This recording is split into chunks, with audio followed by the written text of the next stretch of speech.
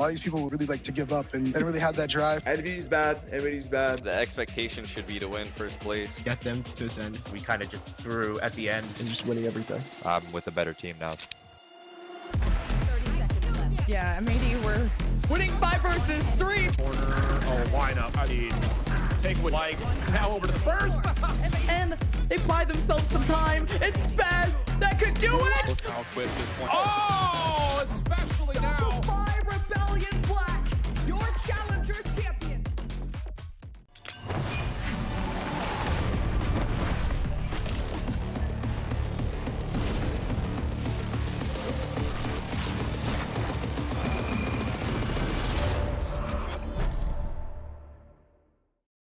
Welcome everyone to Valorant Challengers League North America. I am your host, Elizabeth, joined by Roy and Dryad as my beautiful, wonderful, talented analysts on the desk. And if you are joining us just for today, we have some insane games for you. But it's been a whole week of truly like banger games. But we're happy to have you here regardless. But today we have, I think, my favorite games of the entire week. Dan, Roy, how are we feeling? You excited? Dan? Hi, yes. I was okay. I just had a crazy allergy. I was sneezing like 10 times in a row. So I'm looking a little silly, but it's all good. I'm excited. I'm very excited for the matches today. We talked about it yesterday, Liz. We have a cool rematch with Winthrop University and Shopify Rebellion Black. That was the upper bracket grand final of playoffs that we got the chance to see Shopify Rebellion take it 2-0, move kind of undefeated, make it to the finals that way. So now we get to see how things have changed because they've changed some compositions here and there. They've changed a little bit of the things that they were doing inside of these maps. So now I'm excited to see how these two match up this time around. Roy, I want to ask you, I think this is kind of, you know, people, when you think Challengers League, you think, you know, Shopify Rebellion, you know, you think of the Envies. So this is kind of like if quintessential challengers, if you will. Yep. Honestly, I feel like I used to think that I was on that page at one point, but I don't think I'm on that book anymore, Liz. I feel like the competition has most definitely leveled up, and it's really hard for me to be like, yes, this is the team I think of when we're talking about, you know, challengers. Like there's just so many good players, there's so many good teams, and the level of competition has just seemingly gone higher and higher as the weeks have gone by. And I think ultimately what we're seeing is just like everybody is hungry. Everyone wants a level of success, and we're seeing these players, we're seeing these teams level up on a daily basis. Something that I want to add to as we get the chance to look at the bracket is going back to something that you said that Chet said during your interview, Liz, about how them, for example, admitting they shouldn't be losing to those teams that are on sign or shouldn't be losing those matches or making them that close.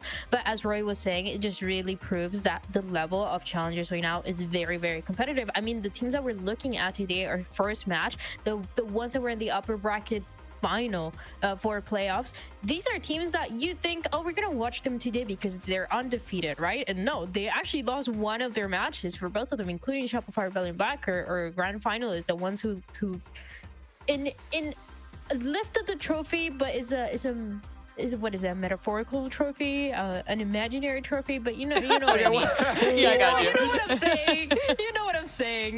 This is a team that, yeah, you think, oh, they won, so now they should be undefeated, and it just continues to prove that the competition is insane. All the teams are making crazy improvements, whether it's going to be changes in the roster, or it's going to be, okay, we're going to keep the same things, but we're going to make sure that we're always one step ahead of what everybody else is doing. And one step ahead, they might be with our first game today, Shopify Rebellion Black and Winthrop. I always say like Winthrop University. I always want to say it in English accent. I don't know why. But Winthrop University and Shopify Rebellion Black will be facing off first today. These are teams that have lost and won in the Swiss stage and are looking to kind of even out that score. Yeah, I think this is going to be a really interesting match because both of these teams, like you said, are looking to bounce back from pretty harsh losses, right? We saw Winthrop University in a really hard-fought battle versus Qbert, and then we saw Shopify Rebellion Black getting reverse swept by QOR, a match that could have easily been a 2-0. And I think these are the type of matches where, like, we know these are top teams in the league, right? And the way they bounce back from these losses really speaks volumes on what kind of team this is, right? Are they going to look, are they going to be shaken up by these losses, right? Because we're looking at a team like Shopify Rebellion Black. They've gone on a massive win spree, and then they take their first loss.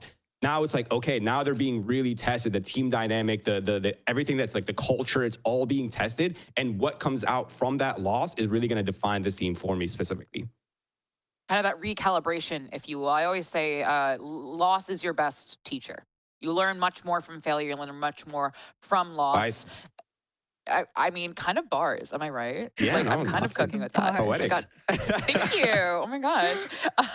But for one of the teams we'll be seeing today first is Shopify Rebellion Black. Again, probably one of the most popular teams that we have in Challengers. BCJ with the aura. Oh my God, that photo. I'm so sorry. I had no idea.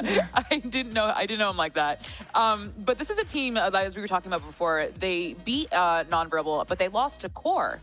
So this is a team, Dan, that we're seeing that, like, is again, like with Vapin as the coach, trying to basically say that, okay, no, we are still on top. We are still the champions that you know and love. And this is nothing new, right? For Shopify Rebellion Black, as we got to see them in stage 1, they were not the undefeated team. That was Envy. So now you're looking at a team that is also having a little bit of a difficult start, where they don't win that magic and score, where they're favorites, but they should be able to bounce back. I mean, there was a little bit of frustration coming through in social media, just saying that they played a bad game, and that's kind of how it is right now, right? You always want to play perfect. You always want to play your game, and sometimes that's just not how it plays out. QOR played amazingly in that series as well for the second and third map, and now Shopify Rebellion, they have a chance to bounce back and look strong. I think every team is aiming for those one-sided scores in every single map, and it's not something that is so easy to do. It's something that they were able to do week after week, getting that experience, and now for stage 2 is kind of the same story. Yes, and moving forward, we want to highlight Paint is someone, the person we want to highlight on Shopify Rebellion Black. Honestly, choosing anyone from this team would be really easy. They all have these insane moments. They all have these, classic, individual styles. But Paint is their duelist. And really, Roy, I'm just gonna let you take it, because Paint is something, he gets away with stuff sometimes that is insane. No, listen, guys, I'm only gonna be referring to Paint as King Paint from now on. Like that's just my thing. Is that what you said? Yeah, King Paint, exactly. This dude's bad games are his bad games are literally above average in the league. Like make that make sense. Like, his bad game is 145 ADR. Like, what are we talking about here, right? Like, this is the type of player that you want on this roster, because he is a structured player when he's but when he's popping off, he can completely take over a match and change the look of the team entirely. And then you're in a completely different dynamic. Like, he is that player. He can play within the system. He knows when to pop off. He knows when to be a hero. He knows when to be an ant. He's seemingly a very dynamic player, and his pop-off potential is through the roof. Roy, I'm going to ask you something. How would you saying, he doesn't have bad games, which I agree. Like, I think his games just are terrifying, to be honest, when you look at his stats and look at his play style. As a duelist, how would you describe his style? Because we have, the Sato kind of go kill individual play style, as we see him just slide on screen right now by himself. For maybe those folks who are new in the audience, how would you describe Paint? I mean, I think for me, Paint is definitely like what I would... It's a quote-unquote, he's a structured player. Like, he plays within a system, right? There's set pieces, there's set strategy. His role is quite defined in, like, what he's doing round to round. But I think where he becomes a bit tricky to play against is when he's popping off, he finds himself in these, like, power positions, right? He finds himself in so many of these scenarios where he gets a single entry, and then boom, he has a double entry. Or the team, they get on a site, but they're down players, and you need that person to step up. That's Paint. He's like one of the most consistent players in the league, and just his level of play, he's consistent in terms of strategy, and he's consistent in terms of his own individual expression within a system. So he's a very special player. I think he was a great pickup for this roster, and I think the results speak for themselves. Absolutely, 100%. Shopify Rebellion Black, a team to focus on and watch, and also a team to beat. And the team that is looking to beat them today is, I'm going to try to say it in a nice Jersey way, Winthrop University. Guys, I just really want to say it in an English accent. I can't. You got to try it at least once, because then it feels different. But Winthrop University, with another Jersey goat, Ollie, also from New Jersey, like me, this is kind of, when we talk about like Collegiate Valorant and Challengers Valorant, Winthrop wasn't always in the conversation, but recently, Roy, they've really been making a name for themselves as true threats in the scene. Yeah, I mean, this team has looked great. I mean, even in their losses, they still look great. it's been really cool to see this team and the way that they've been growing since the beginning of their collegiate career, when they were playing at Riot Games, actually playing for that final, trying to get the second spot. And I still remember Moves just saying that they were in collegiate, they were always getting that second place, they were trying to get the first, and then they started winning a lot to the point that they're here right in Challengers. So they have such a cool story. I think they surprised everybody when we got to see them on stage 1 and everything that they were doing, defeating the teams that we thought were favored into those matches, and Winthrop was just winning and winning and winning. I think part of it is just comes with the flexibility of this team, and also the amount of time that they've stayed together. This core has been staying together for what, 3 years now. It's insane. Yes, that's why I think, you know, that consistency and that what's the word? Oh man, I can't think of a word, but that sort of familiarity, there it is, if you will, is so important. And someone we want to highlight is another duelist. We want to highlight Infiltrator, someone who has really, again, Roy, I'm gonna throw it back to you, my duelist king. Yes, I'm the duelist expert now. Let's go. Duelist expert. Well, talk to me about Infiltrator. This is someone who I think maybe is not always in the conversation, Roy, when you talk about like Challengers duelists, but again, not someone you should be, you know, turning a blind eye to. I feel like he wasn't a part of the conversation maybe in the beginning of Split 1, but I feel like now when you talk about like flashy duelists, I feel like Infiltrator has to at least be in that conversation, right? Like this is the tip of the spear for this team. Like he's a high octane, really flashy duelist. He has a very consistent level of taking over rounds for this team. He can rifle. He's a great opper, and he's just a zoomer duelist. He's the one going in with the judges. He's opping you. He's killing you with every gun in the game. Like this guy is super flashy, and I think the best part about him is the fact that he can play every duelist, right? He can play the Yoru in a very Yoru heavy meta. He can play the Jet, he can play the Neon, he can play the Raze. There's really no issues, no stumps for this player. And I think the level of consistency he brings to this team is a big part of their success. I'm gonna ask you a clarification question, Roy, because I genuinely don't know what this word means. What do you mean by high octane? Like he's just going in and like within 10 seconds, he's getting his first fight. Like he's super explosive. He's just running in. He's not scared of you. He will run you down. It doesn't matter who he's against. Okay, thank you. I was sitting there, I was like, oh man, wasn't on my SAT word. Dictionary.com. Dictionary, nah, I wasn't ready. But I think, Dan, what we have here is kind of this nice, we've been hyping these duelists as people who are on both teams, Paint and Infiltrator, as folks that are kind of different but similar in certain ways, but their style and the way within their team structure is what separates them. I think the biggest difference, it doesn't even come down to these two players that we're looking at, Paint and Infiltrator, on their duelist role in their respective teams. I think it comes down to the style that the teams have, right? So you're going to see a Shopify Rebellion Black that is going to be a lot more structure, a lot more set plays, and these are just things that work really well for them. And then you have some occasional games and maps where the game plan they have kind of shifts because Paint is just having an insane game. He's going in, he's getting 3, he's getting an ace, and he's doing this constantly. Pretty often we see him have this kind of performance, but for Infiltrator, Winthrop University is a team that is more comfortable being loose, kind of playing around the round, trying to get a read on what the enemy team is doing. So they don't have those set plays as much as you see for the side of Shopify Rebellion Black, and that allows Infiltrator to, in one of those rounds, you know, get a little bit more aggressive, get a little bit more passive for other rounds, get some extra support, play by himself. So you have these two very different versions of the teams that make it for such a good matchup that we've had in the past. Yeah, and to speak about that looseness that you were mentioning, right, is like you will see Winthrop University swap up their compositions like out of thin air. Like they'll just decide to swap it. They'll decide to swap the controller, or they decide to swap the entire composition, right? Like, and they're still maintaining such a high level of play. And I think that ability to be like this mixed up, especially with how, I mean, this is not the most experienced roster in the league, right? Like we can all agree on that. But the fact that they could just switch things up on a whim and still perform to such a high level of degree, I think speaks to the volume of like how on the same page this team is when it comes to their approach for the game and how they understand their collective understanding of the game. So I think that flexibility speaks about how loose this team is and how confident they are just playing in the moment, how confident they are just coming in with game plans and just playing their game. For those of you who might be watching today's game and say, wait, this sounds very familiar. You know, I think I've seen Shopify Rebellion Black and Winthrop University before. You have. Almost a month ago today, on March 18th, they faced each other. Shopify Rebellion Black taking it 2-0. And these were pretty competitive maps. They're pretty close. I mean, Paint obviously did Paint things, basically. Yeah. But these are games, Roy, that if you want a good litmus test to see where we are and where these teams were. Not a bad place to start. I completely agree. I think they're definitely showing progress in that regard. I think there's been a lot of growth for the Winthrop University roster. And even a month before this one, they also played and they got absolutely blown out of the water by Shopify Rebellion Black. So I think there's definitely growth for the Winthrop University. But guys, third time's a charm? Question mark? Question mark? Question mark? No.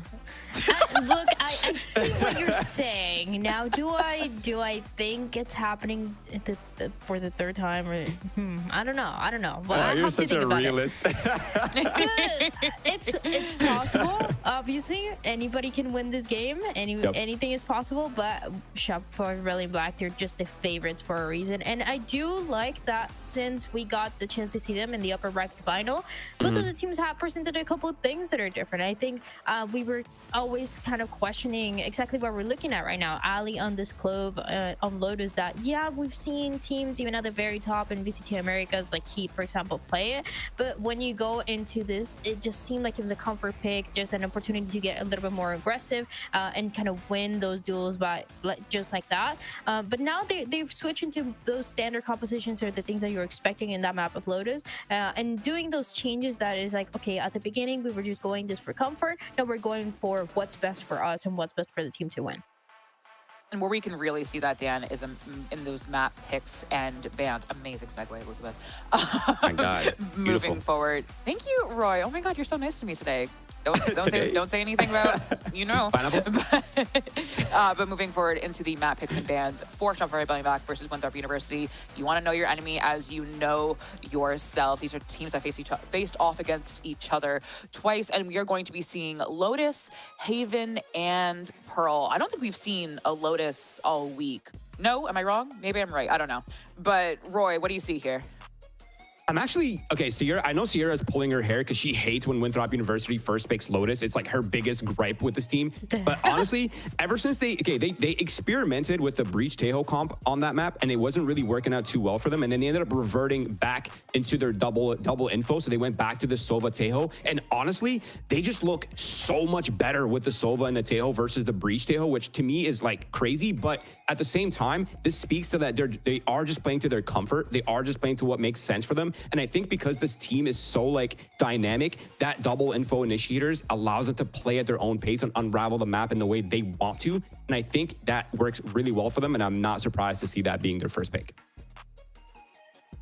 I think when you see maps like this, especially when you have a team like Winthrop University, for those of you who don't know, are kind of running the gamut in CVAL. I believe just beat Fisher 3-0, a clean 3-0. There's a sense of fatigue, but there's also a sense of like, we have our reps in, we can do this. Dan, I want to pose a question to you. The last time these teams faced each other was literally almost a month ago. How do you think things have changed? How do you think things have moved or settled in a different way? Or is it business as it was a month ago? Yeah, as I mentioned, the compositions, for example, for this first map that we're going to see are going to be different on that side of Winthrop University. And it just seems like it's a composition that is fitting them a lot better. We talked about how Infiltrator has some games where he wants to play hyper aggressive. He's getting that first pick constantly. And with the Neon, it feels like everybody, thankfully, is able to keep up with that speed, right? A lot of teams have issues doing that, but I think Ali has been much better on this element, just sending that paranoia and setting up Infiltrator for success. And on top of that, you have Nausey and Flare on these two initiators that are able to kind of get that info early on and set you up on site. So it's a lot of cool things that this side of Winthrop University is doing that I feel like has changed the way that we are going to see this matchup coming into today. But once again, it's going to come down to this first map of Lotus and, you know, what they're going to be able to do if they get that first win in their map pick for the first time, it seems like. Yeah, and I think the really interesting thing, guys, with this first pick as well is that this is not really a weak map for SRB. Like, they're 3-1 on this map. Like, this has been a really solid map for SRB. So I think Winthrop University is either coming in with an insane game plan or they're very confident in the holes or the gaps that they see with how SRB is approaching it. But from where I'm standing, this is kind of a scary map. Like, this is a 50-50 if a 50-50 existed in this best of 3. Now, going into the second map, Haven, that Haven map is going to be crazy. It's a map that both teams have been really good on. I really like the way SRB's been approaching their Haven, but we've seen some good results from Winthrop University going neck to neck with Qbert, having some pretty solid results on that map. So I think this series is going to be actually quite crazy and very competitive.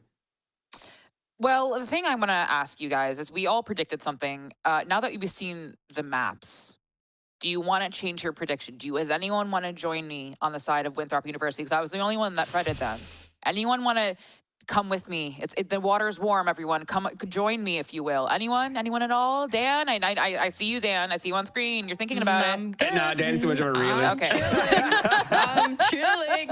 I'm pretty comfortable with my pick. Hey, let me see how first maps go, and then I'll get back to you on that, Liz. No, Roy, we're not doing this. No, we're not doing this. Well, okay. Here's the fun. Let me play this game, Roy. I'm gonna give you some time. Convince me to change my pride to Shopify Rebellion Black. Go. I quite literally can't, honestly. Besides the fact that SRB has been such a good team, I actually like Winthrop University. I'm like 55-45 SRB. I'm not even a hardcore SRB convinced soldier right here. I'm like on the fence, to be honest. So like, I don't blame your pick. I like the Winthrop University pick. But I think SRB is just a little bit more well-rounded, and they're a little bit more consistent with how they play. And I feel like their fundamentals have been just slightly more on point than how Winthrop University's looked, and that's why I'm SRB. Dan, you're pretty adamant about not joining me. It's fine. It's like whatever. We just spent like 2 days on the desk together, but you're, leaving me to dry. Why aren't you joining me? BCJ is gonna haunt me in my nightmares. He's got blackmail on you? You're telling me that my bestie BCJ, I had to send a preemptive apology message today, but I still was brave enough to do it. But you were like, nah, I don't want to do that. Nope. I'm pretty comfortable. Wow. I know it's gonna be close, very likely. I know that no matter what, Shopify Rebellion Black is gonna close it out, and then I won't get haunted in my nightmares. So I appreciate that. I'll take the brunt of it. If I am wrong, I promise you I will not hear the end of it. I will never live this one down, but it's all good. But moving forward, but we're gonna take a little bit of a break. So stay right there. Grab your Red Bull, grab a water, stretch, text your mom. I don't know, but we'll see you back here in a little bit. Stay right there.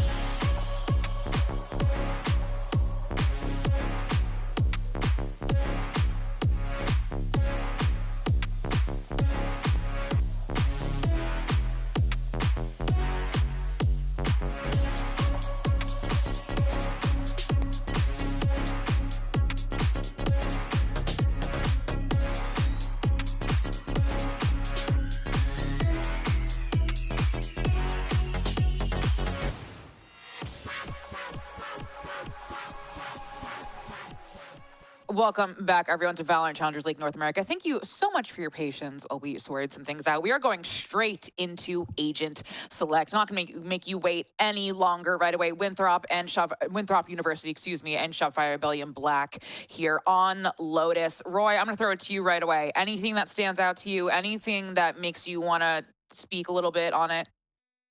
Yeah, I'm seeing the fact that none of these teams have made any changes to their composition. I think they found what they like on this map. I think this is all going to come down to the infamous Winthrop University prep. They love being prepped to their matches. It's how they find their confidence. They've spoken on it many times. And of course, Shopify Rebellion Black, one of the most fundamentally sound teams that we have in the league. This is going to be an absolute banger, guys. As Roy was saying, we are not seeing any changes from the last match of Shopify Rebellion Black and Winthrop University when it comes to this map of Lotus, but you have to pay attention to Nausey. Sova is his best agent, and one that we don't see on this map very often, but that's going to provide that extra information that the team might need early on to get that lead. Well, folks, like Roy said, it is going to be a banger, and I know just who to send it to. It's our casters, Tenrek and Nerds on the call, friends. Take it away. Thanks so much, Liz. And Winthrop University have had their chances before to dethrone Shopify Rebellion Black at the same power levels that they stand at today. And yet, even with their coach standing in, Shopify made no trouble defeating them previously. Now, here they stand fully powered up, but handed their first loss coming into this. Nerds, can they come back from something like this? Literally, nobody knows. Well, okay, I have an inkling, right? And my inkling is this, that it's a very losable game for Shopify Rebellion. I know I pretted them. I know I put them in as the lead, but the reason I say that in my mind is because we've seen moments of weakness out of them, especially towards Fracture against Nonverbal. We've seen teams really push their buttons, and if what Dryad said runs true, and there's a lot of prep for this Winthrop squad, as well as Roy when they were talking about it, I have a strong suspicion that it is a very, it's a match that Shopify can lose and Winthrop can sneak away with. But regardless, I think I stand true with my prediction that I said before that we got on the mic. This should be like a very, very rough game for both of them. Agreed. Oh, wow. Close as close can be. Winthrop going to take this fight out the gate up here on Rubble and swiftly deal with paint. Quick jump check by Ali. Coach turned player for the squad that's just happening to frag out along the way. Shopify able to trade out 2 for 2, but Spike a little stranded. I have retrieved the Spike. Able to re-up on this fight whenever they want to. And the desk hit the nail on the head when it comes to prep. Winthrop University, that's what really propelled them to that spot on the podium in the previous split. Just insane macro reads on these orgs and high-level teams as the playoffs continued. And that hasn't changed this split either, despite their loss to Qbert Academy in the previous round. That one was, again, so damn close. Oh, yeah. Shopify Rebellion Black having a 2-stack, stepping over to C-site here to get this spike down. They'll walk into a little bit of util. It's nothing too crazy, Tenrek. You're gonna be able to get off. Well, I mean, honestly, for Monzy, if he got caught by that, they could go down with such low HP. The retake set up. Really good fight for Rebel Control. I was just about to say the utility is there to deny the plant, but comes out a little too late. The retake's gonna get started. Double step out from Flare. Doesn't even need Infiltrator's help for the first one. You do for the second. Luckily, 2 more are there, and so Winthrop will have 2 standing for that defensive retake. Ultimately, a little more aggression out the gate. Got them that first blood, and from there, they were able to maintain advantage just long enough to nab that win. Oh, yeah. And again, we talked about the prep fighting out towards Rubble early. It looked very rehearsed, especially immediately catching these players off guard. We talked about that coach at the top of it as well. Coach steps in and does the damage that they need to do in those moments. Now, SRB forced down to the save. And looking at the buy up for Winthrop, they're going for a really beefy buy. Some teams like to go for 3, but these guys go for 4. Moob's the only one buying up for the setup. And they're set up towards the C site with an Outlaw and a contest mound. Yeah, even still with just this Sheriff moves, a dangerous one, consistently the lurker for this squad on the Cypher. That's the other thing is most of this team is already on their quintessential agent and they won't have to change off of it for the second map. Infiltrator nabbing that first blood outside the C door and Shopify going to disperse, but they've already gotten quite deep, haven't they? Paint all the way up to the steps and he's nabbed Nausey. They got comfortable, Winthrop. And now look at this, the plant's going to go through. You have the lurker getting lurked on. Infiltrator, what? Okay, well, Infiltrator's just doing Infiltrator things and having a fun time. We even see them zooming around, full ADHD on blast, and honestly, that's unfortunate that happened off screen, but it's kind of expected with an outlaw to farm. I can hear him literally like screaming, yippee, yippee, yippee, as he runs around. Oh, Peek's right as well. Give the man his ace. All right, Farm them spin it back. aces. Spin the block, buddy. Let me see it. Show me that triple collat with the outlaw. Bloody hell. I mean, how do you get that? Winthrop University, shout out Bloody Liz. hell, Winthrop University. Winthrop University. Well, what's there to say? What's there to analyze? They realized there was a gap. Infiltrator goes and takes it, and now he's one off ult. Oh, I thought there was a little. I wanted to see the replay. You called it out. I would love to see that back. I'm sure if we have hopefully, it. I think we'll get it in like the half recap or something. Surely we'll get it soon. But I mean, yeah, that's got to be a fun kill to watch back. But regardless, overall message was there. Winthrop University's gun diff infiltrators more than willing to step in on top of that.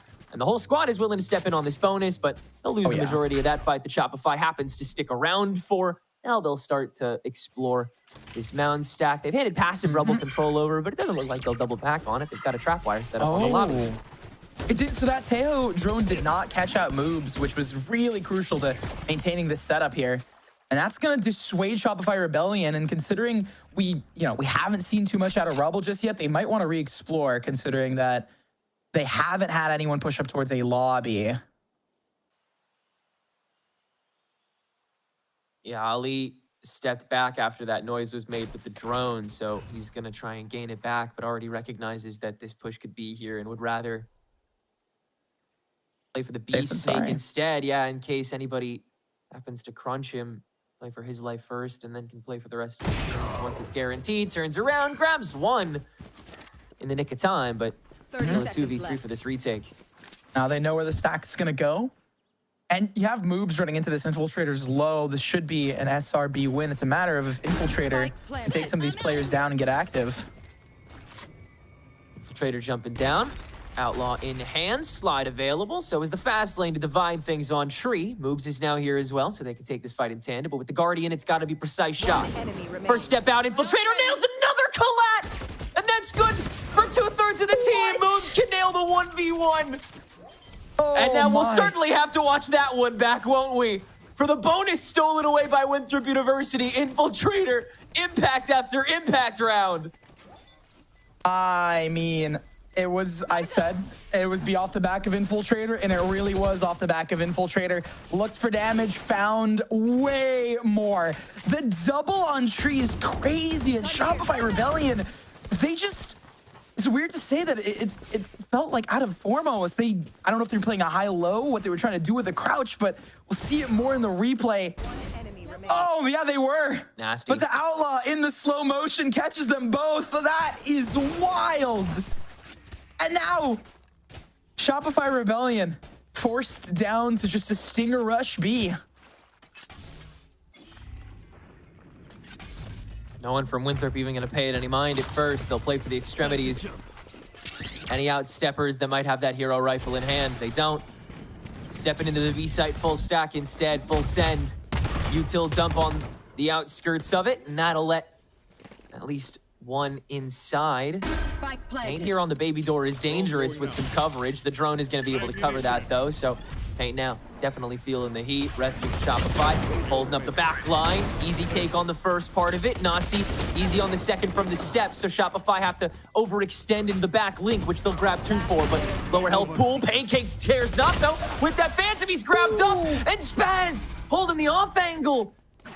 Sudden loss of advantage for Winthrop University leads to them overstepping themselves, and Shopify will swipe away around now. Shopify rushing into it, and Winthrop being picked up. They tried to go fast as well to break through a lot of that utility. We saw really good combinations here when they fought against Pain, but unfortunately, sure, you have that rush in there, but you lose some players on the site. The guns were carried over, and now Winthrop is down, but I wouldn't even say they're down too much. They still have 2 really solid ultimates. They have weapons to boot here, strategy that's been tested and secured. Who's next? Yeah, now they can really commit to this fully. They have a lot of response tools. That being said, losing this round would be pretty crucial for Shopify's bottom line and the future of this attack, which still needs to be pretty well nailed. Able to isolate Flare first here in the baby door without needing any ultimates for it. That's a good start. That Dimensional Drift continues rolling to grab a little bit of extra space, and now another 1-for-1. Ollie fighting alone here in Rubble to grab one more and not necessarily reading that Nausey could still be lurking, and Pancake's holding it down anyway. And now Shopify back to infesting the same way they did before. Moobs has to respond, can't. Pancake's up to 3 now this round. So off the back of Infiltrator yet again, but the timings are narrow. Players are just as thin. I mean, you could try an ult here, but you have an ult to counter. There's really not much recourse here other than just fragging your way forward. Watch out, I'm out of here. With a quick cam check, they'll confirm his position. Everybody locks eyes and deals with him swiftly. So Shopify gains a second consecutively. And once again, the space taking has been tremendous from Shopify Rebellion Black. It comes down to winning the fights in the meantime. Winthrop University has been able to come out on top of that. You just got to bamboozle them enough times to be able to get away with taking a site and then advantage along the way if you're Shopify at this point. That's the one thing that I've really liked out of Shopify Rebellion is that they tried to push into places, they tried to take control of A, they tried to control of C, and now they are spreading out a bit more, getting that initial info before going for the pops. Like right now, we have a 2-1-2 split, a walk down towards B. B, by the way, being a weak side for Winthrop University. Both of the rounds picked up by Shopify Rebellion by inching their way forward. Now we do see a bit more control of it. Moobs is so far up here. BCJ should spot this out. Knows and decides to back away, not wanting to give up their life. That's how Moobs lives, though. Throwing his body as util. Able to get out scot-free. Now tossing in this trap wire to negate anybody's ability to go in on his tail. Nausey, now as Dryad mentioned, on that Sova, definitely his best agent, his most enabling.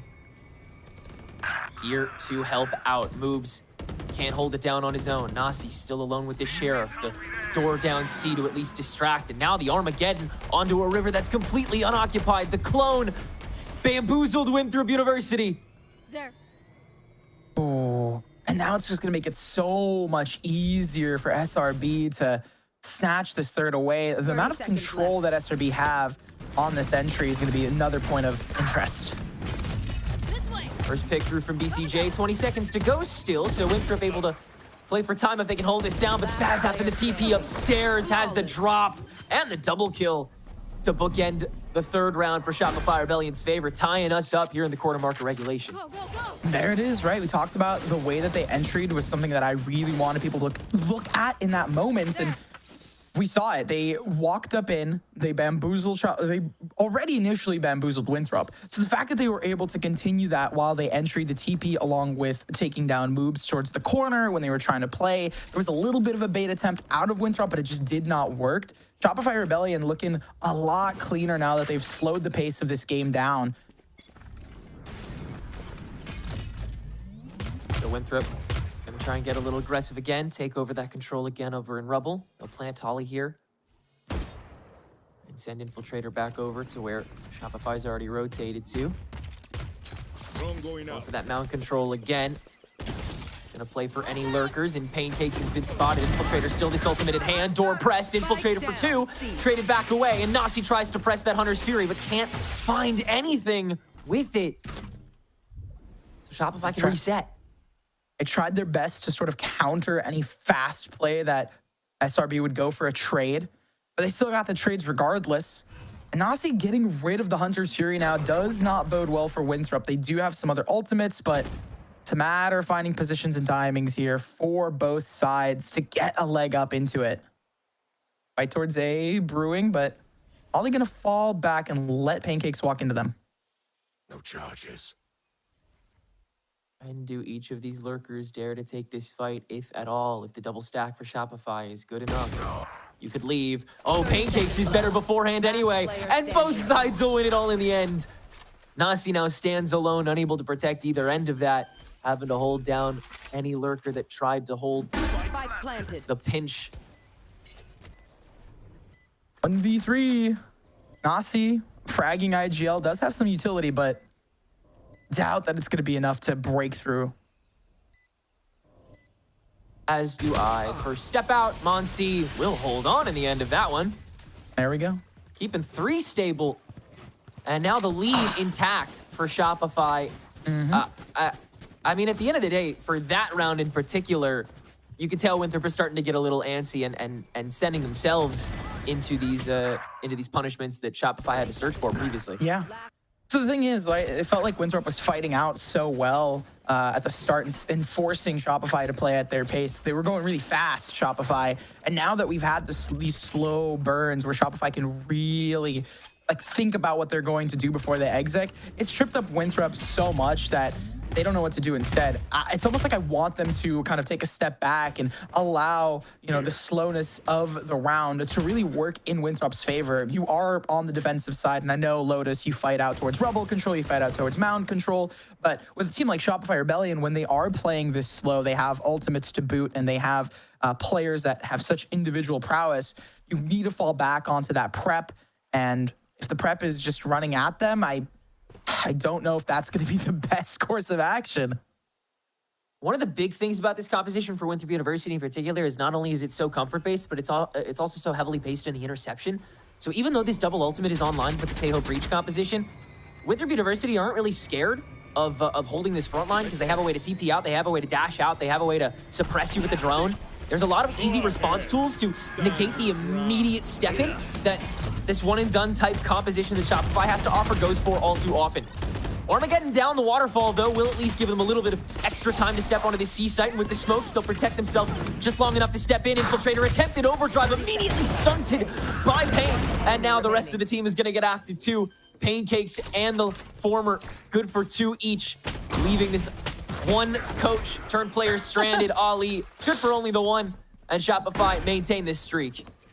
Again, this is the eco round, so not too much to take out of that, but 5 in a row picked up for SRB is going to give them confidence here. Right, in the previous 2 times we saw these teams match up, they plucked Winthrop out of the clearance bin, so there needs to be a bit more here for Winthrop, especially because, you know, you do pick up 3, you had the bonus go in your favor, so by the statistical, you know, proxy that is Valorant, you usually win the 4th round, right? It was an eco, a stinger rush towards B that won and started the streak for Shopify Rebellion. At this point, it comes into a question of mental, a timeout. All of these things are probably going in the minds of Winthrop University as they go into another rifle round. I'm a tad surprised Winthrop doesn't call a timeout coming into this round. That happens. Nonetheless, Rolling Thunder early off the gate, catch an Infiltrator, and Paint with the TP on top of the Dimensional Drift. Has backstabbed Nausey, and that's 2 rifles immediately flatlined. C-site pressured off Rit, step out from Flare to try to go for the early pickoff, and it's not good either. Everything for Winthrop University falling apart on this defense at this stage. Shopify look to have it all unlocked. At this point, you have 2 players for retake that are going to try and save, while Pancakes is just going to go for that backstab. And the thing is, I do want to commend Winthrop in this round. They didn't play it as super aggro in some cases. I agree with you, Tenric, in the fact that you need to be a little bit more preemptive with a composition like this, get that info out of Sova and prevent Shopify Rebellion from getting that post plant. But when you have a dimensional drift to the face, you just have to take that, and you have so much info stolen from you. You can't play in any corner. You can't hide. You feel sort of naked in the moment, and that raw firepower out of Shopify Rebellion really comes to fruition here. There's that backstab coming through near the end. The 6th round in a row for Shopify Rebellion. Go, go, go. Yeah, Shopify Rebellion are incredibly opportunistic at this point as well, which is exactly how you need to play this against Winthrop University when any player can be such a liability, in particular this tip of the spear that we keep mentioning for Winthrop, Infiltrator on that Duelist, who tried to get ahead of that dimensional drift and still pop one, but simply drained another ultimate that Shopify Rebellion are perfectly capable of cycling right back up. Of course, no ways to clear the board this time around, just raw intel ultimates for the moment for Shopify. May see Spaz go for one of his trademark TPs, especially if Nausey's able to grab a pick-off rip, but a headshot ain't enough from that distance on the Sheriff, and Paints is I mean, Nausey going down, being the first one down in both like the previous round and in this one, or at least one of the first people down in the previous round. It really, I mean, how is Winthrop going to be playing around that, right? You have no IGL to calm. You have nothing in terms of consistency on structure. I get you want to be in the fray, but when you're getting frayed time and time again, it's not a good look. Every excuse to just spray through it, so an infiltrator is going to step in, grab his before he gets traded back away, but can the rest of Winthrop have the same effect? It doesn't look to be the case. Rifle in the hands of Ali, and he's gotten onto sight. Now Moves has every excuse to be able to step on, but he's quickly silenced. Ali holding for half. That's brave, but worthwhile until the step back. And for Winthrop University here, right, we've had a lot of these questions. We understand this is a very solid map out of Shopify Rebellion Black. We did have the question of what is the preparation. I'm just not seeing as much of it in these later halves. The fights that they're taking out, again, the big critical component of Nausey being one of the first players out in the front line on the action, and then having them fall really plays into the fact that, okay, well, Winthrop University doesn't have that caller. Sure, they have a lot of good mid-rounders, but at the end of the day, you want that Sova info. We're not even talking about the utility as well. The utility element of it is for the retake. You need to have at least, I would hope you'd want both of your initiators. And again, Nausey being the first player to go down for Winthrop. And so consistently shut down early on in the rounds, and it's been a big point of order to get Shopify across the line a lot more often than other teams on the attack here on Lotus. They clearly had a strategy going into this to pluck away at those secondaries that so often stack with the main defenders on these sites, namely Infiltrator and Ali. They've really not been worried about Moobs as well. I truly admire that. They haven't really been scared of this lurker, and Moobs, in turn, has been absolutely terrified to step out any further than this backline at the moment. Big stack caught by Ali early on, but the fault line should be able to take care of him, and indeed it does. So 3 stacks stepping onto the C site with Pancakes on a whirlwind of a wraparound. I don't even know if this is going to do anything, especially if the Infiltrator is already here. Now the slide back in. He's read Monsi, but not dealt with him. Got to deal with Moves, who has gotten back around to the back for one. And with this neural theft, Nausey's in just the 1v1 until this door comes swinging back, so he has to realign. 14 seconds to go, and Monsi with the aftershock to stall. Now the 2 players swing to win the fight, which Shopify will. A little bit of panic setting in, but continues to look quite clean from this attacking squad 8 rounds in. And that's honestly the key word there, Tenric. 8 rounds in, 8 in a row. 8 in a row picked up here, and we haven't seen a break. The closest thing we saw was the previous round on a potential defuse here.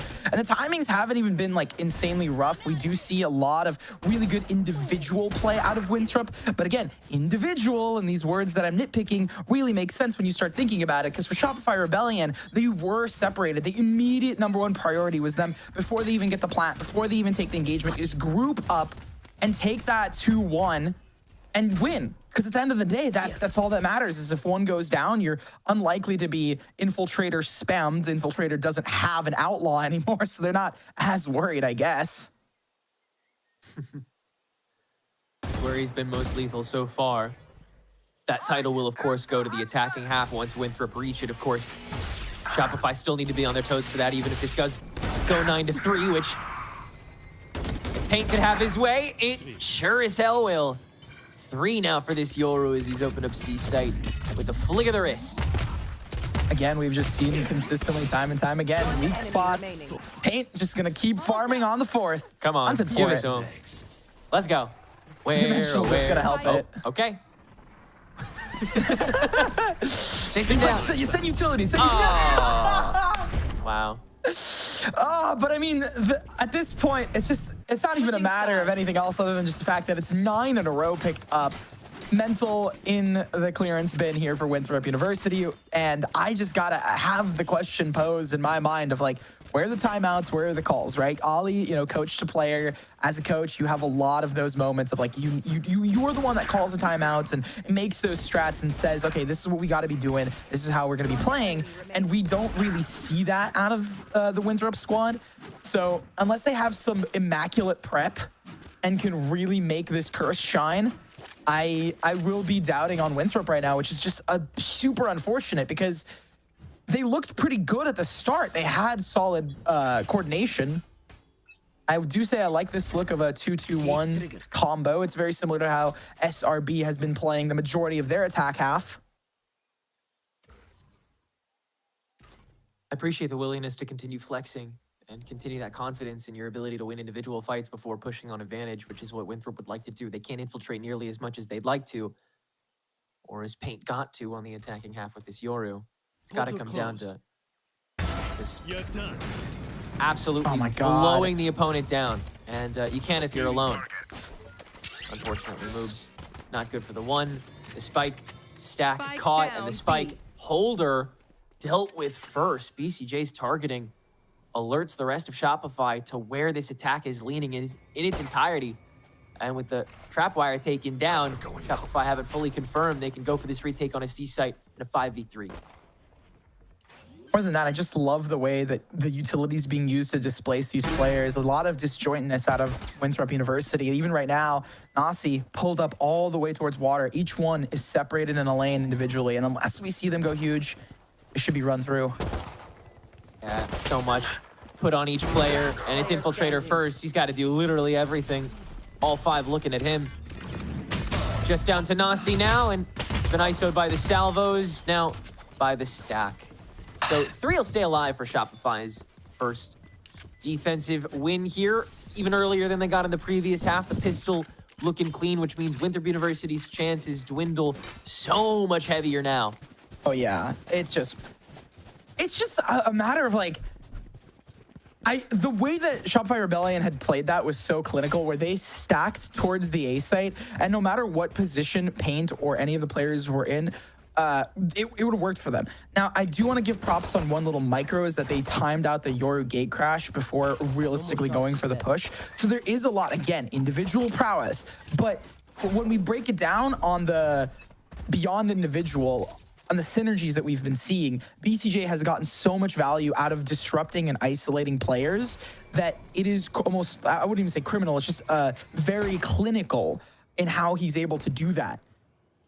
And right now, I mean, it's an eco. SRB just going to continue farming here, and Winthrop, unfortunately, need to try something, but can't get much.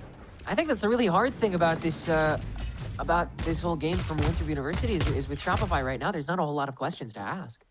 Yeah, really? Everything they're doing so far is just quite agreeable.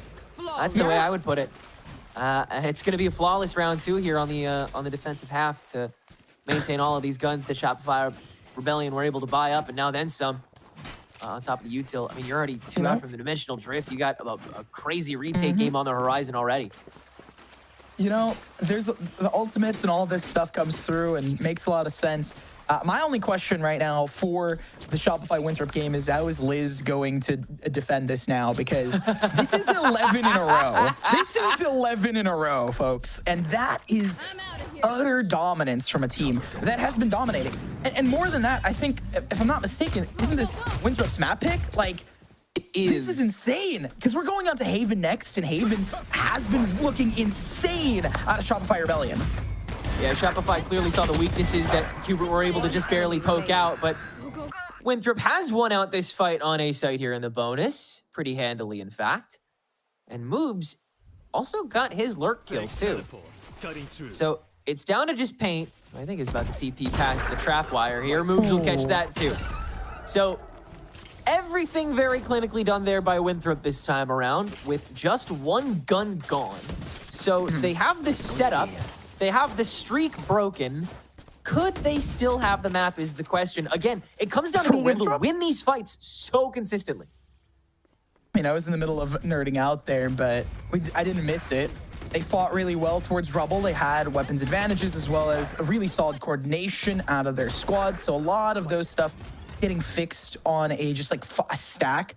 Right, if we talk about being disjointed, when you stack up together, it works a lot better for them. So just by proxy of the macro, the micro starts to fix itself. And I hope that continues, right? Like, Infiltrator's out here, but Nashi's there to support Nausey.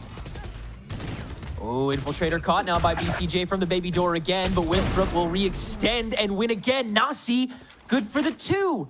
Now he'll just gun it down. Owl Drone to confirm Spaz's position, and he'll now have to back out even further. Yuto jump onto him to fight the stack. Spaz for the one, and he's taking care of his swiftly as well. 3v1 for Winthrop to take their 5th round. Pancake's already here to meet it. Will avoid the drop angle. Silently drops down. The wrap back around the site.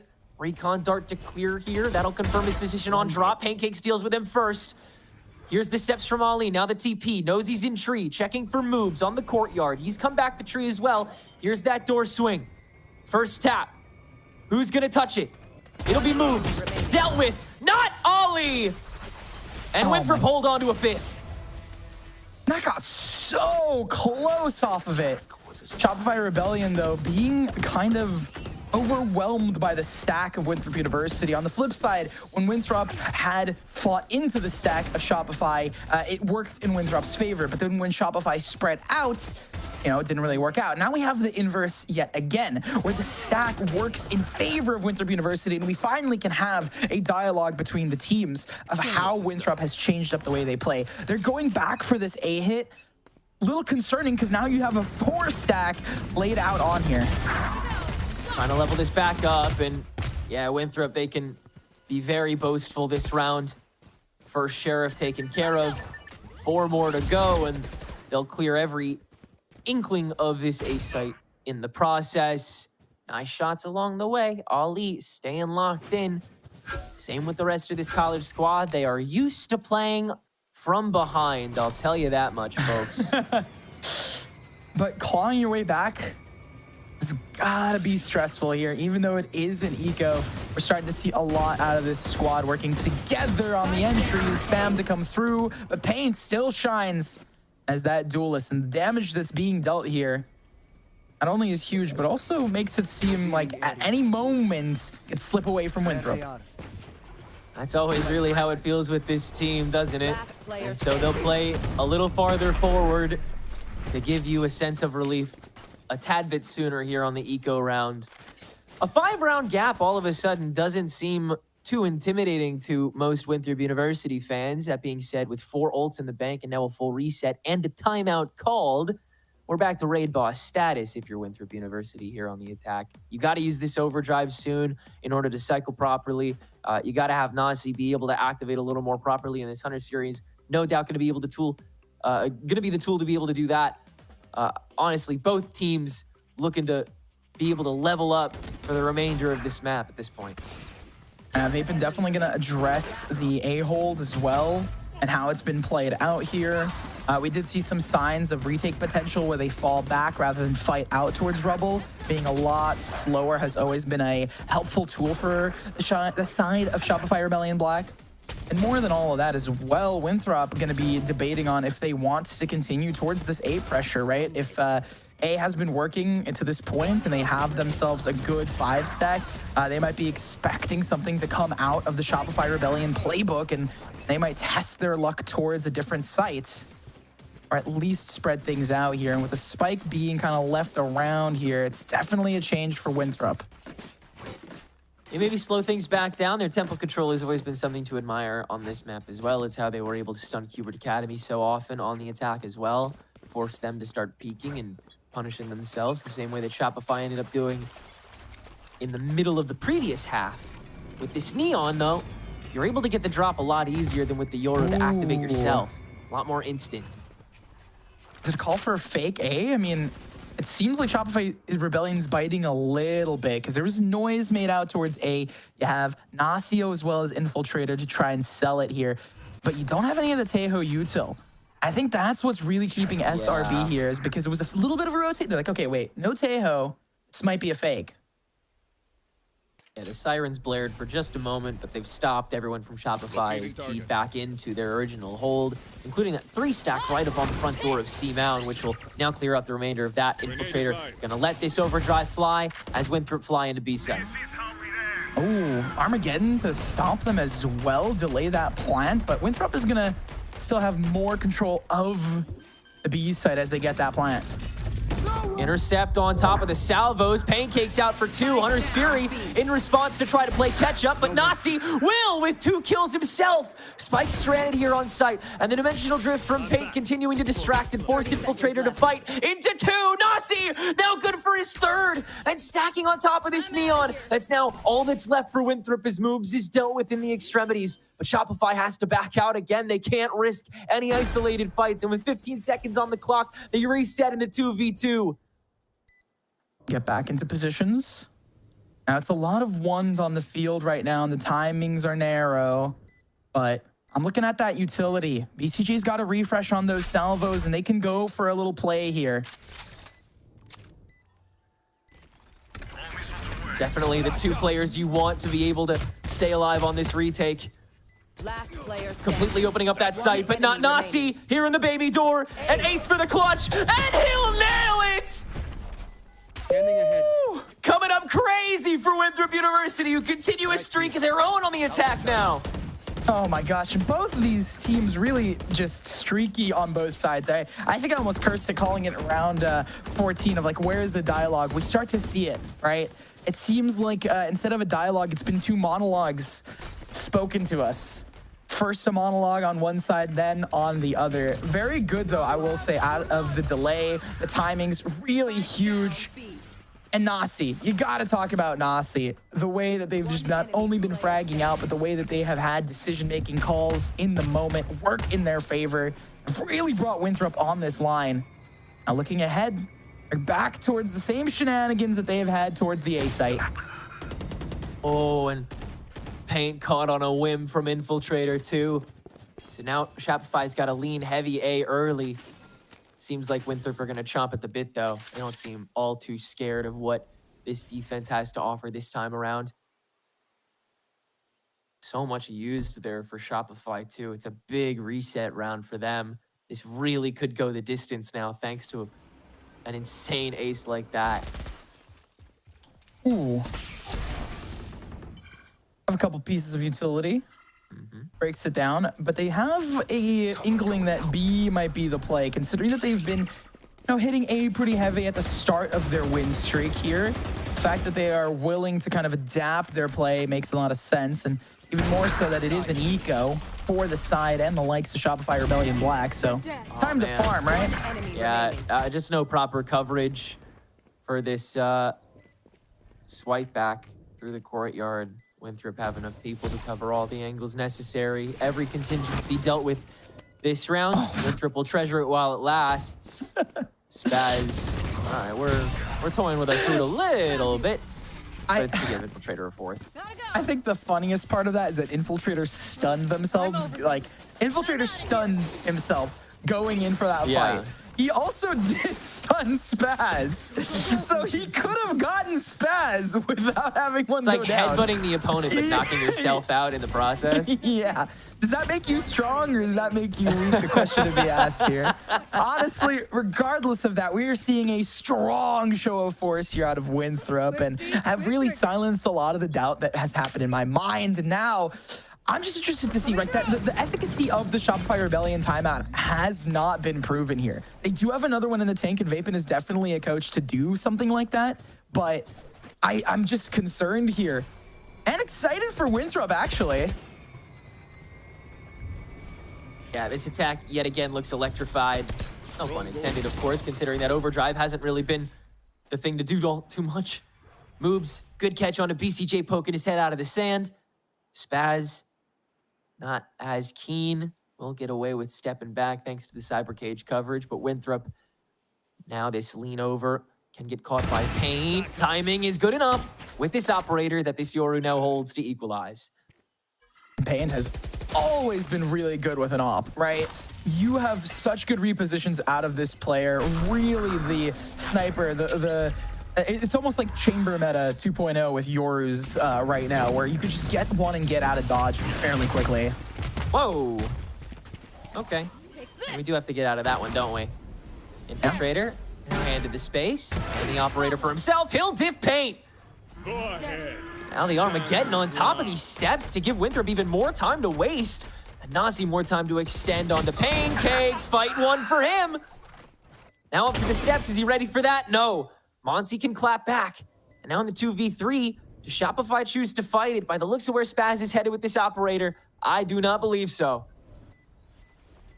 I mean, you want to try and save that op, right? Paint it's really good on Paint, right? Paint knows how to play with an op really well, and I was giving them a lot of hype. But unfortunately, you have the bite come back against you here. The attack side op out of Infiltrator has also been looking very clean, getting into good positions and holds to allow Shopify Rebellion to walk in them on the retake. And honestly, I would even question maybe Shopify Rebellion going for a fast intervention of their own here, because at this point, you have to start doing some damage control. 6 rounds in a row. The deficit has been gapped very quickly here. And the questions start to mount in a different way. And these have been quick rounds. That's the other thing to really mention is Winthrop have not needed to take too much time in going for double backs and attempted fakes. Whenever they're ultimately red, because Monty's just so good at the macro, Winthrop just win the fights in the end of the day anyway. And they still have a bump up on the util just by the skin of their teeth this time around, though. Again, it's more damage over util, and if Shopify can do the damage, then they don't need the util. Pancakes, first kill on this operator as Winthrop attempts a second step out. I like the gamble stack call as well as giving the op away, but there it is. Winthrop on damage control of their own. If you can shoot, we can shoot better. Anything you can do, I can try to replicate, and Winthrop is saying that we can replicate it better.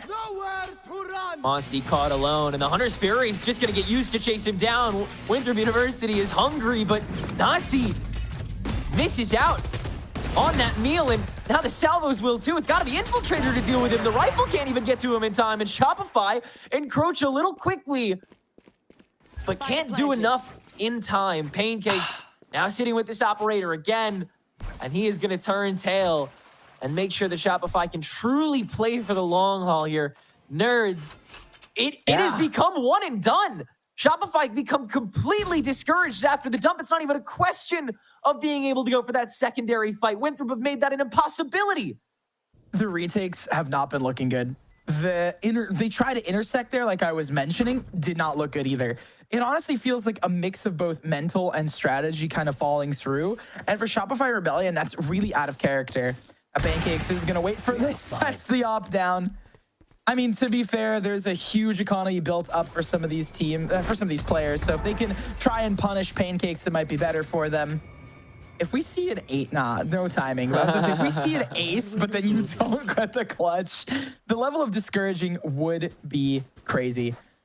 And again, Tenric, this is the question that I have in my mind for Shopify Rebellion Black is it feels like a very losable game for them. Rather, now it feels like Winthrop really starting to showcase that it is also winnable for them. This timeout coming through again, they had to use both on this defensive side for Shopify Rebellion Black. Vapin most definitely talking through them and making sure that, hey, like, we need to either focus on our retakes or focus on our intersects. The main thing I would say, though, is focusing on one singular point and not being as disjointed, because Winthrop University has done such a good job on their attack side of doing what Shopify Rebellion did in bamboozling Winthrop when Shopify Rebellion was on their attack side. Hey, these collapses have really just been tremendous from Winthrop and so heavy that the Shopify, again, they don't even want to try and answer back once it's fully confirmed, especially these past few rounds when they've saved. I think the ultimate response for Shopify Rebellion Black here is try to force Winthrop to take a little more time, whether that's an individual player just util dumping to stall an initial push in. If you can try and corral them over to C main, which I think is where Shopify would really like Winthrop to go at this stage. But a lot of it just comes down to this rubble fight first, which they will salvo out to thwart that first push, and you've got a 3-stack to start here. In my mind, it's kind of what you said, but also the fact that it is a lot more coordinated on the Shopify Rebellion side, right? Maybe a set play to funnel them into this C aggression, into this C utility here, because immediately the TPs come through and there's overdrive. Infiltrator really going to be forced to work this, manhandle it fully with this ultimate flare, just spraying through the waterfall, deals with that other sight line for him. And now the back sight fully cleared away at that as that overdrive expires, but this operator continuing to truck on along, and Winthrop happy to remain just fully here in the river. Nausey steps into the smoke. Paint wins out that first duel, steps back out. Operator gone. Spaz now taking that front line, and Shopify taking a whirlwind to space. TP back on to try to sandwich the rest of this, but Alien moves lock in. Spaz with that frag back, and now it's just that 1v1. Moobs has the sight line though. Moobs has to spray through the smoke again. Gonna try and approach it. Doesn't have to, just wins the spray. And we are tied up at 11 now. Oh my god. I'm starting to... Wow. Okay. Wow. That's a huge show of force. Shopify Rebellion felt like they had a lot of control of that round. They forced them to go towards the C site. That's what they wanted to do. Paint manages to find 2, and everything goes in your hands down to the 1v1. That's where things start to get rough. How did it get down to 1v1? Well, Winthrop was there. They were shooting back. And more than shooting back, they were ready to tango with the Thunder. And now it's match point for, it's probably match point for Winthrop, unless we see some insane eco play out of this Rolling Thunder Armageddon dimensional drift shenanigan combo. Utilize the ult dump retake of some kind. Again, if Shopify spot a drop of blood in the water, they will frenzy. Like Piranha's just like, we gotta go, we're gonna go gnaw at this. It's like throwing a chunk of meat into it. But that's exactly what it's gonna be though, is gnawing away at it, is finding one at a time, is waiting for, you know, the next to drop in. They hear immediately noise, and if you look at the minimap, folks, it's just all running for it. They're like, we gotta go, we gotta stop them. Winthrop, Chinese water torture type util right now. First with the owl drone, now the stealth drone to clear out this A site bit by bit. Slow burn until the full collapse that Shopify goes for. Infiltrator is way back though, and he'll grab an easy 3 for it. So that'll be that attempt done and dusted for Shopify's defense, and indeed, we're sitting on game point now for Winthrop. Just immaculate play out of Infiltrator. Gotta give a little glaze, because holy, playing out in that position as well, also trying to ensure that, you know, Shopify Rebellion doesn't use any ultimates in case they do have it. Now, another big element of it was like potentially using these ultimates to secure overtime, but even then, like, this collapse is just crazy, man.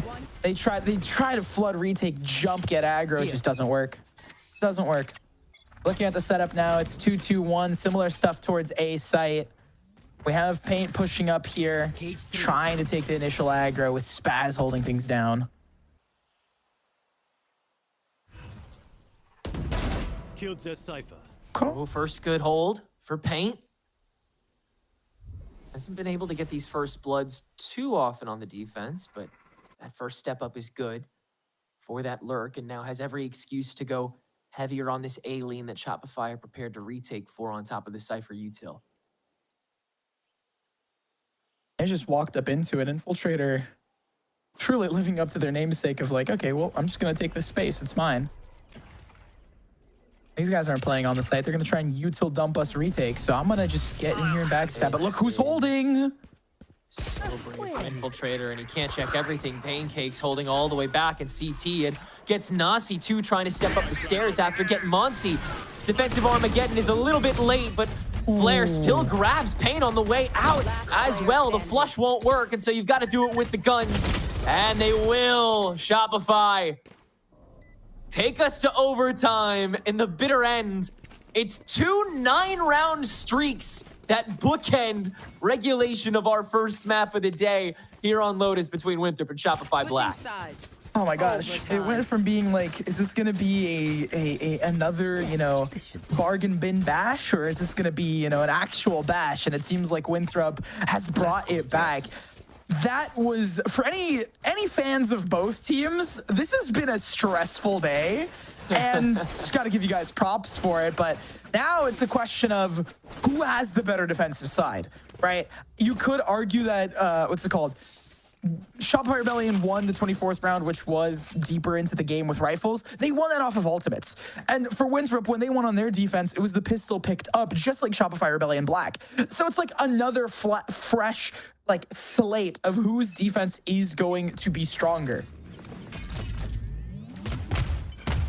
This is the vacuum that is the true test for these teams that have gotten the snowball rolling. Now you're on flat ground, and the stealth drone gonna go miles after Winthrop overextends down A lobby blasphemously. So Shopify's got to gun it down this C mound now, either through the door to B or down this road with all the Cypher util in tow. They've had a pretty good job breaching it so far, but Move, beautiful catch on the headshot on BCJ's jump up. Got to be dealt with swiftly, and Shopify do. Go, go, go. Rest of it caught on the back line as well. 3v5 on the retake, 3v4, excuse me. So BCJ goes down, spray through the smoke, Infiltrator good for the one! As Shopify forced to plant backside, but Salvo's trying to catch on the default, will miss out. And even then, you have Paint trying to explore deeper into the defensive spawn, and it just finds nothing, so you have to play out into this at some point. Paint's got to return to sender. Vault line misses out, Infiltrator's already upstairs. Shopify pretty scared, but Nausey able to avoid. Now the waterfall dance with the double flare. Good for one, good for two. Has to come back to finish it off, but has help with Ali. On top of the spike, though, Aftershock is sprayed through the second it's procced. And Winthrop University will take back their defensive round. Once again, sitting one away from taking their pick. Wow. And I mean, you called it an overextend, and I was also worried about that as well, Tenric. I was like, this is spooky. But they brought it back rather briskly. Managed to bring it close, and more than that, it honestly felt like it tripped them up. Not to mention Moobs holding down on the site, allowing time to be bought for the rest of Winthrop to wrap around in together. It does feel like Shopify Rebellion, right? They've played so much here on the defensive side, and it got tripped up. Whereas for Winthrop University, they already knew what they were going to do. We've been on attack. We're going to continue execing into space and getting aggro and in your face. And now they're doing the exact same thing. Rebel controls theirs. Winthrop decide to press down on this, looking for that first blood, and Paint could be that juicy target if Nausey is careful enough. He's not, though. Paint tries to stick around and doesn't grab a second. Winthrop will now go for the fight. Smash! Gives him two in a row after Infiltrator slides into the collat. And no doubt read it. I have the spike. Oh my gosh. At this point, right, Shopify Rebellion showcasing, okay, we know they're going to try and fight into us. Let's lay down this trap, a red carpet for you guys to run down. Oh, look at me, right? I'm feeling so good and fly. But no, you're going to go in there and die into the face. You get caught with a load of utility. Now forced to swing over to this B. Not even touch anything along the way. Moob's going to maintain this frontline angle. It is a tight thread. Ali stepping out heavy. Wins the fight against Nausey. Turns this to a 2v3. Baby door position revealed, though, so the salvos are going to be able to stall. Moobs has to step out early on top of this extension. Smoke up the stairs gives him a little bit of extra time. And the first kill. But after dealing with him off the trade, they can very quickly spray back into where they knew Ali was. And we will go to OT2 here on Lotus.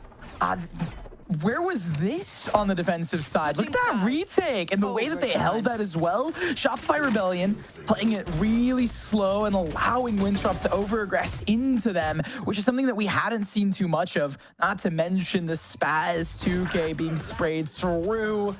Just the timing's working out for BCJ. Really coordinated here for Shopify Rebellion, who have been in this spot before one time previously against Nonverbal on, unfortunately, it was their map pick of Lotus, Fracture, sorry. But this one isn't their map pick. You can kind of give them that to some degree, but it is one of their best maps. So both teams on the razor's edge yet again. Another uber aggressive lobby take on the defense here from Winthrop University. It worked quite well to be able to come back on the flank, but Shopify Rebellion stick around here and spawn to be able to take this fight. Still another 2v2 though, as it's Infiltrator and Ali for Nausey and Spaz. So no more smokes for either of these teams, leaving Shopify a little stranded all the way out here. Winthrop gonna get a little braggadocious with the amount of space they take, and already one of the cages used to let Paint go free here, and already has been given away across to Flair's angle. Now they're fighting each other in the isolated 1v1. He's gonna get some help now from Pancakes, and that'll be able to deal with him. Nausey in just in time for this 1v2 for himself. Naked 1v3 as the stack will settle their sights on A site, thanks to Winthrop taking those disadvantageous fights. Moob's taking one of his own to end this round, and now had Shopify the game point. Okay, so previously on Valorant Challengers, we saw, right, the teams, it was a question of, okay, who's going to have the better defensive side? Then, on the overtime, both teams won on defense. What a surprise!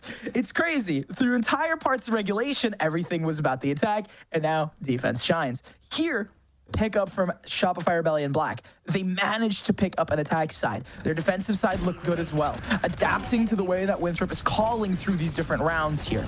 And even more so, they're prepared. They take a timeout here and you think, okay, why? What's the point here? It's the nerves. A lot of teams, when they get to this point, they're thinking to themselves, okay, we just got one more round. This should be easy. But no, you got to treat everything with respect. And considering that Winthrop managed to really snatch this away from them, it was like a huge deficit at one point, 9-3 at the half, and it got to 11. They could not close out 2 rounds. You need Vapin to have that not only mental reset, but also be like, hey guys, we've been doing a lot right. These are the reads we've seen out of Winthrop.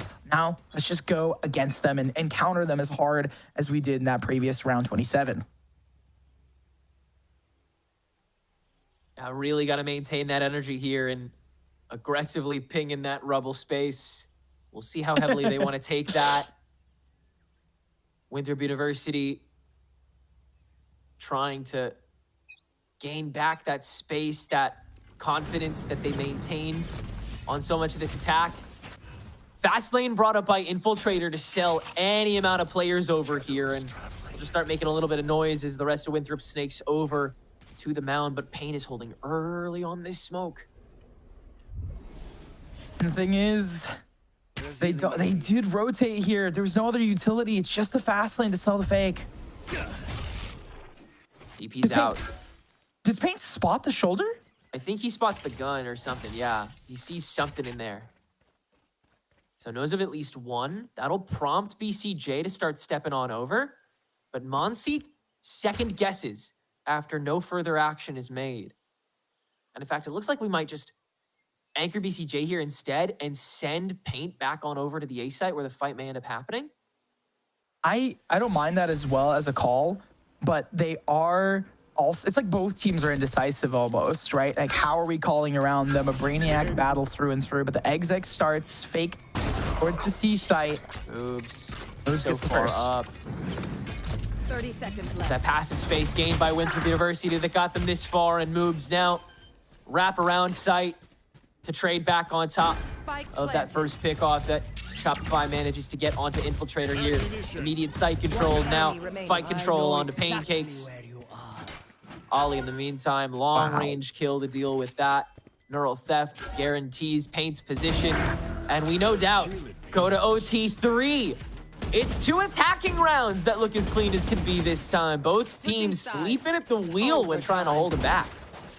I mean, it was also really good reads, I will say, out of Shopify Rebellion Black, where they had good setups, but they just lost gunfights. And even more than that, to give some glaze to Winthrop University in the way that it was called in that moment of, all right, we need to make noise in both areas to try and disjoint them, dislodge them, allow moves to sort of enter into that area, catch Monsi off guard. And as soon as Monsi was done and dusted, it felt like so was the round. A site opened up and the rest of them fell. Well, here we go again.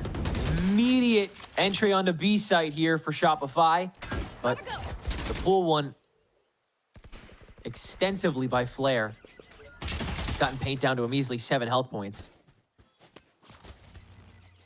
Next fight chosen by Shopify Rebellion looks to be in C Mound. Fault line on top of the stealth drone into the TP that Nausey reads like a book. Now into BCJ, looking for third of Monsi, avoids the aftershock. He's good for all of them. I won't even call that an overheat. You have everything on the line, you gotta start speeding things up. Even more so, Infiltrator was there for refrag ability, so all in all, Winthrop was looking to get out on top here. Spaz gets taken, and now you have nothing to work with here. Info gained on Pancakes. Yes, we do recover the spike, but look at that dump. Pancakes is between utility and weaponry. Exclamation point at the end of that round for a flawlessly executed Winthrop University defense.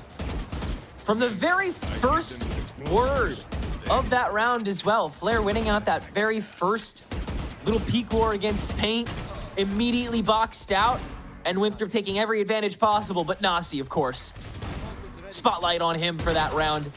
For sure, had all that openness, all of that responsibility, and handled it like the champion he continues to be. Up to 22 here on Lotus, and looking for a couple more to get Winthrop over the line here in OT. Similar-ish setup, right? We have ourselves 1-2-2 to some degree, but it was 1 towards B previously, bolstering up the A side of this map, considering it's been a weak point for Shopify Rebellion. I'm liking it, but I'm also, you know, scared, right? Because last time we saw Winthrop getting inches and miles towards the A site without a fight out of SRB, they managed to really capitalize off of that space, trip up Winthrop. Nausey picking up the orb as well, trying to get their ultimate potentially here on the attack side to secure it even further, get themselves that 16th round. Oh, nice suppression. Paint forced to not TP, but he'll still grab a kill before falling. Now it's got to be a question of how aggressively Shopify try and take this against Winthrop, who will be forced to run this down on the B side after nabbing that first kill. They saw that one weak point and they tried to nail it down. And then all the meanwhile, Ollie's held back all the way in Rubble Scene. If somebody snakes through Baby Door, they're not. Everybody's coming from CT. Shopify Rebellion inching away at these steps. Infiltrator tries to slide in early. Good for the one. Monty aftershock catches Nausey too. All of a sudden, it's back to Shopify Rebellion. Flair only good for the one. And Ali has to get all the way back around to the Baby Door. Pancakes can just hold this down freely. He will not. He'll wait for the spray down, but Shopify intercept that just as cleanly. It's going to overtime 4, folks. We are not done just yet. Ollie was truly calling for a higher deity in that moment. Please, bullets. Right, right, please send them into the faces. And you know what happens? It just does not work here. It feels like I'm watching like 2 separate different games happen. We just had the first half of Lotus, which was, you know, the first 24 rounds, and now we're on the second half of Lotus, which is the rounds after that. And the way that the strats have been developing is so interesting, because Shopify Rebellion waiting for Winthrop to fully exec onto the hold, and now they re-exec into a retake. Just all of these things are layered upon each other into Winthrop's defense here. Shopify Rebellion looking to take the distance, and honestly, at this point, doing a lot of the same stuff that they did at the very beginning of Lotus, just walking up C Mound.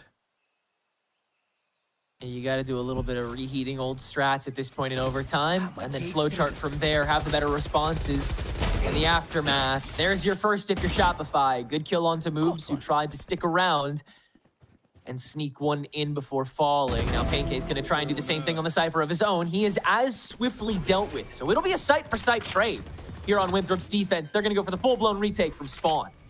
Oh man, and again, this is the same thing we've seen out of Shopify Rebellion as a set strat of like, we plant and play out towards defense Spawn, and it hasn't worked out, right? Because Winthrop University is cognizant of it, and they play. They've done their prep. They've got their notes. Their books are there. We know they're playing out here, so let's just take the flank. It's a Winthrop attacking round on C site to try to take this over. Paint nabs the timing on Infiltrators, lurk up Waterfall, so Winthrop have to spread their resources a little thinner, but first watch up the back hallway. Everybody from Shopify's here, and Winthrop have got to act like it. Rolling Thunder on top of Monty's next kill, and that'll be enough to get the rest of Shopify over the line. Game point for them again. Love the change of pace out of Shopify Rebellion. You talked about the flow charts, and it seems like they boogied their way into a better way of playing that round, because last time we saw a round similar to that, I'm not going to say the number because I truthfully forgot, but the last time we saw a round like that, it was kind of a wash because they played a little bit too spread out. They tried taking space down water, deeper into CT, somewhere even towards the B site. But this time they really focused on the main point of like, hey, we are going to lock down on this spike, lock down on this fight, get us to 7-15, get us out of here, take a break, take a breather, grab some water. And honestly, I don't know if I'm saying that for myself or for these teams, because it has been a long game. It's already such an exhausting ordeal here. Shopify getting in front of this Rubble fight, and this will be the round to end it, surely. Overwhelmingly taken on the roots. And it's entirely won by Shopify Rebellion. The util dump goes all the way in their favor. A swift silencing, such is the nature of the map like this, that Winthrop tried so hard to clamor back for. The 17-15 on the horizon here. As soon as Moob steps out into the fray, only one he is good for. And so this first map stolen away by SRB. One and done. Stolen away, or, you know, arduously battled for. I feel more of like, it felt more like they were like climbing a mountain together, and it was like, I need to be faster. I need to be faster. And it seems like Shopify Rebellion has gotten to the take. Fun statistic, I'm looking at my notepad. I think 0 timeouts. Yeah, 0 timeouts from Winthrop. Why? What? That's the real question in my mind. I said this earlier. It feels like a game for Shopify Rebellion that they can lose. And it did feel like that for a majority of it until, you know, especially the majority of overtime. Not the majority of the first half. It was insanity, Tenric. Yeah, I mean, give Shopify Rebellion an open door and they will come out of those gates swinging so hard. And Winthrop all too often, they left the gates open at the end of the day. They gave them enough time to go for those executes. They gave them enough rounds to try going for different things and end up winning the fights that they needed to, and end up giving enough rounds to get those ultimates up and running to be able to cycle through and take enough rounds in regulation to get them to OT in the first place. It was always just enough, and then a little more than enough to get Shopify that win. We'll see if they can do it again on their own map pick when we come back to Haven after this short break. Don't go anywhere.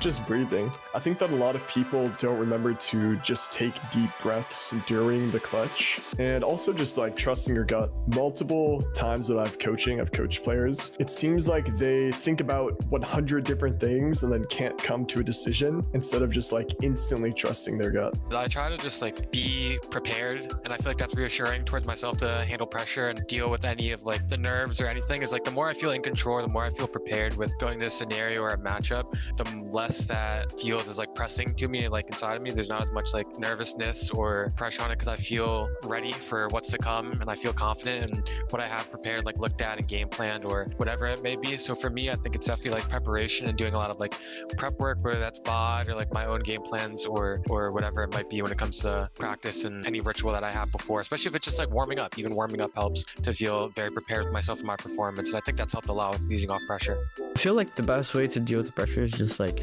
to accept that it is there. I don't believe that people cannot feel pressure unless they actually don't really care about what they're doing.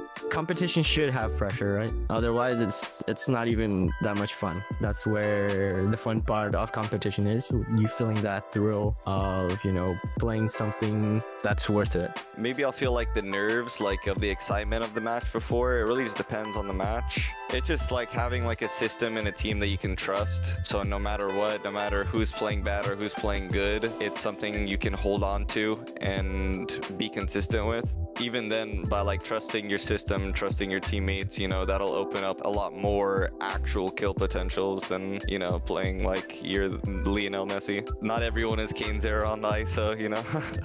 What I used to do was I would give myself at least piss around to kind of get my nerves out. So even if I whiff or don't do what I was supposed to do, I would kind of take it easy and be okay with, you know, messing up or being a little bit nervous. But I don't really get nervous too much anymore. So because after piss around, I just completely forget about being in a match, and I just play like it is in practice and kind of just let things flow.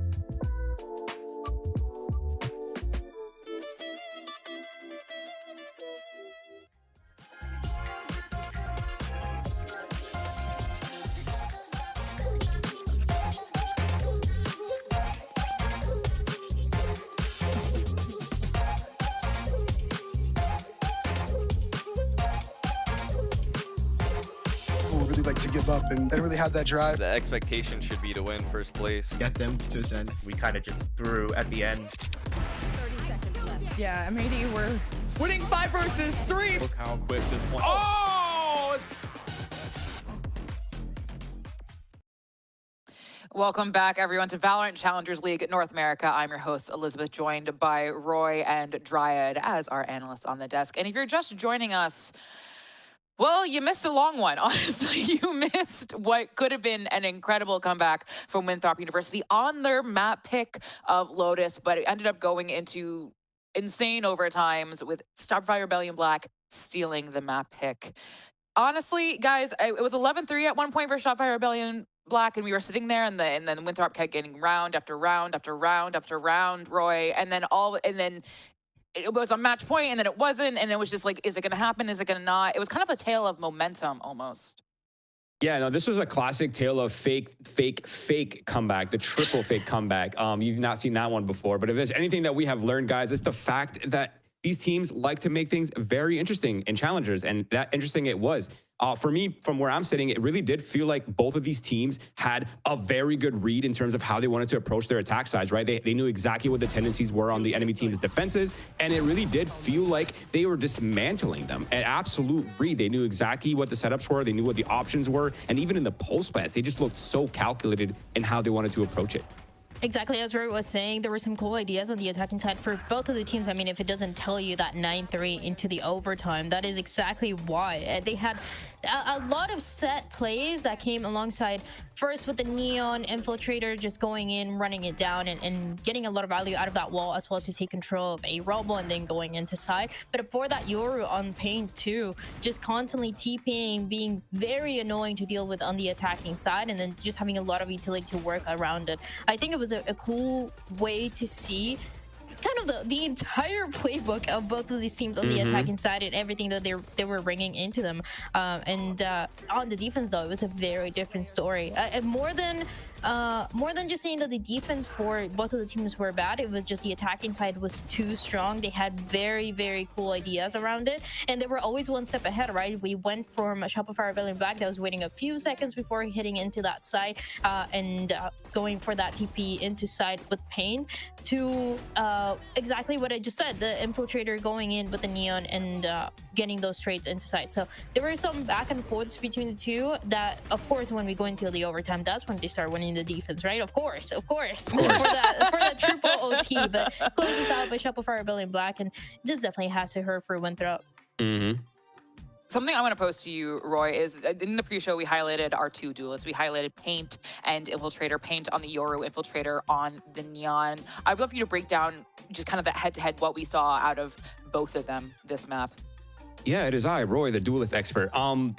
Yeah, I think the Duelist played a massive factor. Even if you look at the first kills for Shopify Rebellion Black, right? 20 versus the 12. I mean, that means that Winthrop University were clawing 8 rounds from deficits, right? And that speaks to the level of, you know, commitment, and speaks to the level of like structure that Shopify Rebellion has and the read that they had on the setups. But in terms of Duelists, right? Infiltrator, honestly, I'd hate to say it this way, but he was the big reason and probably the main reason why this series was even competitive from the get-go. Even when Winthrop University were getting absolutely dismantled, his performances were crazy. He had a second round ace. He had so many pop-off rounds. He had so many first bloods. He had 6. And of course, Pancakes on the other side, he's doing very well as well. But Paint wasn't really the super high fragger until later in the match. Like he woke up in the second part of that game. And it was really Pancakes who was actually doing a lot of that early lifting and the heavy lifting early in that first and second half. But in terms of Duelists, I think both Duelists had their moments, but I have to give it to this one. Infiltrator really popped off. Absolutely. And just to touch on something that you were saying about Pancakes, it was really impressive to see the way that this Cypher was playing on site, right? You're going on the defense, you're struggling to win any rounds, but this is a guy that is getting 1 or 2 constantly on site. And especially because he's playing off of those trips that you're hoping you're going to catch somebody, but they're constantly getting shot down, but Nausey and the shock darts. So Pancakes is just forced to play a little bit further back and get 1 or 2 before the team was able to rotate and try to go for that retake that, you know, oftentimes into the second half it doesn't work out. I mean, Shopify Rebellion Black into that second half, they win the pistol, they win round 2, and then they only win into last round again to push us to the overtime. It's insane. But Pancakes was constantly trying to save those rounds for the team. It doesn't work out, but you know, it works out in that overtime, so it's all good. Yeah, and the thing that I want to add to the Pancakes narrative as well is the fact that it wasn't really just his defensive setups that were really strong. He also had a really good read on the attack side. Like you could see that he knew exactly how Winthrop University wanted to approach their defense side. He was solo lurking up on A, finding kills left and right. He knew the gaps. He understood what was happening on that map, and he was a really, really important and massive piece, even stats aside. But even just from those openers, how much space he was getting for his team, really like definitively a big part of their success. Oh, Dan, you have curated a round for us to go back and analyze. So I'm just going to let you take it away, girl. Take it away. One of the things that we were talking about when it came to the Yoru and the way that these two teams like to play the attacking side is what are you going to do with the Yoru, right? Some teams like to use it for the post plan, will like to use it late into that round to get that info and to be able to win that towards the end. But if we can take a look at this round 9, this is play where you see the Euro ult coming in right away. I mean, right at the beginning, you're going to see the Euro ult coming from that B site, and he's going to go all the way around to where you see they're trying to pinch the Sova. They're going to successfully take them down because Nausey and Infiltrator are both trying to fight for C mount, and that allows for this Rolling Thunder to come in at the same time, take full control of site, as on the other side, you see kind of the pieces very early on. We're trying to set up with Ali and moves in case there was a push coming for A as well. So they're very aware of how Winthrop University like to play very aggressive on this defensive side. They were for the second, but they're allowed to get that information where they also know even this Tejo was going to be set up towards B. So that's immediately forcing him into a rotation, but it's just a fast play for Shopify Rebellion Black that allowed them to win all these rounds in a row. And they were using a mix of, you know, the early info that they got with it, whether it was a Euro ult or their own utility, or it was just a fast play, making sure that Winthrop University and their aggressive hits were not going to work out at all. Yeah, there's a small little detail too that wasn't really caught on the spectators' POV, but they're also holding their ground in the pulse plan, right? They're holding the smokes down. That's just the weakness of the Winthrop University composition, right? They don't really have too much to work with. They quite literally don't have a lot. So they have the Sova util, they have the Tejo util, but there are no flashes. So holding down in the pulse plan, standing their ground was a big piece of success for the Shopify Rebellion Black side.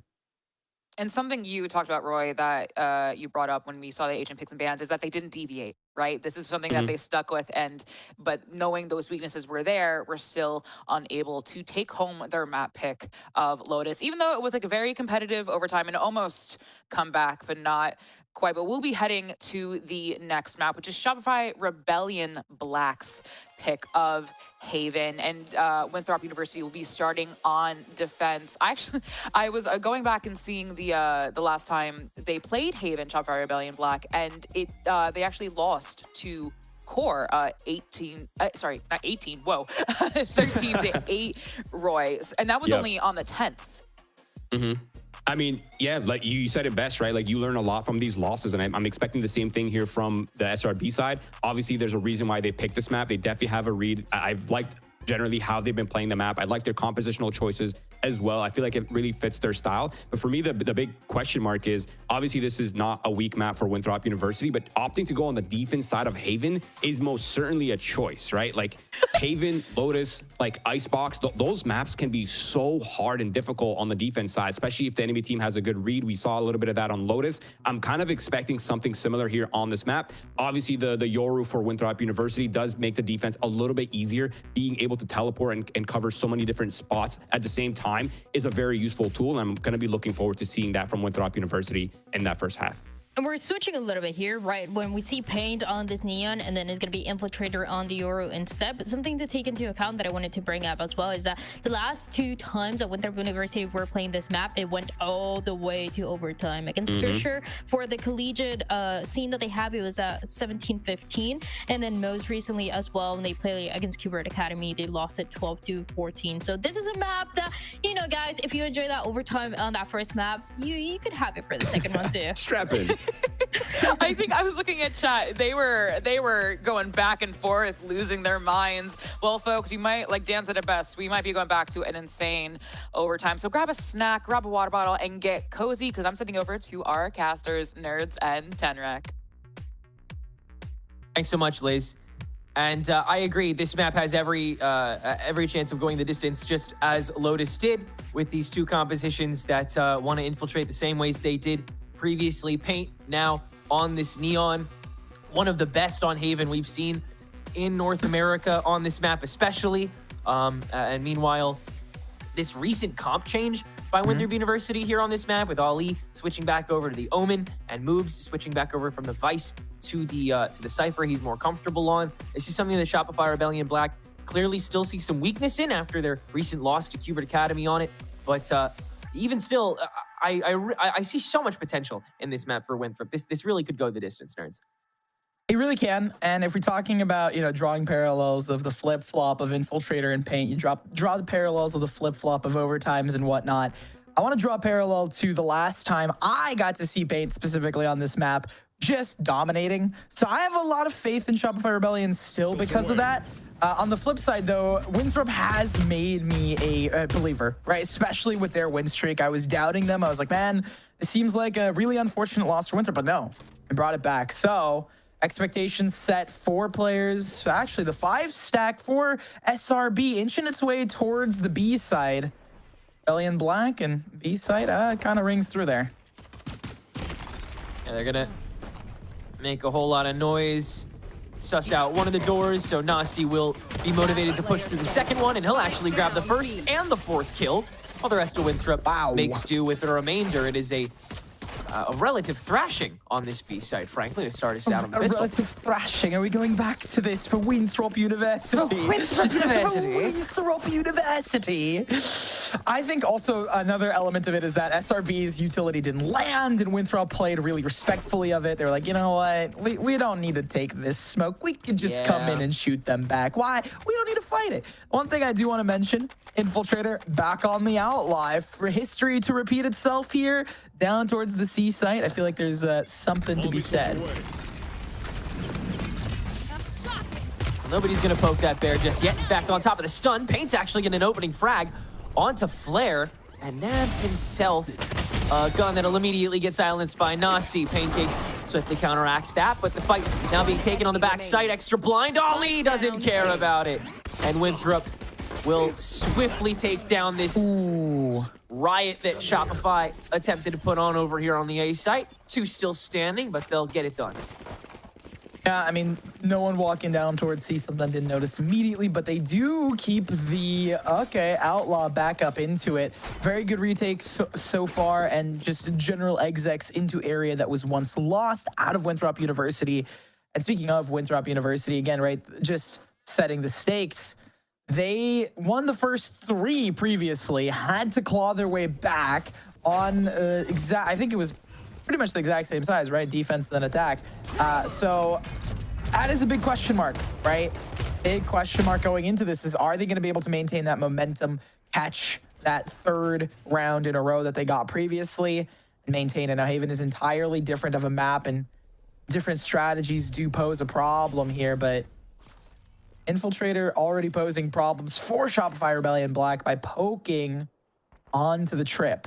Takes it down. He's gonna have Pancakes come pay some attention to this. Cyber Cage to let him in freely, and so he'll go down a double tap from Infiltrator. Cage triggered.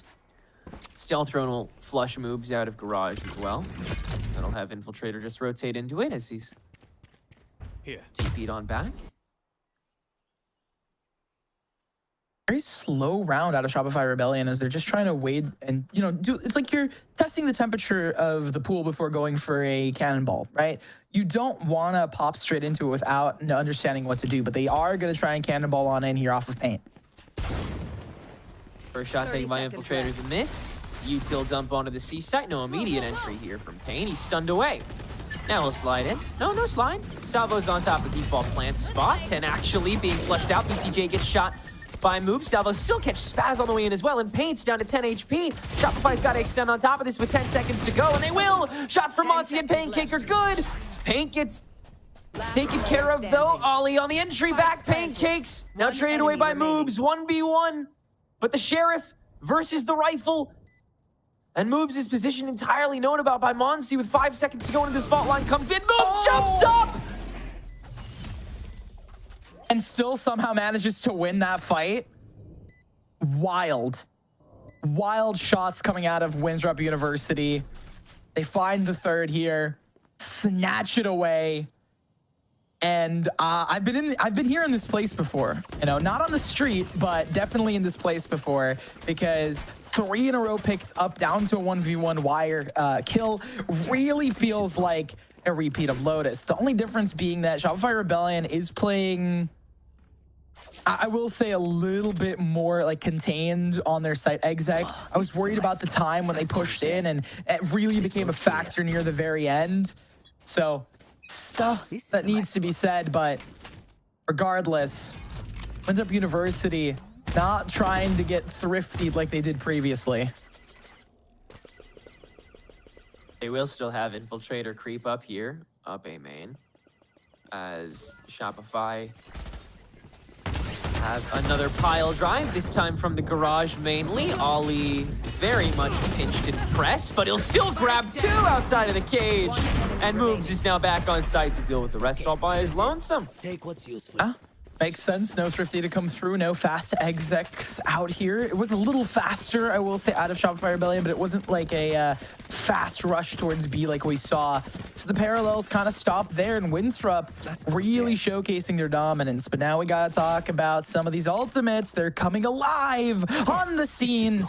More specifically, that Neural Theft being mirrored on both sides. 2 off for Monsi on the Rolling Thunder. All those elements really crucial. Shopify Rebellion still looking to find their first round in this game. Could be off the back of those ultimates, but also off the back of really good timings, because right now this rundown short's got to stunt them. Oh, Ali, nice TP fake, and he steps outside of it to still grab Pain. Wow. Really mentally booming this attack at the moment. Everybody's terrified. Oh, except Pancakes. He's just waltzing right forward, and he'll take care of Infiltrator. Now cage himself in. Give himself a little bit of time to work with on top of this Neural Theft, which will confirm Nausey's position. In terms of positions of everyone else, so they are going to lean back towards the A site with Pancakes down here. It's a matter of catching those timings on the lurk. Oh, Nausey winning the fight out at this point, meaning he can manually clear this C site, not have to use any more utility. Meanwhile, Winthrop, a little more homework to be done to double task and deal with this B and A to let Moobs go for his wraparound all the way from spawn. Now that the opposing Cypher and Pancakes has been dealt with. But if Spike already goes down, it's a matter of stalling for Winthrop that they won't get away with, is the salvo and stun still is not enough to deal with BCJ. Oh, but that damage is huge, because now BCJ is stuck towards hell. Just a couple of bullets away from being taken down.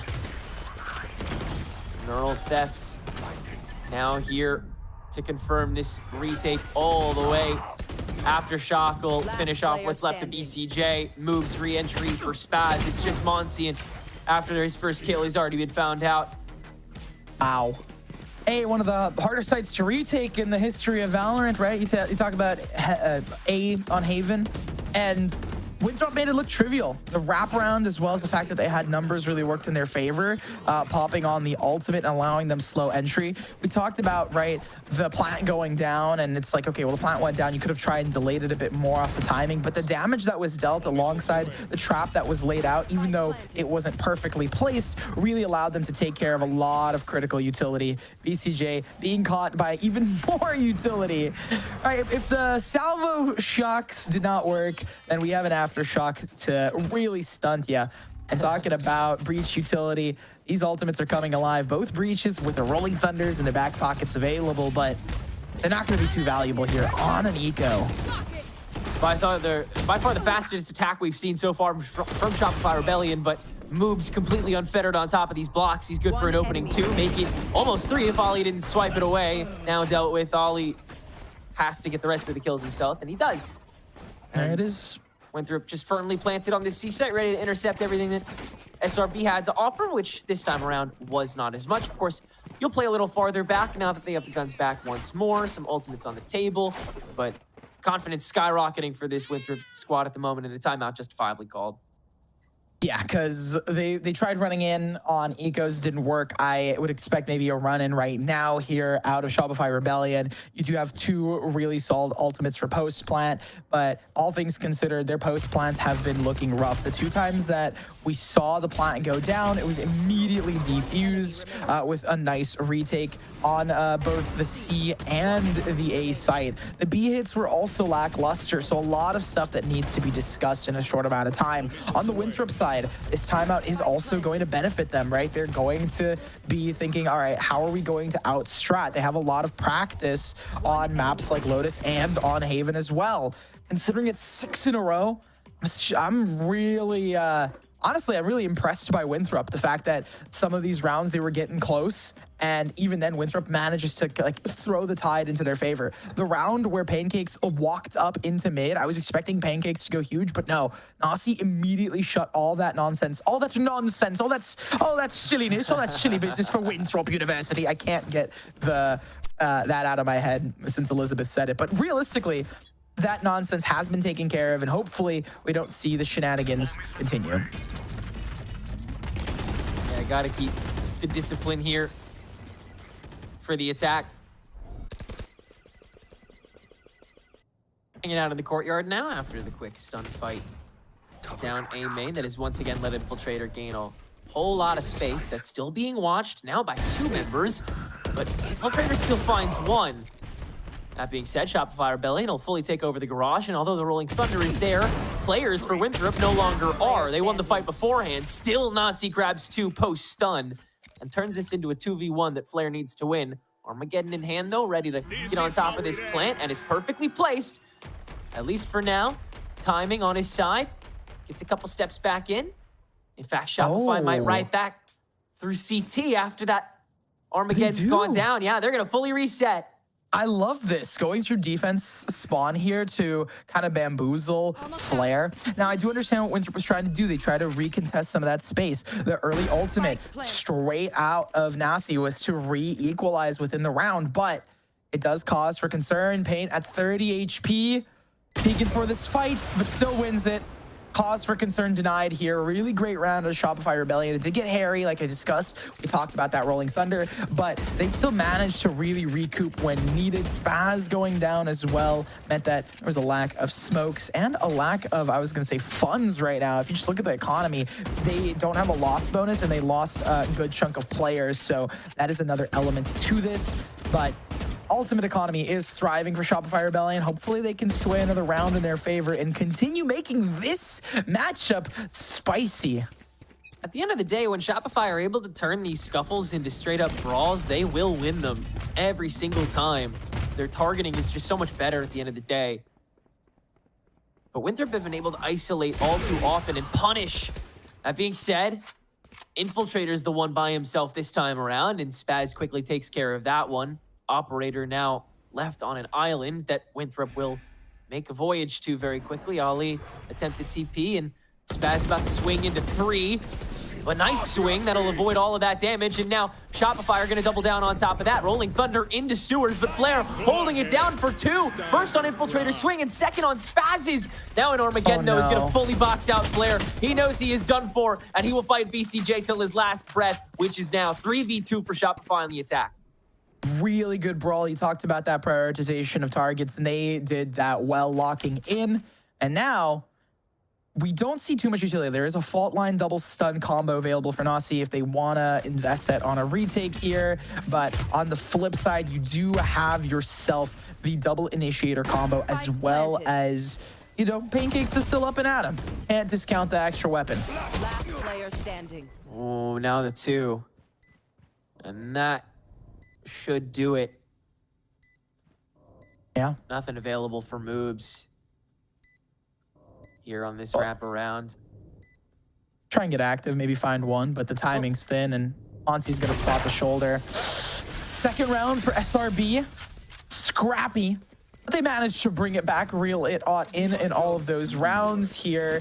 Winthrop University on the other end of it, not two-phased just yet. They have enough in the tank to buy up for another round. A timeout being called here. The first one for Winthrop University on the broadcast, and really huge out of them to start potentially denying Shopify Rebellion bringing things back. Shopify Rebellion right now, they do have Paint with their ultimate. They have a From the Shadows available to Bamboozle. Last time we saw Shopify Rebellion doing some really silly stuff. Honestly, on this map of Haven, Omens have really been doing some fun stuff where they send the smoke way down somewhere and really kite all of these players. And with how reactive Winthrop has been playing in some of these rounds against Shopify Rebellion, the bamboozling battle really continues as Shopify Rebellion are trying everything in their power to maintain not only control, but also really to trip up Winthrop University. I think at the end of the day, this timeout is to call really just, you know, giving Winthrop a second opportunity to go for the fight. At the moment, the 2 rounds that Shopify has been able to nab have come off of Winthrop attempting to double down on a decision that ultimately gets punished from an individual player. And I understand that you really want to vie for that control again and maybe go for a trick play where you'll catch, you know, the person that gets planted on top of that corpse off guard. But Shopify had so many tools, and they still do, to be able to deal with that. You got to start thinking, you know, 3 steps ahead instead of just the 1. That being said, that first step that Paint takes, he'll get swiftly taken care of by Winthrop University, and play an Infiltrator on top of the boxes here in lane. Moobs Judge Garage. Not going to be tested. B-site. Hey, you know, Shopify Rebellion Black, they do love their B-site. Walk up out of Pancakes. Nausey's got to have at least some sort of read here if there hasn't been too much noise. And there it is. Contact made. Good plays coming through them. This reset out of Winthrop is shining. So now you've got to snake through Garage. It's a little silent after the snake through. Doesn't get caught through the smokes, but Spaz is going to hear this proc from Nausey and be willing to step out once the rest of Winthrop makes their way back. Dimensional Drift now, though, is going to be able to reopen this site very easily. Shopify going to get fully intimidated out of it. TP ult from Spaz to get him all the way up to heaven. And Monsey holding on to Flare. Spaz now catches Infiltrator, and we've turned a 3v4 into a 3v2, still with 30 seconds on the clock. Taking a village this round, but Shopify's gonna get it done. Nausey steps in early to try and take it, whiffs all the way down. And it's Ollie all alone. Has to get through the smoke, and so many players, so much util here for Shopify Rebellion. It's an impossible angle, an impossible fight that he still apparently wants to take. No, they're having indecisions. Ollie's very indecisive, worried about a potential flank coming through here. And I remember saying, right, you know, a lot of these Omen ultimates, they've been getting silly on Haven, but that was more than just silly. It was very precise out of Spaz. That fast call out of Shopify Rebellion, the decisive nature that we've come to know and love out of this squad. The top, the ones that were, this is the squad that we saw win the stage 1 playoffs, right? This is the squad where they're decisive and clinical, and they can do some crazy stuff, but still manage to have things fall into their favor. Now the question becomes, how are they going to continue that? Paint has not been activated just yet. They're on the attacking side. Last time we saw Paint on this map, they actually did a lot on the defensive side of running out and getting those engagements. I'd like to see some more out of that, specifically towards a highlight, considering that Paint has their ultimate, and that could be a very fun little piece of utility to enter on in with, considering they have Paint kind of stacked up towards mid and running immediately towards garage. Already getting in their faces here. They're doing the same spots. The gun from Pancakes. And gets out scot-free. And now Winthrop going to use that first kill to let Moobs trot up to the C door on lobby. But Shopify won't touch it, at least for now. They'll come back into A lobby, try to pierce this again. There's only one holding A at the moment for Winthrop. Slow walk up out of Shopify Rebellion Black as well. It's going to be caught off though. Flare trying to get as much info as he can. Now they know. So it's going to bolster the A defense here. Shopify Rebellion though, not perturbed by that. Instead, they're just going to be playing it patiently and trying to get info of their own. Run on from Paint. Quickly flooded. Will grab one before the salvos deal with the rest of his health pool, but the turn back around from Winthrop is perfect. Snappy. Honestly, I honestly expected them, like Shopify Rebellion, I expected them to push in there because it makes sense, but at the same, and they did, but I didn't expect them to win, considering that, yes, the brawls have been good for Shopify Rebellion, and that's the thought process there, but Winthrop coming off of this timeout, as well as being refreshed and able to sort of bounce back against them, really sets them up for success. In a lot of these cases, it might be a little bit of a tech timeout here as the timer is paused. Just gives me more time to yap about the fact that we start seeing Paint come alive a little bit more in this game. It's a broken buy for Shopify Rebellion because they are not having, they don't have as much in terms of income. They actually know 7K off of Nausey, who's been able to farm up from the previous 3. So it seems pretty even. Yeah, this will end up being a pretty similar buy at the end of the day. Shopify have enough to build up and go for one more big buy.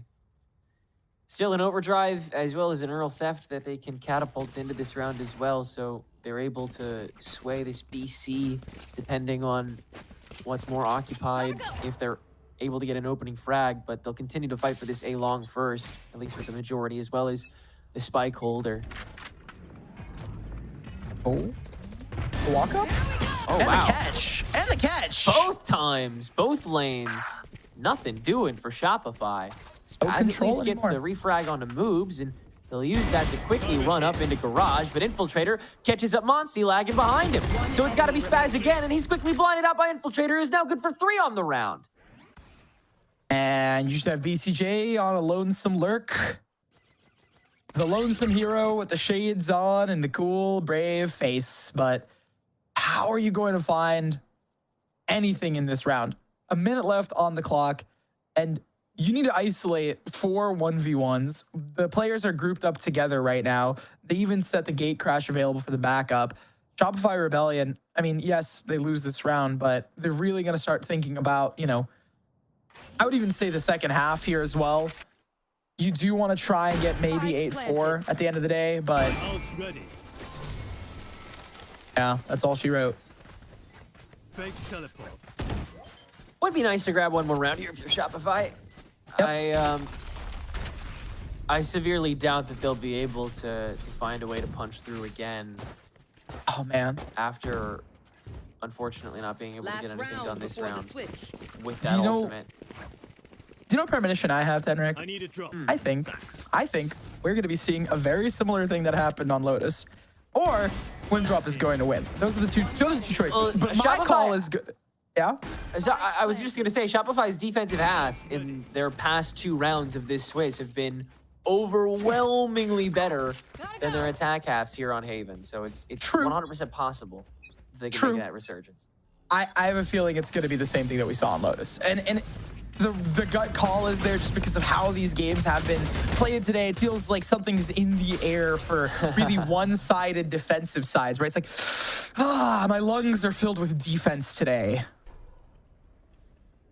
It's also just the preventative util that both of these teams play so well. The Tejo Breach combination obviously sticks out like a sore thumb, but both of these omens are remarkably pervasive when it comes to their ability to play on top of their own smokes and also just stall out with a lone one-way. They've been so clean on both ends of the map. Shopify stacked up for the most part here in A lane to start things out, but 55 on the clock. They're going to go window shopping, and they found something they like. Moobs is down over in window. Hey, free shipping as well. You get yourself an upgrade. But you do gotta keep in mind the ultimates here for the side of Winthrop, using this to get early info on the site push. Now they know, hey, gotta be careful of our backline. The TP comes through straight in. He's not gonna give Infiltrator any room to set up here. Armageddon as well on top of it. Rolling Thunder and Armageddon to split that board indeed, and it does all the work they need. Paint's the only one here to play at the moment. Last player But now Monty has come back as well. Flare swiftly turns back onto him. It's a Neon 1v3, and all three are there to line up and deal with him as well. So Winthrop, yeah, they'll have enough to get them over the line here. They had 4 ults in the bank. They used all of them. Pretty easy way to seal the deal. But like you said, I think everybody expects Shopify to have as good a lockdown of the half as Winthrop did. It'll start here on the pistols, though. I also want to say 9-3 is really funny that we're seeing it come through fruition again, but this time on the sides being flipped. Shopify Rebellion Black. What can you guys do? Spaz gonna buy some stuff up, buy into it. 2 shields on the flip side as well.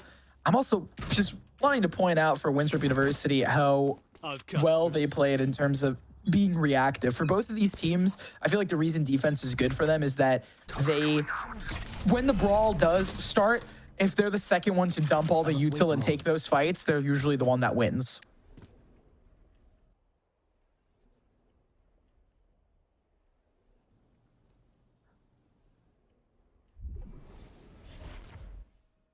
Cage triggered. First bit of pressure that Moobs will try to chomp at. Been exceptionally slow. Stealth drone, you can just pack on top of it. Power of Tejo. Conventional clearing of the C site with what minimal util you have here on the pistol. Spike planted. Slow and steady wins the race as always. Oh, stack back in on top of the flash into garage.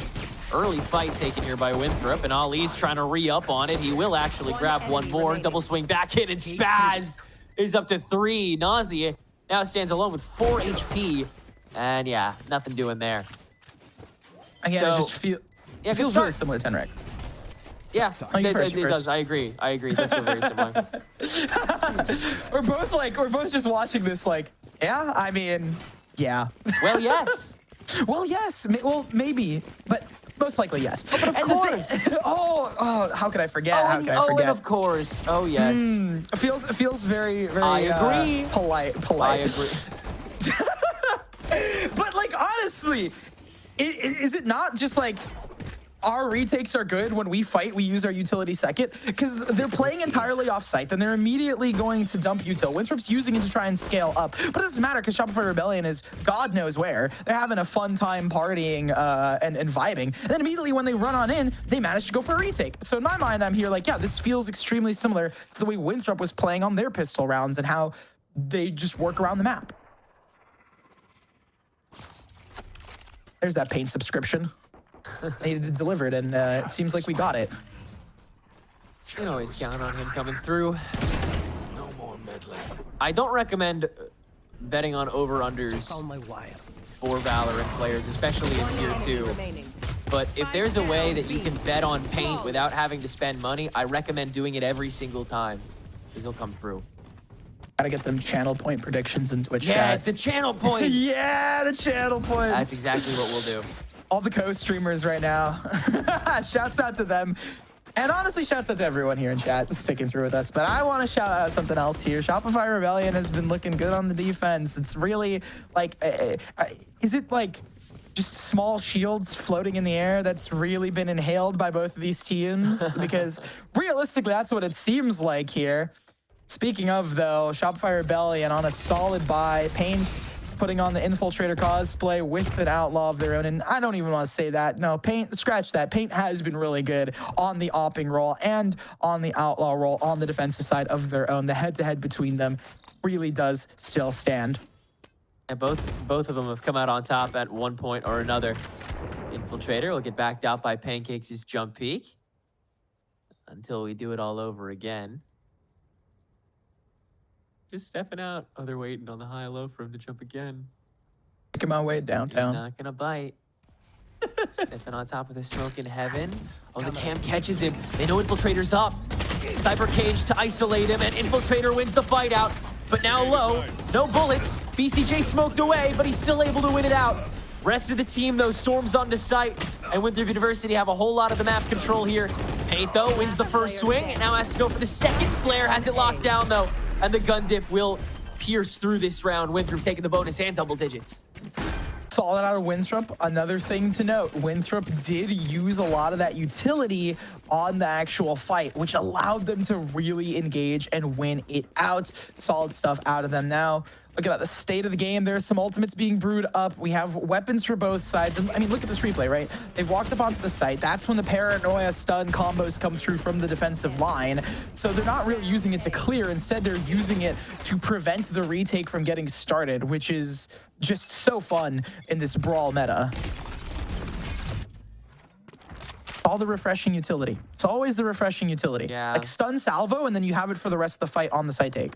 Yeah, you're ready for it the moment that you actually go for the push. It's such a tremendous way to be able to start this defaulted early audience. Paint rushes out and is the lone survivor of that 2v1 up lane. Winthrop using that time to vie for heavier C control. Two members still here. Paranoia to flush out the right side of sight. Spaz Paranoia down lane to force Nausey to stand alone on the boxes, where this double swing can swiftly deal with him. Now a 2v2 on this C site, make it a 3v3 as you have one member of each squad heading through to the lane. Moves, he's up close and personal at the moment with Nausey. Oh, they've already Down, C. And they've used some of that refreshing utility, so Winthrop is going to have the upper hand here. Moobs winning 2 swings here on the link. And so Paint now by himself. Trapwire still catches him, tried to hop over it on the dash. Stuns Ali, doesn't care, and Moobs just holding the corner. And Winthrop really have found the way to consist this role. We don't have the defensive side of Shopify Rebellion that we had once saw, where Paint is getting insanely active, like the previous games we saw out of Shopify Rebellion on this split. No. It instead leads us down this path of Shopify Rebellion have had such a hard time with these ones and positions.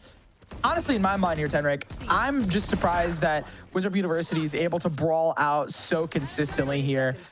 Paint has been really good in the 1vx scenarios, and we haven't seen the same thing come through. Dimensional drift pop just before Paint could pop him. And so Infiltrator's gonna use that and try to punish, just step out and grab all that information. Gather that there's 3 members, make it 4 over here on the sewer side, or on the garage side, excuse me. They'll snake over into B main, but they're not ready for BCJ, holding on to this Bucky, get some extra shots down. Rest of Winthrop has to duke it out. Shopify's here to play. All of backside taken over. TP attempted play by Ali. They can read it. Bonzi holds backside too. Winthrop can't cut it through. And now their spike is stranded. Last player standing. Pancakes, good for 1. Nausey trades it back, but Infiltrator now alone. 1v2, not great guns for Shopify, but Monsi not cleared. Infiltrator deals with Spaz and Monsi! And they hold on! Oh my. Match point. that groans any of the Shopify Rebellion fans, because honestly, in my mind, I'm out here like, wow, Winthrop, that was insane. Not only because they just kind of ran into a huge trap in Shopify Rebellion, had them kind of locked in, but also off of Infiltrator, who is just showing off here at this point and showing up to this game. Winthrop University have really strategized on this map. They took that loss on Lotus personally. They were like, yeah, no, we can't have that happen again. And now Shopify Rebellion forced to take a timeout. They're taking a little break. They need to go get themselves back to the coach's box and maybe grab some towels and wipe it off the brow, because they are sweating against Winthrop University. And unfortunately, none of it seems to be a macro issue at this stage. You're not seeing too many moments in which, you know, the reads are too bad. I think Monty's IGLing as a whole has still been great. But Winthrop has found these times all too often where they're able to just find that drop, you know, force somebody away with a smoke or a cage or a molly, and split the fight into something far easier. Shopify have always had better bloodbaths, but Winthrop far better skirmishes. You know, for Winthrop, this is also very crucial, because this takes us to game 3, right? They're on match point here. They have Armageddon on Flare. They're really close to Rolling Thunder, as well as Moobs is 1 away from that Neural Theft. They have everything going for them, and a cherry on top for a little bit of added more to their punch, but... Stun, TP, Armageddon, everything used on Pancakes to clear this C site here for Winthrop. Dumped it all and got themselves on with the plant, and at this point the SRB retake is down with Pancakes, so you don't have site control. Yeah, you have some ultimates, but how do you use them? Stun comes through and they push in. Paint first dash, Ali holds on and gets the kill onto Paint before falling. Moves his wraparound, good for 2 in time on Link. And all of a sudden, Monty's by himself.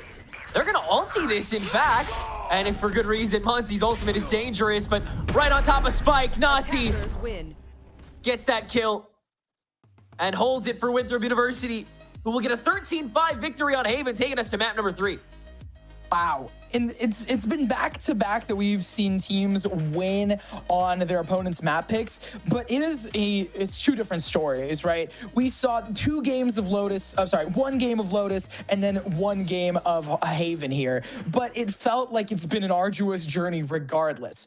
Through and through, all I gotta say is I am really impressed by Winthrop University's resolve, the way that they played that. It looked like it started to push in favor of Shopify Rebellion with some of their reads and calls. Even you mentioned this during the timeout. It really wasn't a macro issue. It came down to the micro of individual play, which you'd expect to favor on the Shopify Rebellion side. But no, some of those collegiate players, they've played down in the dumps before, so they know how it's like to get scrappy, and they're ready to brawl. Well, the brawls will certainly continue on the wide open fields of Pearl. It's map 3 concluding this first match of the night. Coming back after the short break. Don't go anywhere.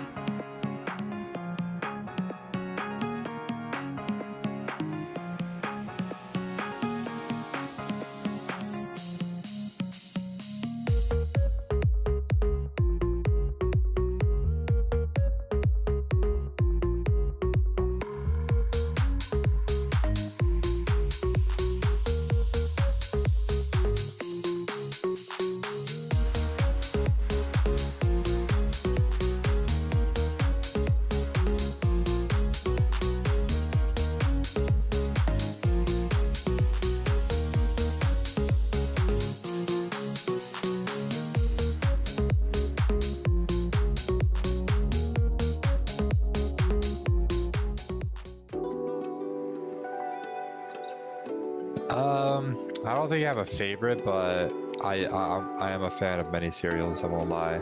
Fruit Loops, Fruity Pebbles are like okay, but like Captain Crunch, very good. I love Captain Crunch. But then there's a lot of like, you know, low-key ones too that I gotta keep like hidden, but I do like cereal. My comfort food is probably some pho, some banh mi.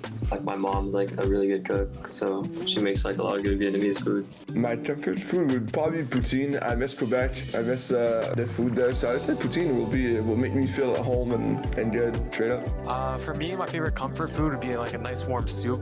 Shh, gotta focus. I'm shifting the soup mode. It's just real nice and warm and hearty inside. There's just nothing like it when it's like nice and cold. Especially where I'm from, it's like mostly cold like year round, except for maybe like 3-4 months. I'd say generally cold. So soup is definitely like my comfort food. Probably like a nice cheeseburger or like some good pizza. It's like pretty chill. Can't really go wrong with that. Maybe pancakes. Ooh, pancakes. Oh. I think my mom's mac and cheese. I had that like a lot growing up, and it's like definitely like a favorite of mine to have when I go back home from college. So yeah, I'd say my mom's mac and cheese is really good. That's kind of hard. I feel like a comfort food is something that like comes from my culture, just something like my mom would make or like my grandma would make. So I'll say some biryani. You know, it's like a Pakistani dish that they would make a lot. It's just like, you know, some rice, some lamb or chicken, and it's just really good. So I'd say that. My comfort food has to be like Chick-fil-A. You can't go wrong with their chicken sandwiches. So always spicy. Yeah, spicy is always better.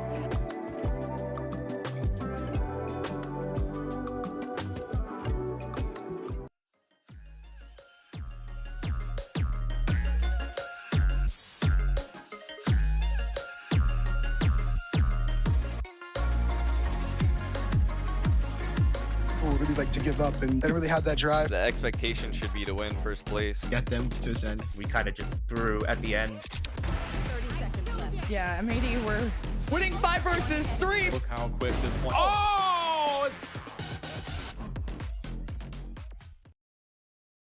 Welcome back, everyone, to VALORANT Challengers League North America. I'm your host, Elizabeth, joined by Roy and Dryad. And if you're just joining us, you missed Shopify Rebellion lose their map pick of Haven to Winthrop University in very ultra convincing fashion, 13-5. Winthrop University making a statement. Roy, I'm going to put you on the spot right away. Yep. Sorry. Hit me.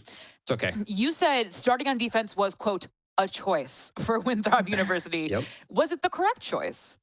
It would appear it was the correct choice. I think they absolutely had a read. At least it felt like it, right? They knew how to slow down paint. It felt like Shopify Rebellion Black were playing at a pace that they're not really used to on that map, right? They're used to things working their way. They're used to like not getting so hard stalled on the C hits, but it really did feel like Winthrop University, they came with a game plan. Maybe they were expecting this map and they had an absolute read on how SRB wanted to approach the map, and it showed in their defense side, a 9-3 finish.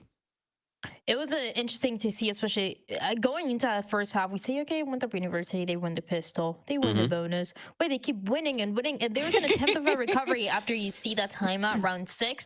That is when you see Shopify Rebellion Black get those 3 rounds, but that is all that they got into their half, and into a half that you'd think would benefit them as well as they go into the attacking side. But it was really cool. I mean, Winthrop University were super proactive on this defense, doing so much. Once again, with this Yori that we've been talking about, the impact that you can have in the maps with the Yoro of Infiltrator.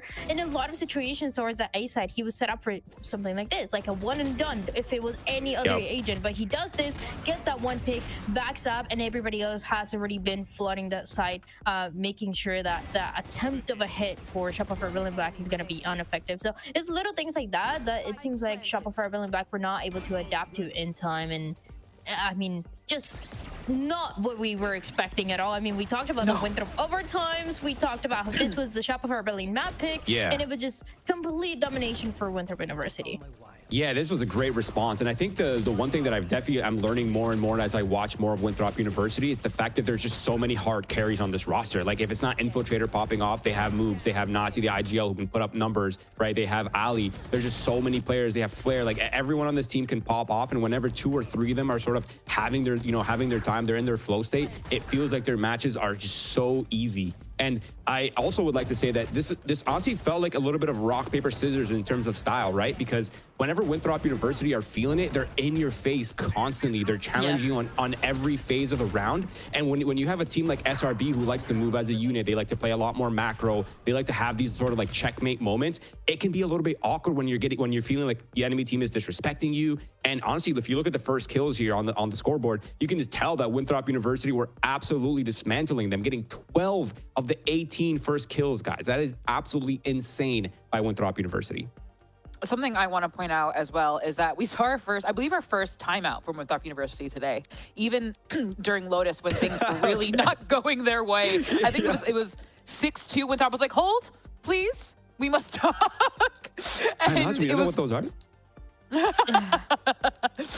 It was that kind of like, it was almost like it's such a, I don't even know what to call it. It was so different from the Lotus Winthrop that we saw. So maybe there was maybe we just fell right into their trap almost, you know? Maybe something happened where we, you know, we expected a clean 2-0 from Shopify after this, but no, we are going to a third map. And Roy, I'm going to highlight something that you said is kind of the hard carry aspect of Winthrop University. Like any single player can have their pop-up moments. It's not often you see Infiltrator at the bottom of the scoreboard on Yoru, but here we are, where we both of our Sentinels are at the top of the scoreboard.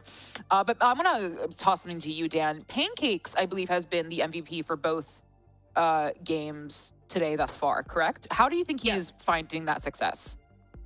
Yeah, it's really cool to see. I mean, obviously on this map specifically, definitely struggling on that side. You starting on the attacking side here, and you're trying to play a couple of those rounds that are trying to be slower, a couple more default, kind of the style that Shopify Rebellion Black like to do, where they're playing around the map. And Pancakes is often finding that value, maybe whether it's going to be the first pick or to get that space to go into that side. But again, Winthrop University was just playing so much faster, and this is just a map that historically has been very, very good for moves. So he was kind of able to play his own game constantly on that defensive side. That really made a difference. But now, as we're talking about it too, whether it is the Sentinels that are going to be strong holding those sites, or whether it's going to be the Duelists that we've been talking about the whole day, something that Shopify Rebellion Black was struggling with when they went against QOR and lost that match, and they just showed us that they're struggling still, is getting those opening picks. I mean, sometimes you're really relying on Pancakes, as we saw in that map number 1, and on Paint as well, that is so good at starting that fight, initiating that fight, getting that first pick. But if it's not happening, it's just completely gone, and that is a point of concern for me as we move into Pearl, because they total for that 13-4 that they got on Pearl, they could only get 3 opening picks, nothing else. And if it continues to be that way, as we just saw in Haven, it could be a Winthrop University win. And maybe I was right with my predictions, just saying. But but moving on, Roy, something we talked about during the break before we hopped on to live was that these teams have had pretty enough reps on Pearl to say like, oh, they haven't, you can't say they haven't played Pearl. Talk to me about those reps. What are we seeing from either team? What can we expect?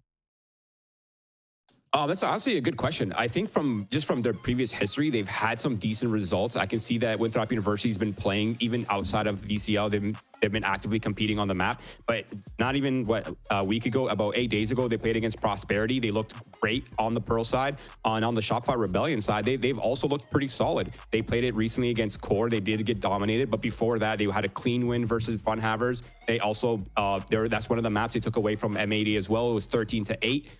They looked good. Also, just a recap for us guys, on Pearl, we are seeing a new duelist for Paint. It's the Waylay. He looked great on it on the Fun Havers match. Yeah, it wasn't as good against QOR, but they got decimated, it happens. But against their match versus Fun Havers, it looked really good. I feel like Waylay really suits Paint's playstyle, and I'm looking forward to it once again. That is exactly what I wanted to talk about. I'm wondering if we're going to continue seeing this Waylay, because for Paint, as we've seen historically, he's one of those players that is able to play the Yori here as well, is able to play the Jet, is kind of able to flex to whatever is needed for the team. And for Waylay, I mean, we've seen now, just looking at VCT, looking at a team like Evil Geniuses, that you're playing a Waylay that is really good. It has a lot of cool things that you can add, but it can get countered pretty fast. And it is also one of those that you can swap depending on the comfortability. Yeah, I said that right. Hey, you got it. Let's go. It's a hard word. Player. So Paint was looking great the first time when he was debuting on this Waylay. Second time, not as good. Really struggling to get the opening picks and creating that space for the team. Even if you're able to kind of bait that entry back up, the team was not really able to follow up in time. So if they're able to change this, I wouldn't be mad. I think it's one of those win conditions that you can look for. Yeah, and I think the one thing with Waylay too that we have to keep in mind is she is such a mechanical duelist compared to some of the other ones. Like she's kind of like Jet, right? Or Reyna, where if you're not getting your value in kills, if you're not getting your op kills, if you're not getting posted up, it can feel very daunting, right? You don't have much else to work on versus like the Neon that can always make space with the wall. We might be geniuses. Oh. Yeah, Dan, I was about to ask you. Like, you were talking about that Waylay. I mean, and it's not there. It's nowhere to be seen, actually. Yeah, actually, I'm actually a huge fan of this Yoru pick. This is a great pick, right? We've seen the Yoru. There's so much more to work with. The ultimate is almost impossible not to get value with. And they've even swapped off the KO onto the Tejo. That makes complete sense. It makes the backhaul control on attack quite easy, and the retakes a lot more manageable for SRB. So I'm excited to see this matchup here. It's really cool to see Pain going back to this Yoru. I think it brings you one of the most values that you can see in a map like this one with the Yoru, where you're going to be holding the operator, you're going to be able to TP and take control of side. And that is something that we've seen for teams do constantly, right? The value that you get out of that TP, playing with the operator constantly on that defensive side. But first, they're going to have to deal with Winthrop University and Infiltrator doing a little bit of the same in a very similar style, and moves potentially on that other side being really annoying with that utility.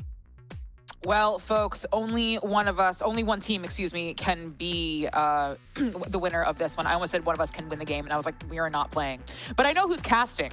That is Tenrek and Nerds. Friends, please take it away. She's right. That's who we are. It's us. We're casting now. Yippee! Dude. So I'd love to win a game, honestly. So Shopify Rebellion Black, yes, they have changed their composition to what is not only the status quo, but what would be considered their comfort picks as of late. Pancakes on Cypher, Paint on Yoru, BCJ on Tejo. This looks tremendous. This looks synergized. This looks powerful. This looks like it could really thwart the Winthrop defense, despite moves looking tremendous on this Vice on this map as of late. Since we're giving hype to Shopify, I want to give hype to Winthrop, because I might be flipping. I might be pulling a Roy and flip-flopping here, because Winthrop, they looked really good on Haven. I expected Shopify to bite back and us to go to another crazy overtime. Did not happen at all. They blew out the prediction. Shopify started to roll. They stomped it. And now I am personally a huge fan of Nausey on that info gathering role. Yeah, it was a little bit wonky on Lotus, right, playing as Sova, but Fade provides so much more to deny some of those pushes out of Paint, to deny some of that synergy, and hopefully break apart Shopify Rebellion as things get started and the pushes get tested. Infiltrator already walking up here, taking this Jet on the Pearl. He's been quite the thorn in players' sides when it comes to these counter pushes. And still spots Spaz's gun. He'll step away, but Shopify is taking all this time, and they've already completely split the board up all the way up to the water, and they found Nausey. Now they have so much advanced space here. Winthrop University looking to collapse, and Trade the Pancakes is just there. And yeah, like you said, because they have it here, it's kind of cooked unless Paint gets tested. No, but he doesn't check for Paint.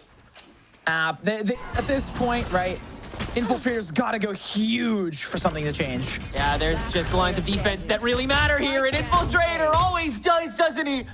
It's got to be an ace, though, to round out this round and save face for Winthrop. Has the right gun to do it, but Paint the turn back on the right click. Seals the round for Shopify Rebellion after they grabbed the entire map for it. Infiltrator almost made us, you know, fools, right? Like, we were like, yep, the round is over. And the Infiltrator's like, no, give me 1 second, let me cook. But it does give some creds to Infiltrator, some hype to them as well. But Shopify Rebellion buying up a really good mid play. Mid on this map has been a sore subject for a lot of teams. You really got to make sure you have some sort of coordination. I know Nonverbal really love to take mid control and then abuse that towards the A site. And Shopify Rebellion also like to toy with that mid play, but at this point, it's just a matter of getting Paint set up as much as possible here. Infiltrator, also to mention, buying up an Outlaw. So good to carry over into the third round. Most definitely will be saving if push comes to shove. Just getting rid of that Cypher cam very quickly and heading back over to the A push that Winthrop knows is inevitable. Shopify not too keen to hide it. They can util dump pretty freely on top of the gun diff.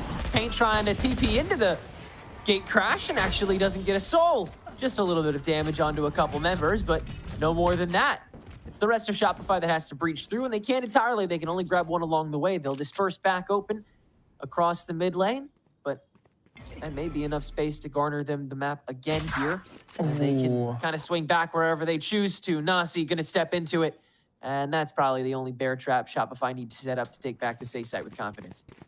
Thing that I'm looking at is the weaponry. It's starting to even out and actually fall in favor of Winthrop because they lost. And now the position of this outlaw, they go into this, they go down, they have to set up the smokes, but even then, Infiltrator has the timing and the read. He has to check stairs, and he still grabs one on the way out. But is it enough? Flair does have the salvos to stall on top of default plant. 10 seconds to go, and Ali gonna try and play for time, but Monty gets ahead of it on the following swing.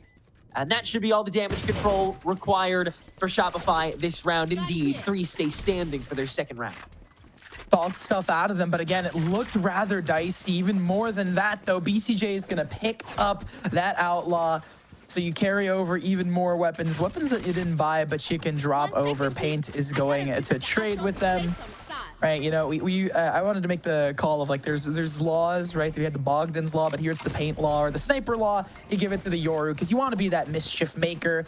And Paint, you know, they highlighted him a lot, but I want to talk a little bit about the rest of this team and how well they've been looking on the pushes. Shopify Rebellion have gotten a really good hold on this. More than that, Infiltrator now kind of alone on this push. Ali joins them up together, but I'm really looking towards that initiator utility not really backing up Infiltrator in some of these fights. He is playing a little alone at the moment.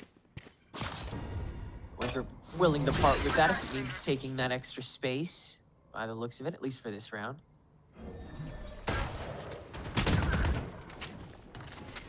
Have that snake back from Winthrop. It seems like they're trying to catch Shopify. Maybe, yeah, they have to check the sideline of CT, but full stack will get red here in Plaza. Early C's doesn't grab anybody. Shopify are actually waiting for something akin to that. Bring them down. Now the Prowler will get released to confirm that they're still here, and Pancakes on the way is swung wide and caught Infiltrator on the low. Oops. Now holding it down from the back. Paint's TP doesn't work. And so Shopify have to get in the old-fashioned way, and they will. Now a neural theft to confirm the remaining 2 players' positions. So Flair caught early here as Ali is scurrying on back. Sees to come through as well. I mean, they have really good side hold here out of Shopify Rebellion. Doubled up for Winthrop, but still, the utility is there. Monty picking up the outlaw as well. Info gained. It's over. No ability to win this fight out for Winthrop University. Shopify, I've got a good thing going to get us started here. Able to scare Winthrop enough times over the course of that round to win out the util war, and then scratch away at the site just as inefficiently, just as messily, but they still win out enough fights and keep a whole lot of players still up with now rifles in hand. Going into this 4th round. Really good snowball they're setting up at the moment, nerds. Yeah, I mean, at this point, you've got yourself a couple rounds up. This is a very dominant map out of Shopify Rebellion historically. But Winthrop is no slouch on this either. They've gotten some really good moments of brilliance in terms of individual outplay. But when it comes to this map, I feel like the macro is so important. And Shopify Rebellion have had that consistency now. Looking at this, Ollie's going to buy the hero rifle. The rest of the roster picks up Infiltrator, Bladestorm to be popped, and they're entertaining this mid fight. It's not going to find them too much value, though. The entire roster for Shopify Rebellion choosing to stack towards A, but it does allow Winthrop to play more reactive to what Shopify Rebellion are going to do. Infiltrator doesn't land.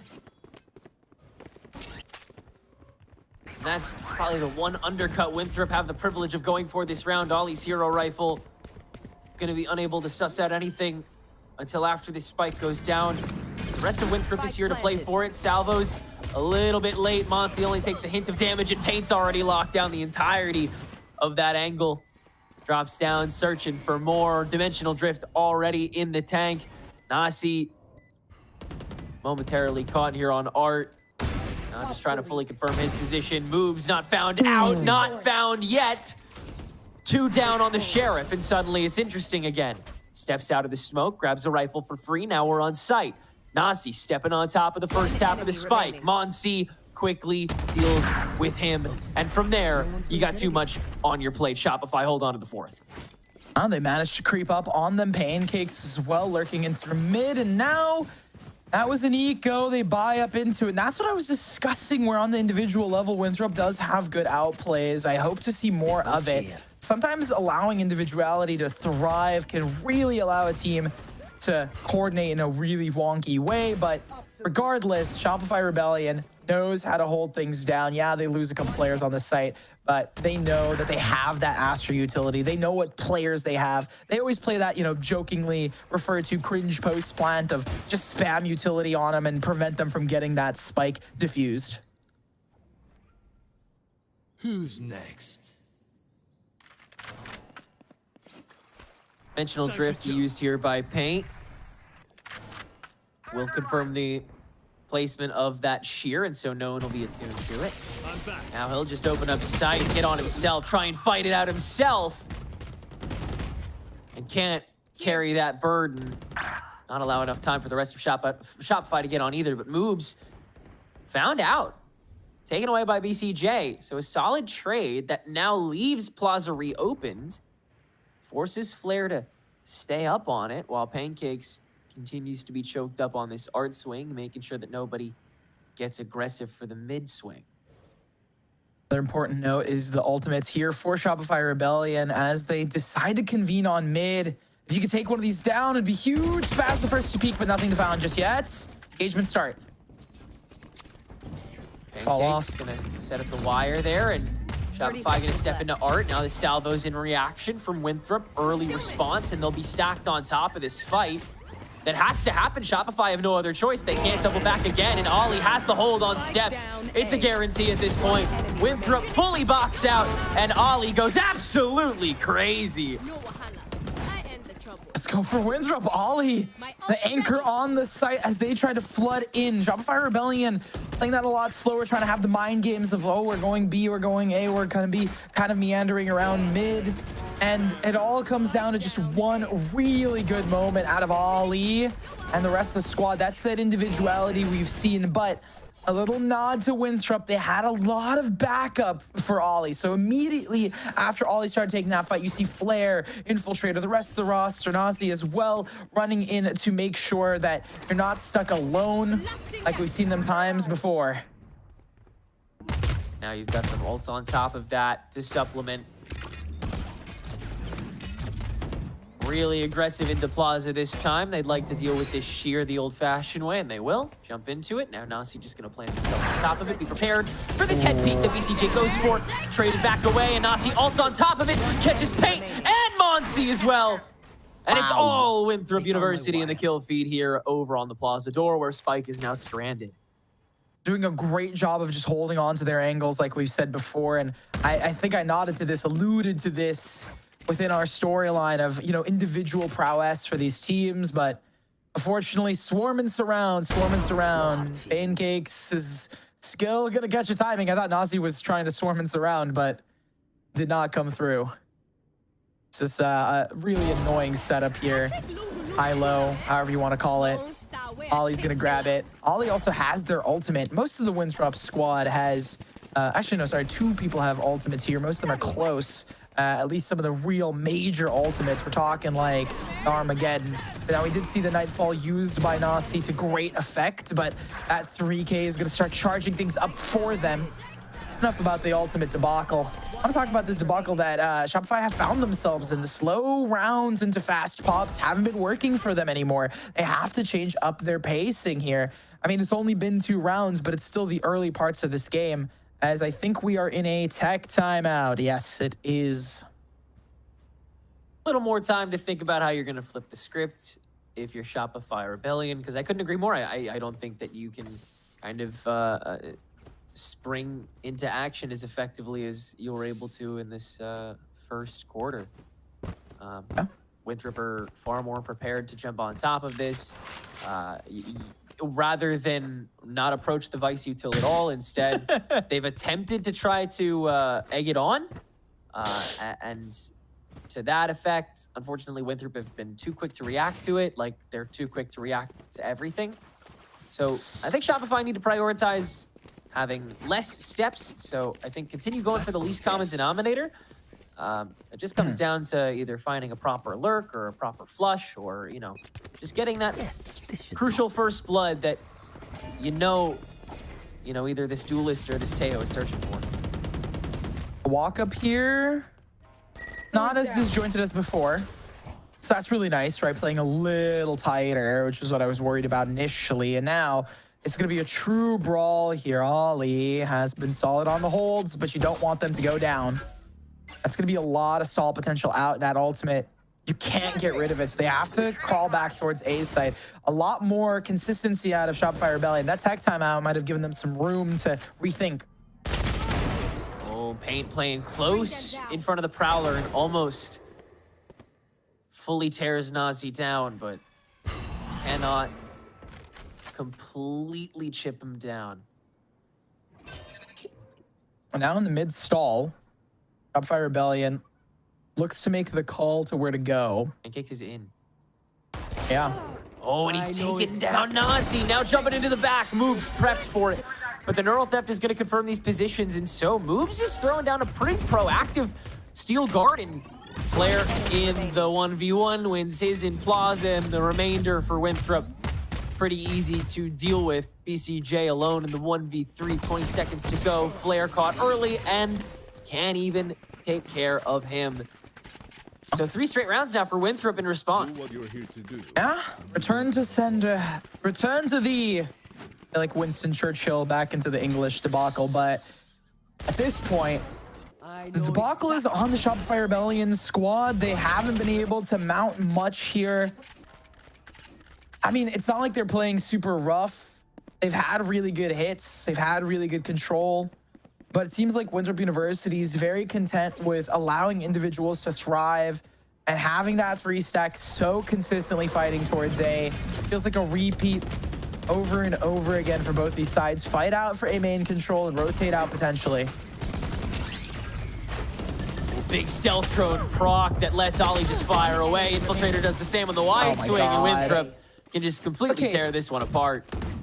I mean, it's the same setup out of Winthrop time and time again. Shopify Rebellion just walks straight into it and gets demolished. Yeah. There's nothing to say there. It's just Winthrop, like, held it down. I guess the one thing to say is huge props for Winthrop. They've tied the score 4-4. They have it. They have their prep done and dusted here. And even more than that, their strat calling has been good. They go for a little adaptation on it. So Teo now playing towards Art's side instead of pushing up.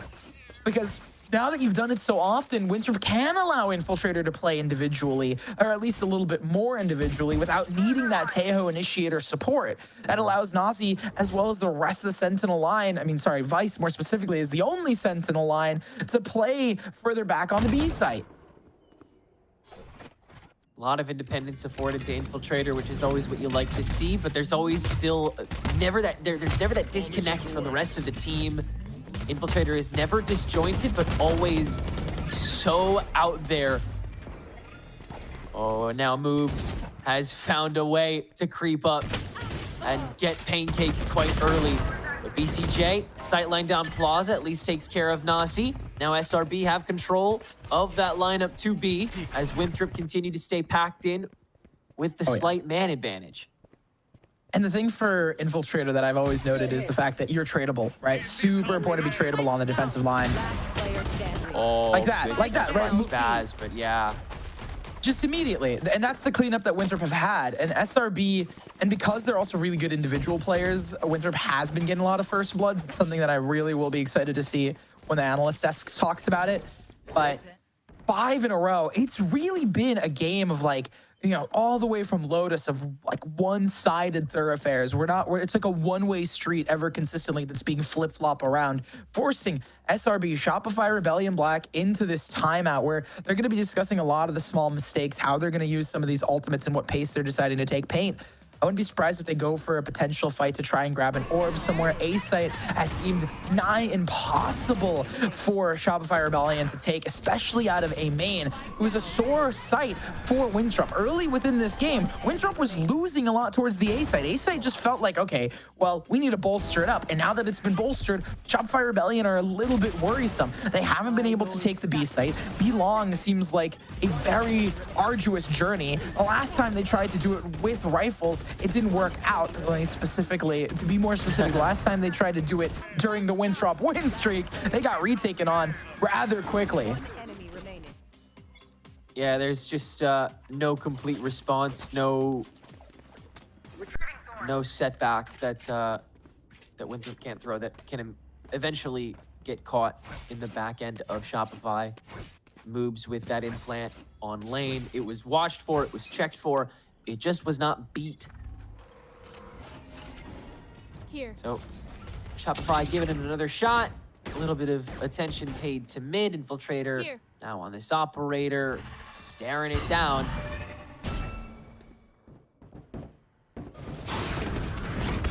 Ali gonna check out of this one.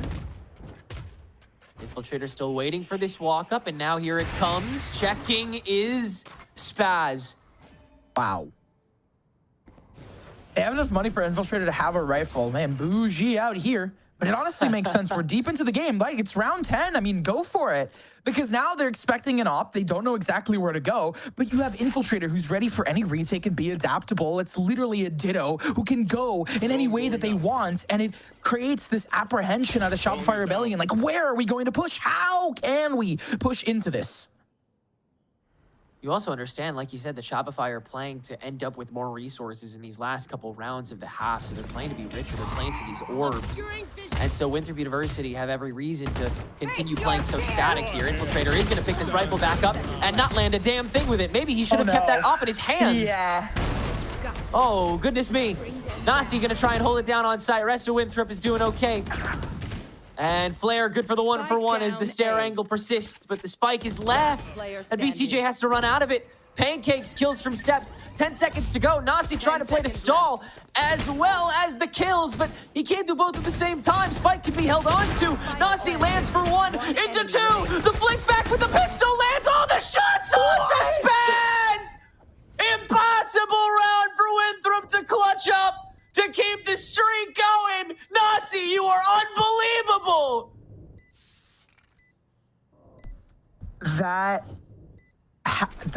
Yeah, we're talking about Pokemon Shock Pikachu face. Said it multiple times on broadcast. That was a round of a round. Holy. And Nausey, the fragging. IGL has their ultimate, has everything in it, and has just probably, I would even say, the confidence to go for it. And we don't have to show this. Okay, come on, let's show this clip. Production was showing poor Infiltrator. I mean, are you freaking out again? The 4K was clinical off them, and it denies what would have been a round to break. It would have been 5-5. Shopify Rebellion would have finally found the break within the ice, the crack to take a breath. So many ultimates invested, and still nothing to be found off of it. Hero moments just when you think Winthrop has run out of steam for the very first time in another money run that either side has been going for. Paint, another early infiltration here up to mid though, takes care of that clutcher and leaves us with an early personnel advantage on Shopify's new take of A site question mark? No, we'll see. Question mark to be answered though. A has, again, like been a weak point at the beginning, but Winthrop have really been able to lock it down.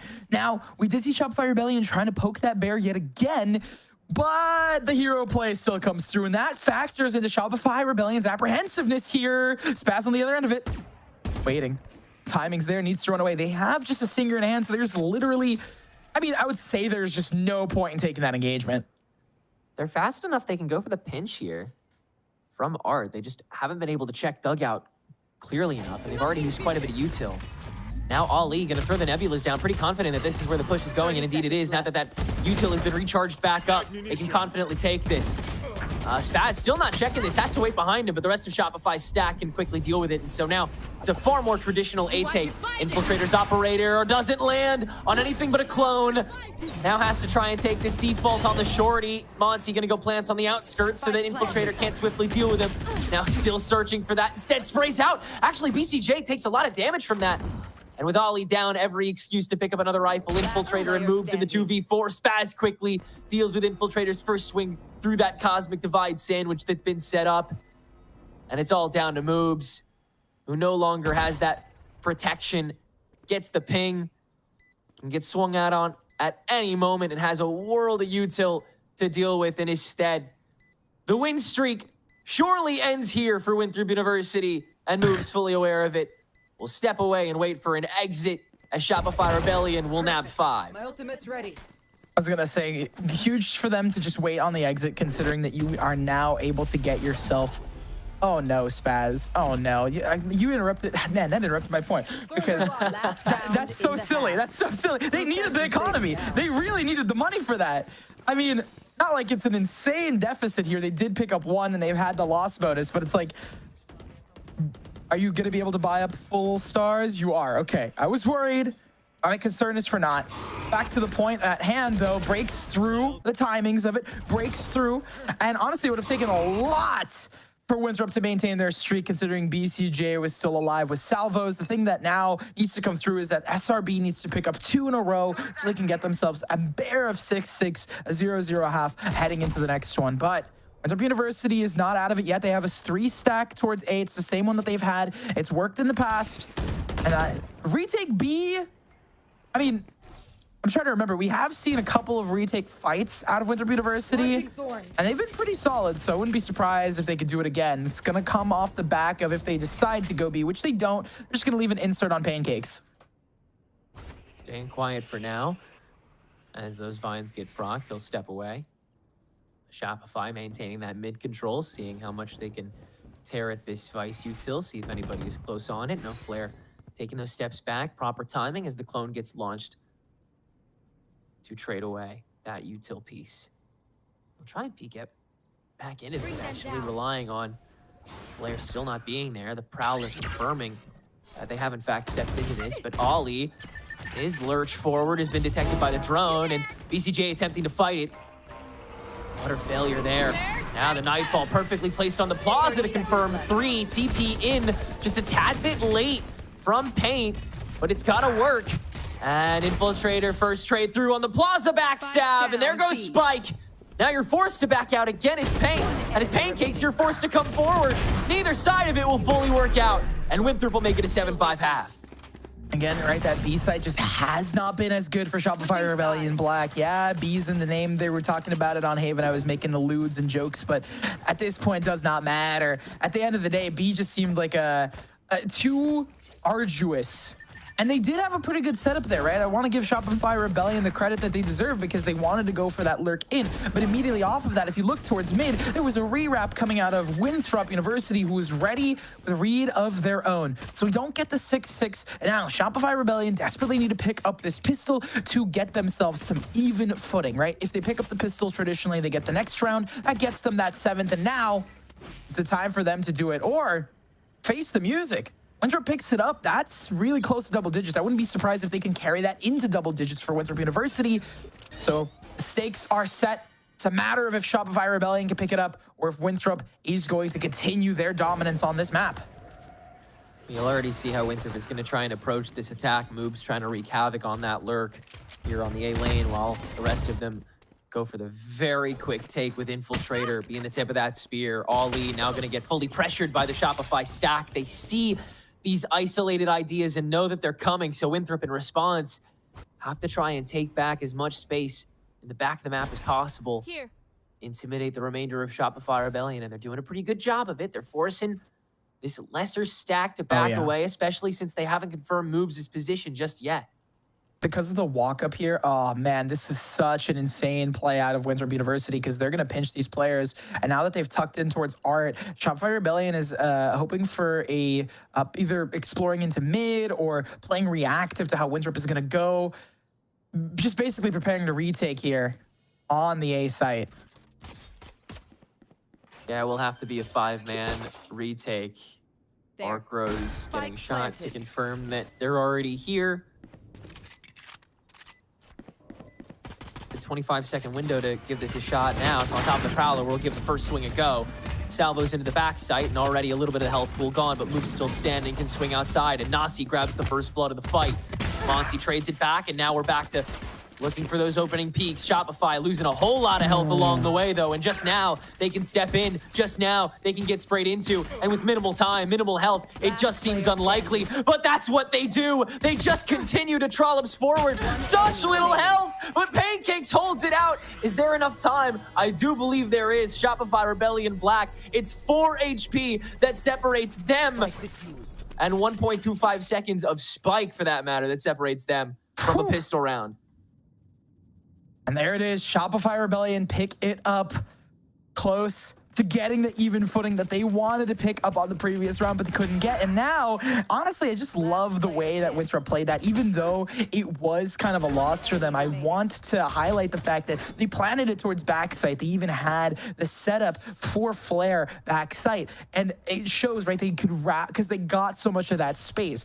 Shopify Rebellion, this is where they start to shine. Because they have that macro, and because they know, okay, we could just group up and fight together in the 5vx retake. Even if it's a 5v5 retake, we're more likely to win that than if we spread out and hold, especially on a pistol where we have no information and a lackluster amount of utility to combat Winthrop University. Now, headed into this, Winthrop University, they don't have much to work with. Infiltrator's the only one with a weapon, and even then, it's got to be really deadly, which it doesn't land. Yeah, first shot will not, so now he's got to try and rush forward and go for the trade instead, and it's just, okay, it is actually quite good. He grabs both of the traders to B, in fact, so it's going to be Ian Moobs, who's holding onto this outlaw now against the 3-man retake from Shopify Rebellion Black. Would love to chip away at one more member here, get rid of another gun to make this bonus as easy as possible and tie us back up at, or take that lead back. That would be, I think, best case scenario that Winthrop have in mind at the moment, but really anything's possible when you got these two on your team. Infiltrator and Moobs both kind of sideline, and already some sprays through the boxes. Infiltrator not exactly in a prime position. Moobs gets one, and Moobs gets a second. Now the shots on the outlaw gone, though, so you've got to start with the Arkrose, and BCJ's just going to hold down the Spike defuse. Moobs still grabs the kill at the end of the day, keeping things lethal for Winthrop University's favor, but we're tied up at 7. For both these teams is to try and progress more and more through. I mean, the one benefit is that because they're sort of in the middle of the Swiss stage, it's not like it's super insane if they like lose out here, but you want to win, right? And even more so for Winthrop University, if they can topple one of the titans of VCL, of Valorant Challengers North America, it just goes and proves legitimacy to this collegiate roster who has done such a good job, I would say, so far. Like, the fact that they took Haven and went toe-to-toe on Lotus has already gone within the story of just this game and proven that they are worth every, you know, investment that they've put in, not only with their time, with their university, with all the other stuff. But I digress here. Shopify Rebellion are on a really big eco right now, interestingly enough. Yeah, this is a Stark buy. So, you know they're going to be playing close first to just allow for as many mistakes as possible. Sheriff held onto by Spaz, quickly dealt with in the peak by Moobs. Not an ounce of damage dealt to him. Pain, aggressive jump up for Intel. Potentially a quick drop kill, but TP's out before he's discovered.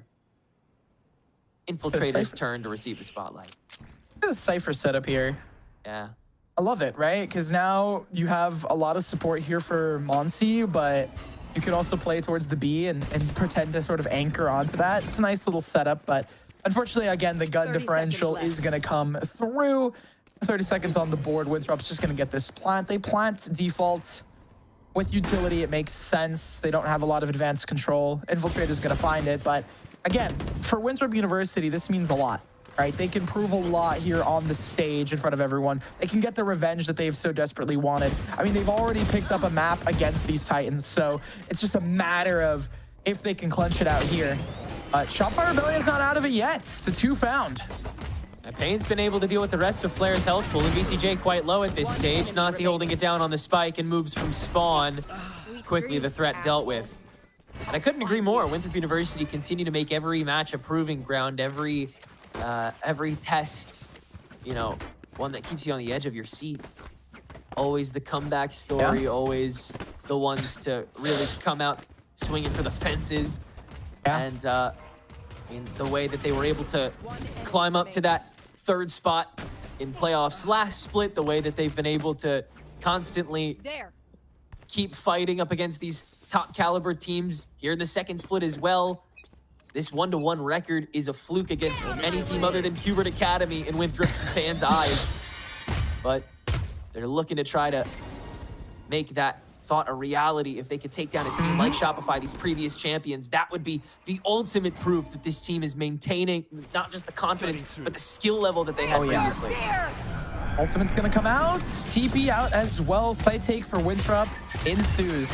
Something to highlight is all the ultimates that are going to be used here on the rifle round here. They've been charged up because of the fights. Infiltrator gets the first on the fight. Grabs a rifle for it.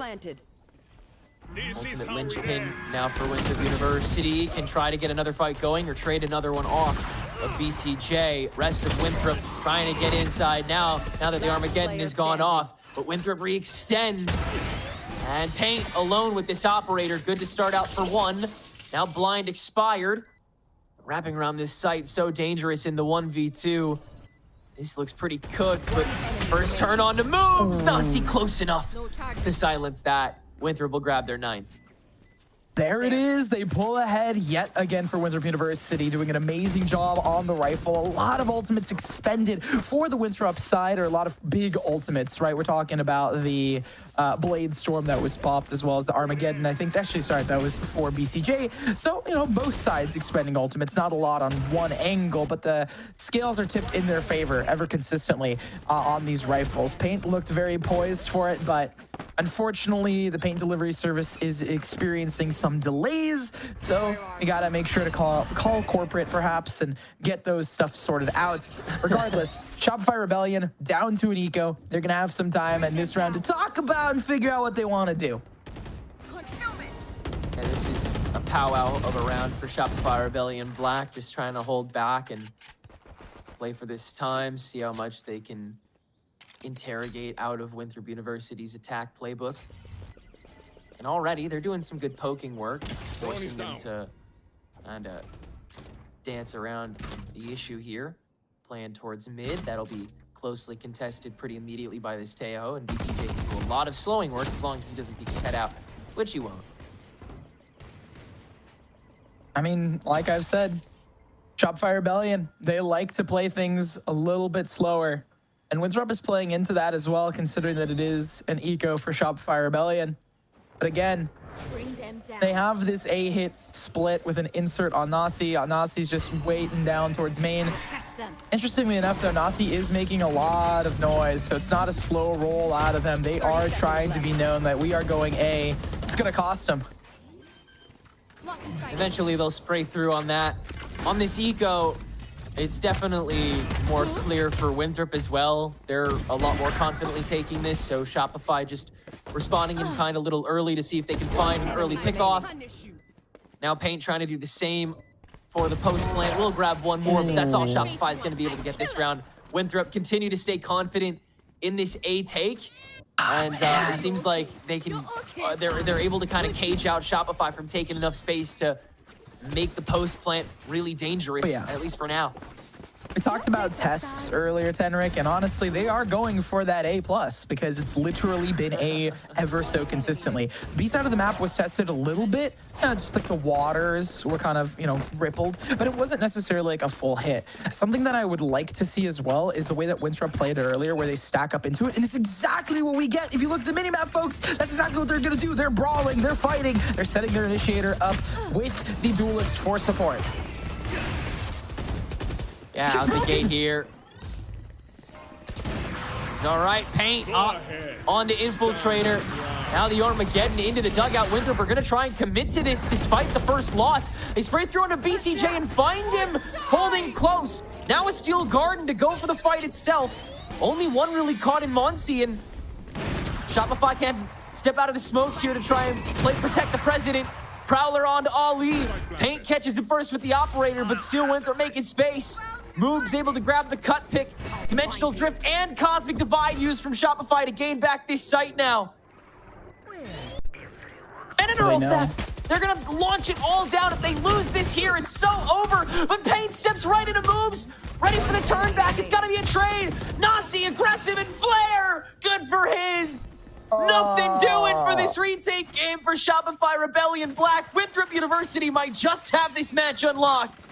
I'm so happy I flip-flopped and gave Winthrop my vote of confidence because, wow, that was crazy. We see the ultimates expended like you were talking about, Tenric, and it was completely lost to Shopify Rebellion if they could not pick it up. And that's why this timeout's coming out here, because at this point, it's 4 in a row. You invest everything on round 18, you find nothing as a result, creates a sinking sensation of feeling despair within this squad. More than all of that, though, is that actual round breakdown. They had really good setup out of Paint. I don't exactly know why Paint popped out. Everything before Paint popping out of the Dimensional Drift was actually really good. Solid info, the wall, they knew they were playing in front of the wall. They tried to collapse on it, couldn't succeed on that collapse. So all of that goes to say that it feels like maybe a comms issue, right? It seems like maybe that's the case. And on top of all of that, the big layer, the thing I was oohing and awing about at the very start of the round was the fact that the setup was broken. They broke the setup. The A hit was there, right? They had Paint with an op set up. They tried to hold it down similarly to the way Winthrop played it previously to hold A main control.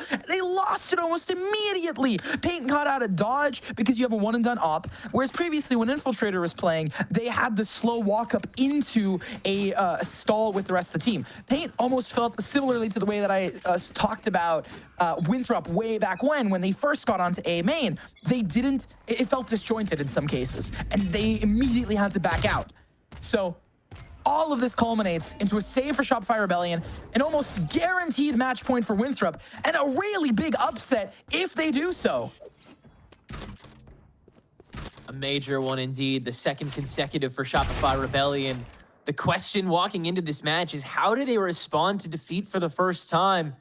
And the answer does not look pretty if this continues. Now, Winthrop splitting the diff here. 2 upside the A lane, making a little bit of noise with these Prowlers, which are both now expended for the sake of getting this orb for Nausey, who's now just 2 away from this Nightfall to snowball the remaining round that would come after this eco that they're pretty keen on winning. At this point, also, I just feel bad for Vapin, who's been in these timeouts trying to support Shopify Rebellion in every case. And I know Vapin back from the Nerd Street days when he was pugging it out and before he was on even as an assistant coach or a head coach in some of these teams. So it's a bit unfortunate. But Shopify Rebellion, like we said, you know, they're on an eco. Winthrop is respecting that really well right now. And for the story of Shopify Rebellion, they need this Thrifty. They realistically do. If they want some sort of recourse to prevent Winthrop University from getting match point. Oh, updraft from Infiltrator, and BCJ smoked out on the one moment he could use to trade. They know he's low too. They can just sort of spray through this dugout whenever they want to, and they will. Easy takeover. That nets us 5 rounds of match point for Winthrop University. The comeback story is, as always, looking so sunny for this Collegiate squad as they walk in with a Blade Storm, all the guns they could ask for. Ollie's gonna buy up into out of this Outlaw that I think he had through the previous round. Shopify Rebellion, Pain is gonna have his operator. We're gonna have the Nightfall for Monty. You're gonna have everything you need to hold on to this defensive half. Oh, it just doesn't look at the cards.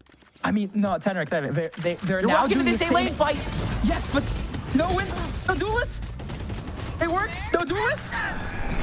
Nightfall on top of it. Let's go. That gets everybody. And Paint is holding down towards mid. This is a way better hold out of A. I really want to talk about this because now they have the double initiator set up here, so they have full info, can slam them through, and it's a lot cleaner. Spaz is on this angle, being as the entry. It's a little risky, but sometimes you gotta put it all on the line here. And I love it personally. I'm excited to see it, mainly because I want to see Shopify Rebellion bring this to a close game. Because take us into OT, part 3. Yeah, let's keep this party going. Sure. Of course, we will have more Valorant to play after this match. We got one more to go through Envy versus QOR after this one, so stick around. And you'll have to a little bit longer, as it appears as Spaz and BCJ will each get theirs from another attempted A approach. We fully set up the wall this time, gamers. We've got it locked down, at least this time around. The Nightfall is expended, but it seems so is Winthrop University. Flare swings for 2, and he's still pretty much fully standing. Ali is quite low, though, trying to go for the trade game, so it's still quite awkward. And Paint, with that operator, cut short any more chances. It's now 8-12. We finally can get an answer to the A aggression. The answer was double initiator setup. I mean, it works though. You have the Nightfall in the back pocket for Shopify Rebellion, so it dissuades them out of it. Now, the real question is it going to work the same way and the same level of potency now that you do not have a Nightfall available? That is a really crucial ultimate that plays into this strategy out of Shopify Rebellion. I mean, it's gonna have to be tested because we now have another double initiator controller set up towards the A main control with smokes, with initiator utility out and active. We already have both initiators spamming. Here we go again. Spray through from Infiltrator. Good on a BCJ through the boxes, but Spaz can do that too. And now the back out from Shopify is good. The Nightfall from Nausey confirms the 2 on site. Moves, crushes Art. It's a full swing onto the site, and this time it's far stronger. Winthrop have all they could ask for. And so Shopify, they've got to play the long game, wait out the resources, and then play back from a 2v4 disadvantage. Winthrop have all the peaks, but Pancakes has the opening. He's got to have the remaining 3, though, to hold on to this game and this match. Nausey swiftly deals with 1, holding on to the middle of sight and Spike. Pancakes now for 2. Moves on the steps, the next line of defense, and the last one Winthrop need. They're now 2-1 in the group stage, and your stage 1 champions have just now lost twice consecutively here in the Swiss. Oh my goodness. That's such a gravity of a statement there. On top of the fact that I remember saying this when we first saw the Paint setup alongside, I think it was Fade, Yoru, and Spaz and Astra. Monsi was there as well on the Fade. They first fought towards that A main control. They tried to make sure to lock that in. It fell apart because they backed out so quickly. And the same thing happens through, right? We see so consistently that Shopify Rebellion, they can brawl really well. They're a good team that can brawl. They're a team that knows how to fight and shoot. But at the end of the day, they just get out of dodge. They're like, nope, I'm out. Like, what's happening? Why are we doing that? And it just comes down to Winthrop just absolutely wrecking them on the A site, which is great off of them. If it ain't broke, don't fix it. That's the collegiate way, and that's how you get your A pluses. And honestly, that's how you succeed with here in Valorant Challengers. Huge, huge props to Winthrop. I do want to give them hype because that strategy, it worked. It made sense. They overwhelmed them ever so consistently on the attack side and pressured them off. But again, it did also feel a little bit like a match. The Shopify Rebellion lost to a very dominant team. A bit of a disappearing act from the site, now a disappearing act from the top of the Swiss stage standings, at least for now. But who else would you want that to be at the hands of other than Winthrop University, who continue to look clean, continue to look like the ceiling could go sky high with every player on fire? We'll see what the desk has to say about that after this short break. Don't go anywhere.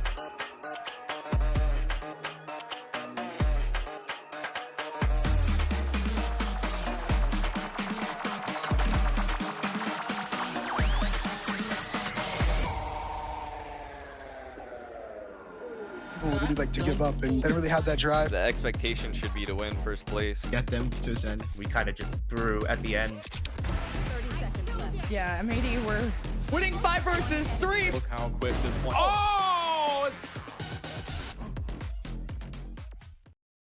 Welcome back to Valorant Challengers League North America. I'm your host, Elizabeth, joined by Roy and Dryad as your beautiful, wonderful, talented analysts. And if you're just joining us, you missed Winthrop University take down Shopify Rebellion once and for all, technically, because it's like kind of a revenge match, but in a very impressive fashion. And as a reminder, I was the only one who predded Winthrop University. So just all I want is the apology to be as loud as the disrespect. But moving on, this was Roy. I'm gonna go to you first. Yep. You better live it up, Queen. Go ahead, have your moment. Thank you. But this was it was really close with the first map, Roy, and then we just get to Haven and Pearl, and just what a difference, Roy. I mean, yeah, it's absolutely a complete difference, right? We talk a lot about Winthrop University's 5-star players on one roster, right? And I think today they really showed it. They were the definition of that. They had so many different players popping off. There's just so many moments where I really did feel like Winthrop University were just playing the game almost to perfection, right? And from where I'm standing, it really does feel like this roster has a very simplified understanding of this game. They've definitely found their identity, and you know, the cracks are beginning to show for Shopify Rebellion Black, while Winthrop University, they continue to solidify themselves as a top team in this league. I was a little worried after we saw that map 1. It went all the way to overtime. It was Winthrop University's map pick of Lotus, and they lose it. And you oftentimes see when you lose a map like that one in overtime, when you know you almost had it, especially for that comeback, the teams are not able to recover in time, and it's actually one-sided for the other side. So I thought it was potentially 2-0 for the side of Shopify Rebellion Black, but what a way to bounce back for Winthrop University. When we talk about the mental that it takes to win, and in the series that was that long, especially for that first map, we talk about the experience that the players have. And when we think about experience, we often think about Shopify Rebellion Black, right? Some of the players, the experience that they've had both in challenges and in tier 1. But when you look at Winthrop, they are playing matches, it feels like every single day, because they're not only playing challenges, but they're also playing collegiate. And that experience is more than anybody else has right now. It is allowing them to stay alive in this really, really long series. I mean, they just came from playing a best of 5 in that collegiate circuit. So it's just those little things that really play out into not only staying alive for this map, but also understanding those win conditions going into Pearl. That last time that we saw Shopify Rebellion Black and Pearl, it was not good at all against QOR. And then Winthrop, it seems like they were able to punish those mistakes. So many times we saw that A site hit coming through, a back and forth with utility, and Winthrop University ultimately into that late run, knowing how to deal with those situations better. Yeah, I think the other really interesting thing too on Pearl is it wasn't really like a sweep on the first kills or first deaths. Like there's no clear narrative, right? But whenever you watch these late rounds, whenever you watch like the super late post plans, the retakes, it actually just felt like Winthrop University were playing those scenarios better. And the crazy part about Winthrop University, guys, is after they're done beating these giants, they got to go submit their homework. So that's just crazy. Yeah. I think it's really funny because I think Nausey says in the hype video that we played before we get back into the live broadcast feed is, you know, we just kind of threw at the end, you know, and I think that like is the exact opposite of what we saw today. It was hard fought, and they got their ish, if you will, together at the end. And speaking of our friend Nausey, friend, are you here in the call? Are you ready for an interview? I'm here. There we are. Hello, congratulations. Thank you. I mean, first thing I gotta ask you, sir, that clutch on Pearl. I don't know. If you go back and you watch chat went absolutely wild for you. because it was absolutely insane. Talk to me about that moment. Talk to me about your decision making. And then also, I want to know how your team reacted. I feel like whenever we have a big clutch like that, like 1v2, 1v3, whatever it is, like we all just get really hyped. If it's me or like someone else, I'll get up and get like really lightheaded because I'm screaming. But what was going through my head was like, I felt really good today. Like my aim was like precise. Like I was like, okay, let me just like isolate my 1v1s because I knew they had to plant the bomb. They had like maybe like 10 seconds left. So I just kind of isolated my ones and then was able to pull out the classic and kill him. And it was that last kill, like literal icing on a cake type deal. I also want to talk to you about your ace because you're saying you're hitting your shots today, like you feel it. What isn't, because sometimes when I talk to players, they don't care about the aces, right? Like it's like another day, another dollar type beat. But for you, and like kind of seeing this, like I'm seeing this kind of like emotional leadership side of you. Do you get hyped for your own aces? Does that like help you out? Or are you more calm, cool, and collected when that happens? I feel like I'm more calm when I do them, but like when someone else does it, I'm going like absolutely bonkers. So when I hit it, I was like, yeah, that's calm. But when like Phil hit his ace on I think Eco on Lotus, like I went insane. I actually want to talk to you about Lotus. That was an insane back and forth. We almost had a comeback from y'all. We were thinking it was going to happen. You were on match point. What was the discussion? Because you never took a timeout. And so we were left wondering what was this. Obviously, the discussions were fruitful enough that you'd not have to take a timeout. So what were you talking about? Realistically, like we were down 3-11, and I was like, let's just build momentum. Like let's see where this takes us round by round. And then we kept getting closer and closer. And I don't really want to call a timeout when we're up, especially like with all that momentum. And then I will say like that's another one of those maps where like it was in our hands. Like we did throw, but like I know their mental after being up 9-3 and almost losing was like super, super bad. So we kind of just took that into Haven and closed it out. And then same thing with Pearl. What was your read on Haven? Because that was a shocking takedown of their map pick. I mean, they picked it, which I don't know why. I think they were like, okay, Paint's going to drop another like 30 bomb or whatever. Like the main goal is, of course, like shut him down. He's like their superstar. So we kind of just contained him. And then it was easy to like pick out the rest of their team there. I'm going to talk to you kind of more about the broader aspect of this. They have beaten you before in the upper bracket finals, literally almost a month ago to the day they defeated you guys. Was this a revenge match? Was this all right, we're actually going to show them how it's done and who's on top? 100%. I mean, when they beat us, like they played with their coach, like we absolutely got stomped by them. And then it was definitely like a match to prove to them that like they're not going to just beat us every time. And it's good to get on the win column again.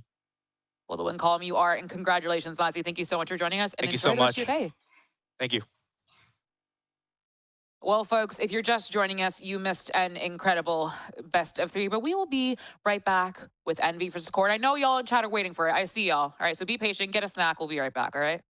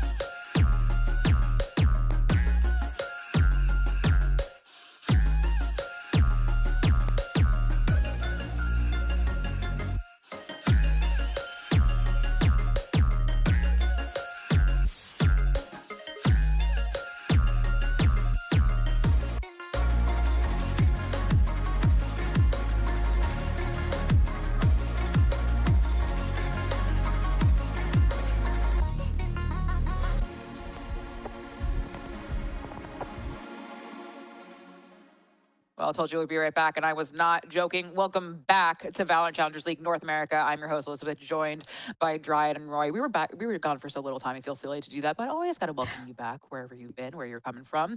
And we are ready for our second match of the day. And again, I know y'all are excited for this one. I know y'all have been waiting for this one. As soon as the stream started, y'all were like, where is this match? Where is this match? It is Envy versus QOR. Y'all were talking about it during the last match. Y'all are so excited for this match, and we have to agree on the desk. We've been talking about this one. We've been thinking about this one, analyzing this one, dare I say, with my two analysts on the desk. Dan, I'm going to throw it to you.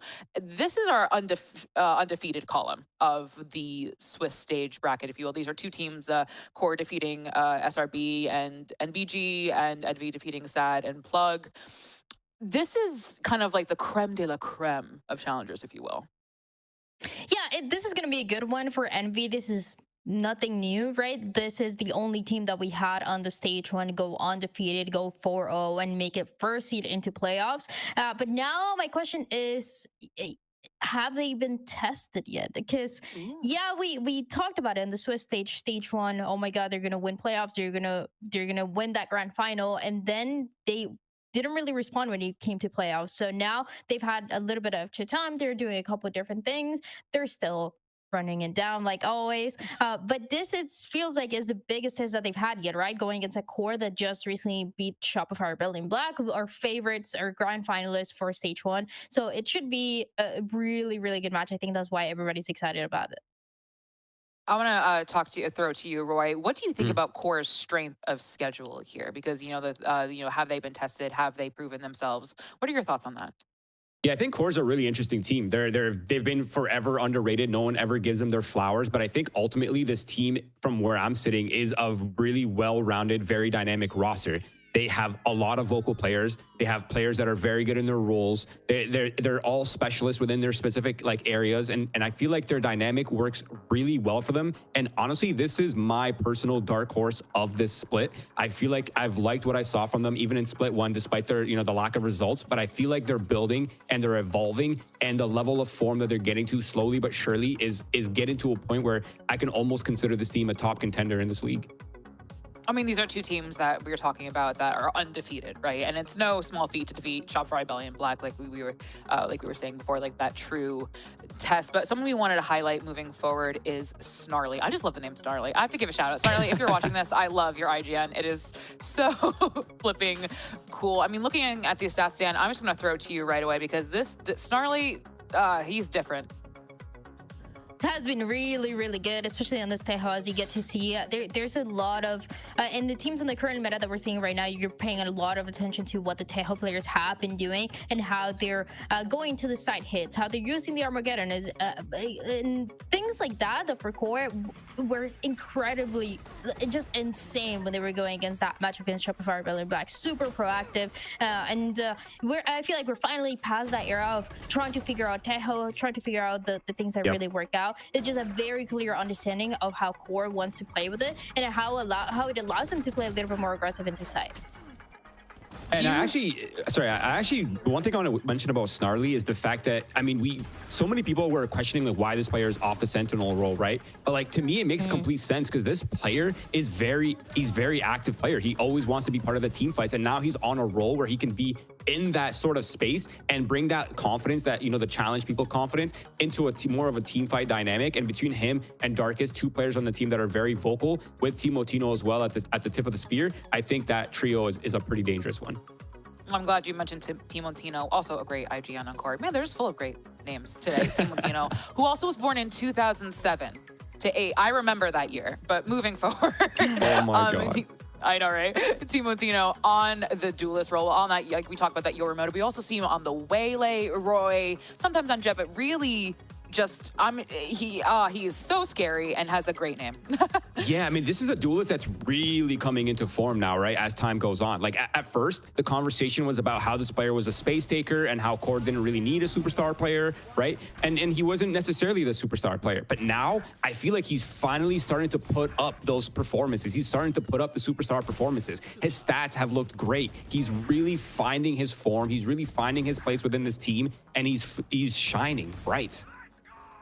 It has been really fun to see Timotino, and even the growth that he's had on this team of Core. From the beginning, I was honestly just doubting a little bit of what Core had been doing with Timotino, a lot of this Yor more often than not, and it just seems like they were not really finding themselves just yet. But with a couple of reps, with what they were able to learn from stage one, they look amazing, and Timotino is one of those guys who's constantly starting those fights. He's the second best rated player that we have, and guess who's first? Just take a guess. Oh, is it Roy, Kane's you're era? the analyst. You do it. Exactly. The easiest question. Yes, I'm so smart. Look at me, guys. Wow, it's almost like you're an analyst. But I'm gonna ask you a question about Timo Tino, Dan. We've been talking a lot about kind of like the duelist styles. You said he's really kind of come into himself and found his confidence. How would you describe his playstyle as a duelist? Because we've been highlighting duelists all weekend. Yeah, it's honestly this whole challenger split is very different to what we saw at the beginning, where it was like this up-and-comer duelist that we were trying to figure out how they were gonna kind of set the team up for success, or or if it was the other way around. I think for Timo Tino, he's still finding a little bit of that space. He looks the best on the Euro. He's so proactive on the Euro, and the team was able to grab a lot of map control thanks to that. I think the Waylay was not my favorite, I gotta say, when they played against Shopify Rebellion Black. They played it on this map of Lotus, and on Challengers, we've seen that Waylay being played in a lot more maps that we see in VCT and at the very top. So for Lotus, I don't think it was my favorite. I'd much rather go with the classic Euro that is working out so well for him. And we're seeing teams kind of test it out and then go back to something like that. So if we're going to go in a map of Lotus, maybe that instead. That was I think is my only comment on his recent performance. But I mean, the team is undefeated. He's still fragging out. Everybody's playing so well around him. Playing so well around the Waylay as well, to be fair. But it's just those little things that you can fix when you're going against an Envy that is also undefeated. Brilliant segue, Dan, from the Envy. Yes, that is the team that they will be facing today. Again, both teams are undefeated in the Swiss stage. Roy is laughing because that was such a good segue. And I know a lot of you chat are in here for them. Welcome. We are so happy to have you here. And Envy, I mean, I think they were a team that just kind of have been constantly, Roy, been proving the doubters wrong every single damn time they play a match. Guys, honestly, I was one of those doubters. That's me. I was one of the doubters. I'll admit it. Okay, I completely doubted this team in the first split. I thought their style would not convert, but after actually doing a deep dive into the way they play this game, into how they approach it, I genuinely feel like they have stumbled on this weird niche meta that works extremely well for them, especially with how relevant Yoru is. I feel like their compositions make sense. Their style and identity is completely clear. And ultimately, this team, despite their shortcomings in split one, I still feel like this roster is coming with a chip on their shoulders. They have a lot to prove, and their last two results have been outstanding. Yes, and really, I mean, we always talk about, you know, the kind of the stars here. Obviously, people have like popular fan bases coming in here. We would be remiss if we did not mention that one of those folks who has really proved themselves as such a stellar, tried and true, again, stoic player on this team is Poppin. The other game that I hosted with him the other day, I was just constantly, Dan, just draw on the floor with Poppin what his tenacity and cerebralness. Oh, those are some crazy words here. I know, Roy, you went high octane, and I was like, I gotta break out the SAT vocab word book again. It's super fun. It's super fun to see Poppin in the way that he's playing around a team that likes to run it down, right? And that has been the narrative from them, and it continues to be that narrative that we have of Envy. So, what do you need for a team that wants to play that fast? An initiator that is able to play as fast and either whether it's going to be with the Sova or with the Fade, kind of get that info very early on, so your two or one duelist is able to jump in right into the fight. Not only that, but it's just a perfect mix that you have of setting up your team, but also being able to frag out yourself when things get a little tricky, when your duelist is getting traded off. You see Poppin right away trying to help out and doing so very successfully. They're undefeated even in maps, and you know that is not something that QOR can say they have right now.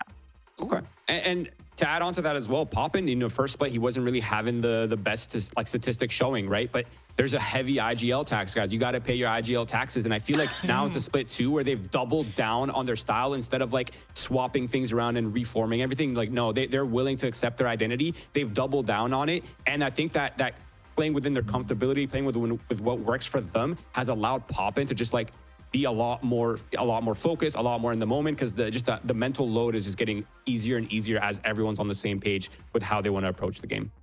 And you know what works for Exter, it's Yoru. The tried and true classic. I don't think you could pry it out of his hands at any point in time. You all know him, you love him. I see you in chat again getting so excited that he just appeared on screen for y'all, Dan. But he's kind of the Yoru meta king almost. I feel comfortable calling him that. He gets the agent down to like almost molecular level. I'm on a roll with my vocab. I'm so sorry. But he's just someone who just understands his agent through and through. Well, he is Yoru, in case you... Oh, shoot. Like the actual, like, lore accurate Yoru? Oh my god, that's crazy. Yes, he is Yoru. I don't know if you guys don't know. I mean, if his recent agent doesn't tell you that, I don't know what. Well, this guy only playing Yoru. And towards the beginning of stage 1, everybody was like, wow, this is so cringe. Why is he one-tricking Yoru all the time? And then they go undefeated for the Swiss stage. And it's like, okay, maybe, you know what? I get it. But not only is he... playing to his strengths, but he's just playing into the meta right now. The meta right now is playing around this Yoru, what he's able to do alongside Kinzera, whatever he's going to be playing that Jet or the ISO as well to set him up for success. And it's just, I mean, it's just so smart. It's working out for a lot of teams, and on top of that, you have the best Yoru that we have in the league. It's perfect. I think it's safe to say that he has the most refined Yoru tech in the league, if not in the region, to be honest. Like his tech is by far the best, the most advanced. He's the most in tune with how he affects the macro. And I think that's part of the extra allure on this roster, is that he doesn't have to put up these superstar performances because he has Kinzera, he has all these other, he has Inspire, he has all these players, Ion, right? Like he doesn't need to be. So what he's taken on within this roster is sort of like very annoying macro level character where he's getting on the lines, he's taking the map control, he's like manipulating a lot of the big picture stuff, and that pressure is a big part of this team's success. Well, these teams, one of them will have to lose when they face each other, and someone, whoa, yeah, I can use vocab words, but I can't speak. A head-to-head we wanted to highlight for you all is Timotino versus Kane Zera. Now, we were highlighting Exter just now, but we would be remiss, Roy, if we did not talk about Kane Zera on Envy. You know, like you just talked about, and you brought up while we were talking about Exter. This is a matchup to watch. Absolutely. I mean, wait, Dan, when you said Kinzera was #1, I didn't realize it was this close. Like, this is a 380-yard difference between both of these players, right? And we hold Kinzera to such a high regard. So I think you guys are absolutely right. This is going to be a battle of these two Zoomer duelists. Like, they are both Zoomers. That's crack Zoomers. That's all there is to say about these players. It's gonna be a lot of firepower. There's gonna be a lot of frag. There's gonna be a lot of highlight reels. I'm personally looking forward to it.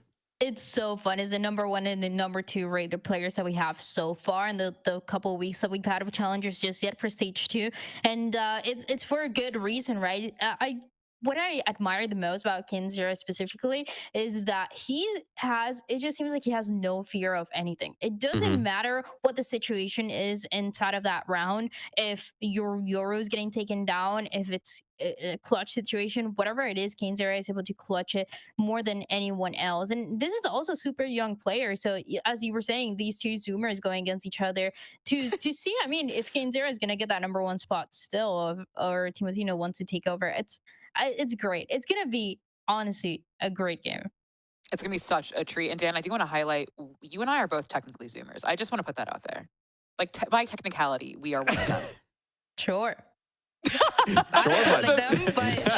No, but by birth year, we relate to them. But it will be Core versus NV Gaming moving forward. And we have some map picks and bans for you, something that we are very excited for. Where is Yoru gonna go? And right away, we see that Core has picked Pearl. Haven is picked by NV, and we will be ending on Ascent. We've seen a lot of Ascent this weekend, so it feels, if we go to Ascent, a perfect way to end it.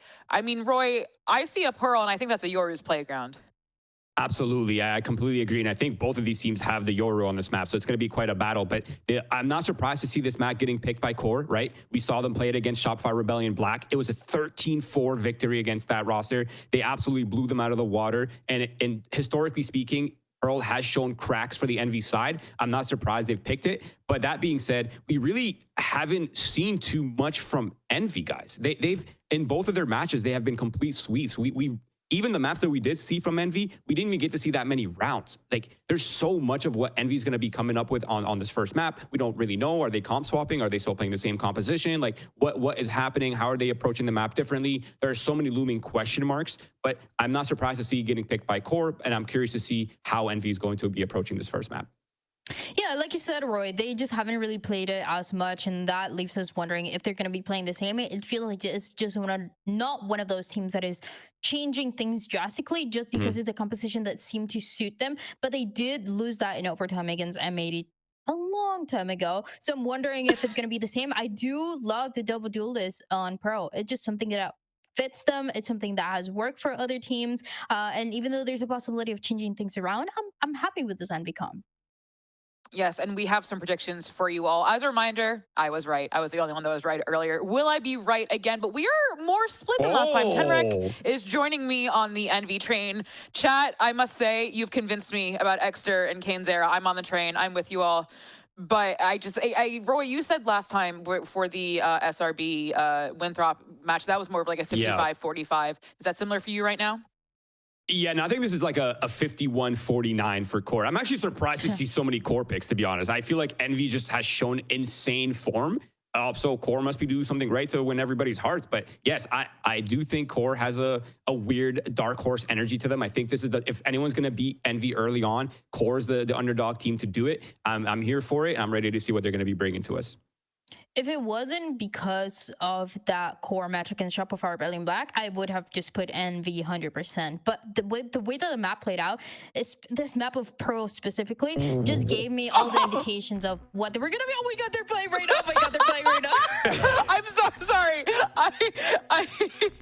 Oh, where's our ISO? Where's my? That's what I was about to say. Where's my Change my prediction. Change my prediction. Yo, what? I mean, Dan, why do you want to change your prediction? I gotta ask you. Reina, my beloved. Reina, I love you. Reina, if you're there, if you're real, I love you. And whoever picks Reina, they're on my side. So Cainzera picking Reina, this is so fitting for them. It's just so funny because you see it for any other team and it's like, okay, what are we doing? But you see it for Envy, it's like, yeah, Cainzera playing Reina. Why not? Roy, what do you think Core is thinking right now, seeing this agent select? They're either laughing or they're trembling, and I don't think there's any other middle ground here, to be honest. But the other thing that I'm noting as well is that Envy's chosen to opt for the Cypher over the Vice. Obviously, Cypher has been the trademark agent for Inspire. I'm not surprised to see it. I'm just curious to see what kind of setups he's going to have, because I have a feeling he's going to have some very refined setups for us and some very refined attack pathing. So I'm excited to see that from the Envy side. Well, folks, I know the only people more ready for this match than us and chat are our two wonderful casters who had opposite predictions. So Tenrek, nerds, talk about it. What do you think? Oh man, I can feel Dan punching the air from here after her other team picked Reina, dude. Holy. But what an exciting switch up from Envy out the gate after, like Roy mentioned, we have yet to really see what they're truly capable of. On the flip side, Core have gone absolutely bonkers in their previous two matches, showing a lot of what they can do in this new split. And spoiler alert, it is quite a bit. Yeah, I mean, I've been on the Core train for a little bit. I think Core has been doing a lot in terms of consistency in this map. Also, just, huge shout outs to, their entire roster as a Core. But on the flip side, Envy bringing out the Reina is I feel like that's a dark horse in and of itself. But what Liz said rings true, right? I'm on the Core side of things. You picked Envy. Are you comfortable with this Reina pick, or? I almost want to lean back in my chair and watch the fireworks here. Are you kidding me? We're talking about Cainzera, right? Just to be clear, we're talking about Cainzera. We just wait until he whips out an Odin. Oh, brother. But truly though, it's going to be a very intense match. Off the start, though, a lot of mid control just to reel it back into analysis. Good mid control coming out here on Pearl. This map has had a lot of consistency with pistol round mid control. 100% agreed. Timotino really been flexing the Euro, honestly, since day one of his fleshing into the meta. Been quite the pioneer here in North America, and almost as invasive as Exter's one-tricking has been. Will be some stiff competition in this attack that'll look pretty consistent on this A site. Taking that back. Rest of the stack, though, unfortunately won't manage the peaks, and popping an eye on each, get one to open things up. Nerve wrap around back from spawn, can't manage to crack open a kill. Oh, and immediately that mid control falls. Just some really solid aim and positioning out of Envy. At this point, KaneZera proving even more so why they deserve to play on that arena. Cage triggered. Definitely sure we'll see more of him getting a little greedy with it, but for now, it'll be Inspire to intercept the remaining 2 players who will not hold down this spike drop. Nobody gonna extend. Extra gonna be the first to peek out. Inspire for the trade back to grab the remaining 2. So Envy's defense starts out very disciplined, very slow, and very dominant. Yeah, I mean, realistically, it's something we expect out of Envy. That's the beautiful part of it, is that some people think like, oh, Envy's just gonna go run in there and start taking fights and whatnot. No.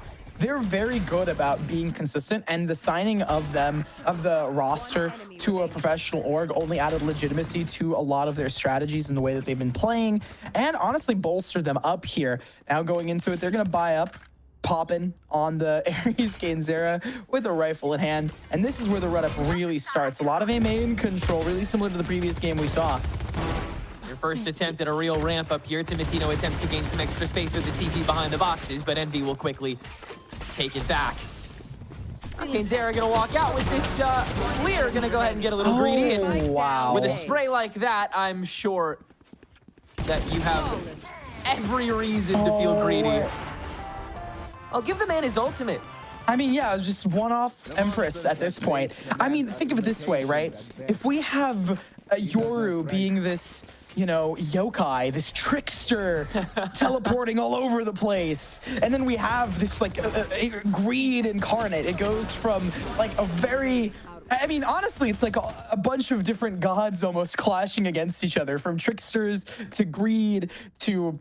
whatever you have over there for the rest of the team. I guess you could have the astral form be something there as well, but regardless, Envy has definitely shown us some fireworks here, Tenric. Yeah, out the gate, certainly a little exciting. Arcro's ignored in favor of the intel. Exter steps out, grabs a Darkest that doesn't have 150 HP. In fact, no one on core does this round. Dangerous one to be pushing into this outlaw that Exter will continue to make some noise with on the outskirts of this B lane. Core dispersing back over into mid to vie for this control that they've been a little more adept at, and Timotino learning that TP has now been procced. Okay. Interesting play, and you know, good way to get out for Timotino as well, using their own. The mid crawl has been... it didn't work previously on the pistol. It's been tumultuous, but hopefully it can come through here. KaneZera thinking better of it, though. First shot's out, immediately counteracted. KaneZera now gonna get greedy on top of it. Sprays through from Logan, but they aren't gonna finish, and that means KaneZera is just gonna chase you down. What else do you expect from this Envy squad? I would hope Core sure expects it, but they're still not turning around yet. They've got a full send onto the site. Logan finally turns back and does deal with KaneZera, but quite low. And Ion chipping away with this Spectre from the steps, ducks back into his own Nebula as the rest of Envy continue to course forward. Logan, cover fire, but 10 seconds left on the clock, and now it's Inspire's turn to peek. Envy have the shuffle, and more than enough to work with for the remaining seconds that Core wait out this round that Envy inevitably win. I mean, talk about fireworks. More than fireworks, KaneZera has just been straight farming here, and it's really proving why KaneZera picked this agent, right? Yeah. It was like, oh, hey, you know, we've seen some gaps, some weaknesses here. We could, you know, go and like try and flush things out, or put KaneZera on Clove to have extra stall potential for some sort of counterplay. No. Why do all of that? None of that matters. We have Leers and we have KaneZera with their ultimate here, which has been like, why not? Just let them farm. Let him cook. Truly, we have abandoned any semblance of irony as Envy. KaneZera has surpassed any expectation or statistic you could think of. There's Exter on his own swing. He's good for 2 this round, and KaneZera as the secondary duelist there to follow it up pretty soon after. Cover fire well placed, but Core staying respectful, and Nerve spray down on the Frenzy. This just about bloody perfect. Ion with the refrag, though, restricts this to a 2v1 as Darkest is forced to invade upon.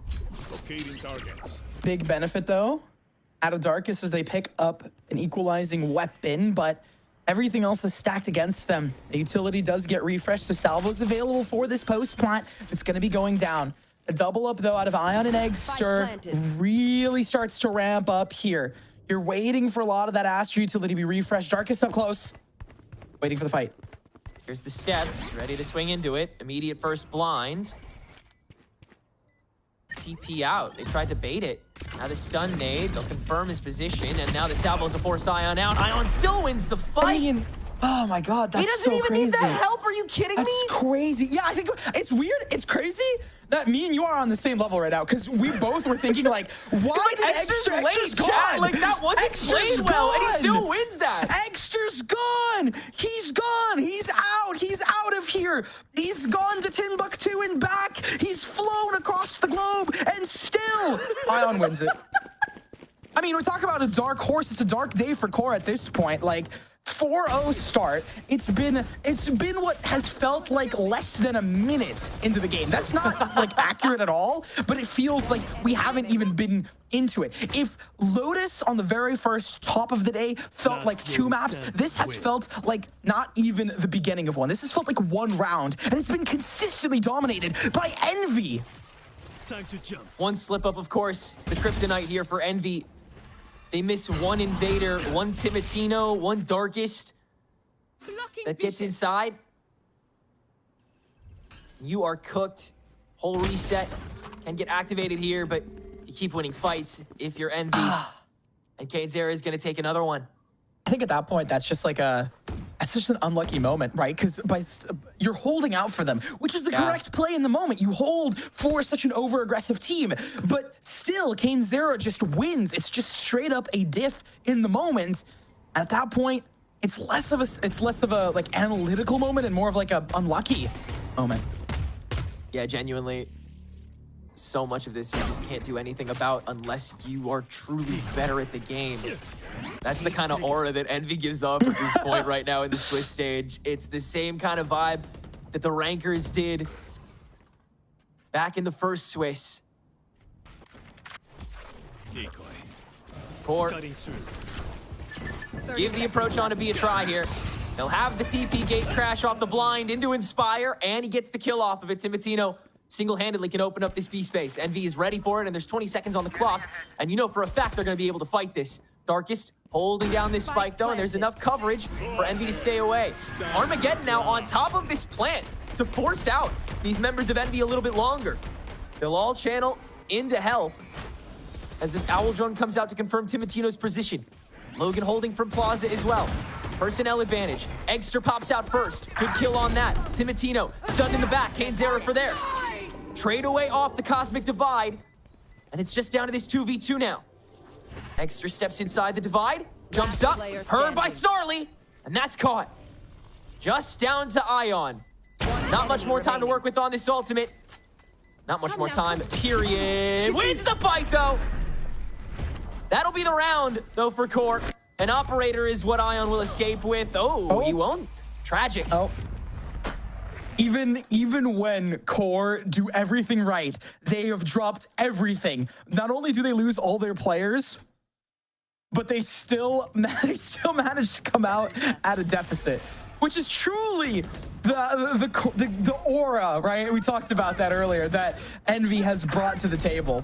But really good round out of Core nonetheless. They used a lot of ultimates, the Steel Garden being really pivotal in that moment. A lot of the stall utility was there. That's another element that, you know, we have here, is that Darkest being alive near the end is super critical normally. But when you're playing against such an unorthodox Envy, using that ultimate preemptively allowed Core to set up better for the stall on the site. Now, the mid fight comes through.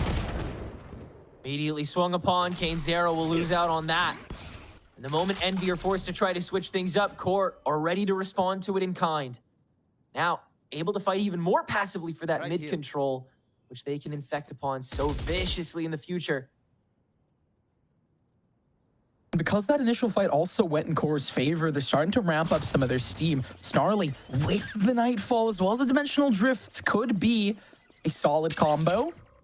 Dimensional Nightfall, something like that. But regardless, Envy have counters of their own. Inspire went away from theirs. Exter has the Dimensional Drift on top of Poppin'. But still, it's just a slow play out of Core. They do not want to show their hand just yet, especially now that they have the player advantage. Dimensional Drift used by Timotino to try to twist that knife. Camera shot out in Plaza to get this full pathway going and let Timotino really stretch his legs. He'll clear out all of that back of B site, and Exter tries to peek the creep up from Plaza. Doesn't get anything done. Core have a pretty clean take of B site from here, and even a decoy to get rid of that trap wire real quick so that Envy can't even peek off of that closing angle post plant. Now Core have the entirety of site and the man advantage. I don't know if Envy even wants to fight this. No, I think Core did a really good job of dismantling it. You find the Duelists, and now that the Duelists are dead, you now have a really good chunk of sight. Allow Timotino to play out there, leave all of that stall utility, and just be like, hey, we have Darkest up. Salvos are going to be refreshed on top of the fact that we have C's available for Snarly. There it is. Salvos are refreshed just in time, and that's even better because Timotino is now trying to push into enemy territory. Because if Core is going to try and snowball this back into their favor, they're going to need to not only start it now, but also really take some of these weapons out. Unfortunately, I guess I overcooked it with the casting calls because Envy does bite back, denies the flawless, but great round out of Core nonetheless. I need a drop. Able to attack these multiple channels at once, looking really clean so far from Core. Just enough respect played to Envy's pinpoints as well. Cainzera really the only one getting overindulgent at this point in the game. Now that we're 6 rounds in, Envy understands how warm Core is and want to make sure that they play for their life a little more consistently here. 2 and 3 to start things out here on the defense. Understanding Core does not want to play for this mid space any more than just the doors for the first 20, 25 seconds of play. And Core has been doing really, really good on their slow play, right? It's helped them a lot in terms of curbing some of the Envy aggression. If they stack into an area, they know Envy's going to try and find an isolated pick on them. And now, speaking of, A main control was not contested by either side, and that's going to give Core an inkling of information. The stack should be here, and they're going to try and fight through it. Empty gravity well as Timotino TP's in. Cainzera can at least counteract that first focal point of the push, but the front of the site is taken over by Core. There's nobody on the art swing, so Envy have to play back. As Logan creeps up through that midway, Envy have everybody up here in dugout and Flowers. Dimensional Drift will confirm 2 positions on site. And he'll fight for those 2 alone. Try and cut this fight in half. But the spray through from Darkest is so good. For 2, in fact, and Snarly has the wraparound by then. Core find the momentum in the bleakest of moments to keep the streak going for themselves.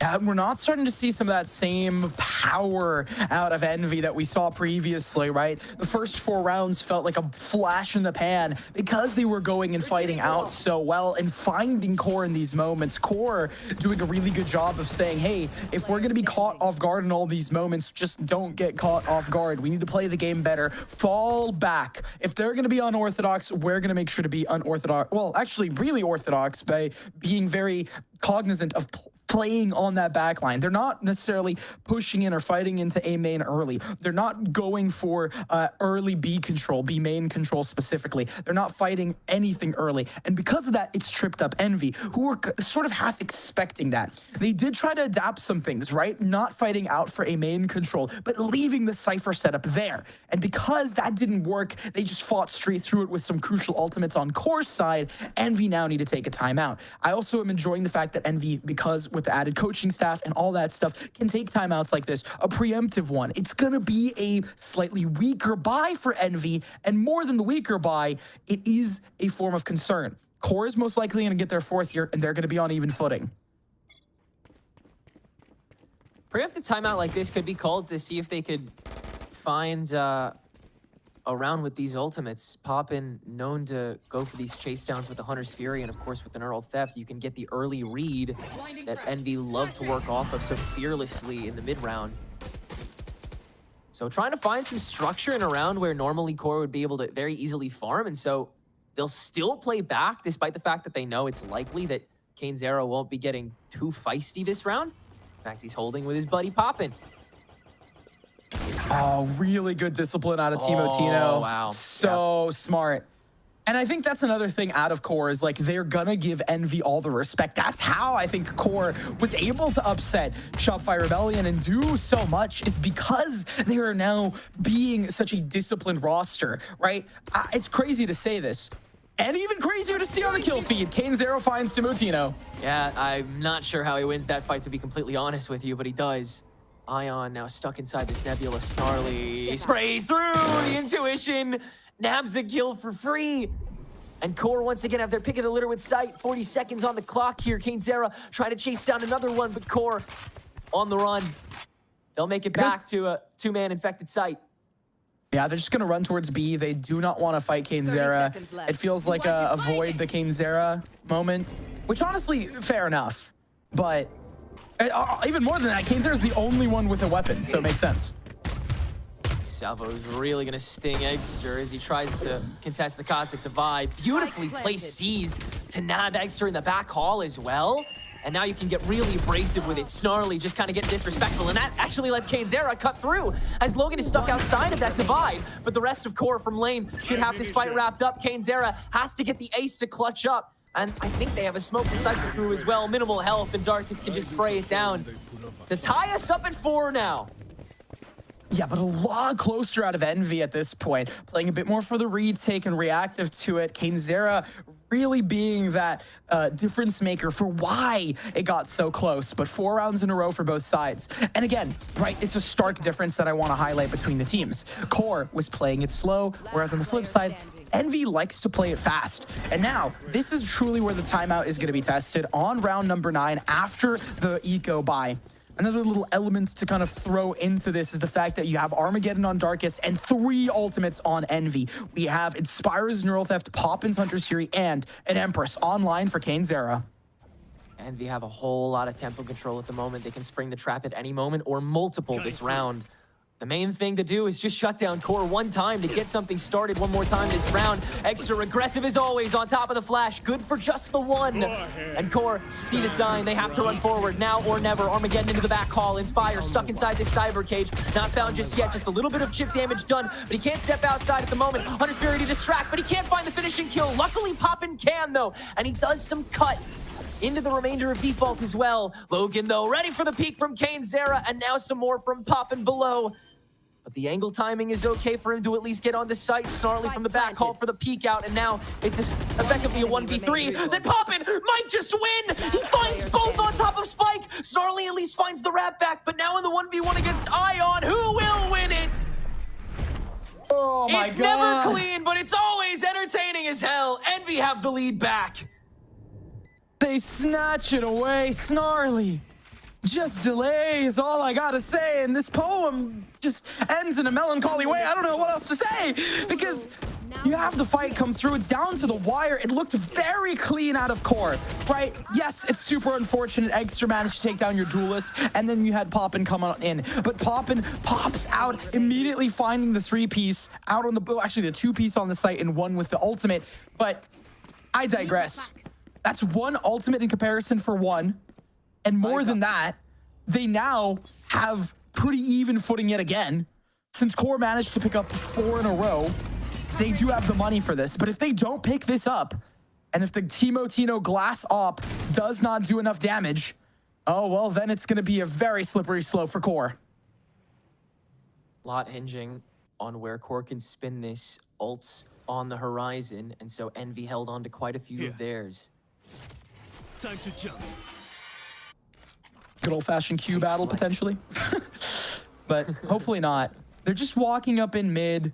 There's good info gathering out of Envy. They're playing it very sedentary like they have been, and they're ready to fight when they need to. They even have a gate crash sent out. If you look at the minimap, folks, always call that out, because they're preparing for an A retake with this Behold. not nearly enough power to intercept this, and Ion, truthfully, in quite the vulnerable spot unless he's able to skirt past this Nebula with just enough time to know that QOR is here, but they're so damn quiet, it might not matter. Teemo now spun around with this operator, and Exter's been caught. A-Site fits QOR like a glove.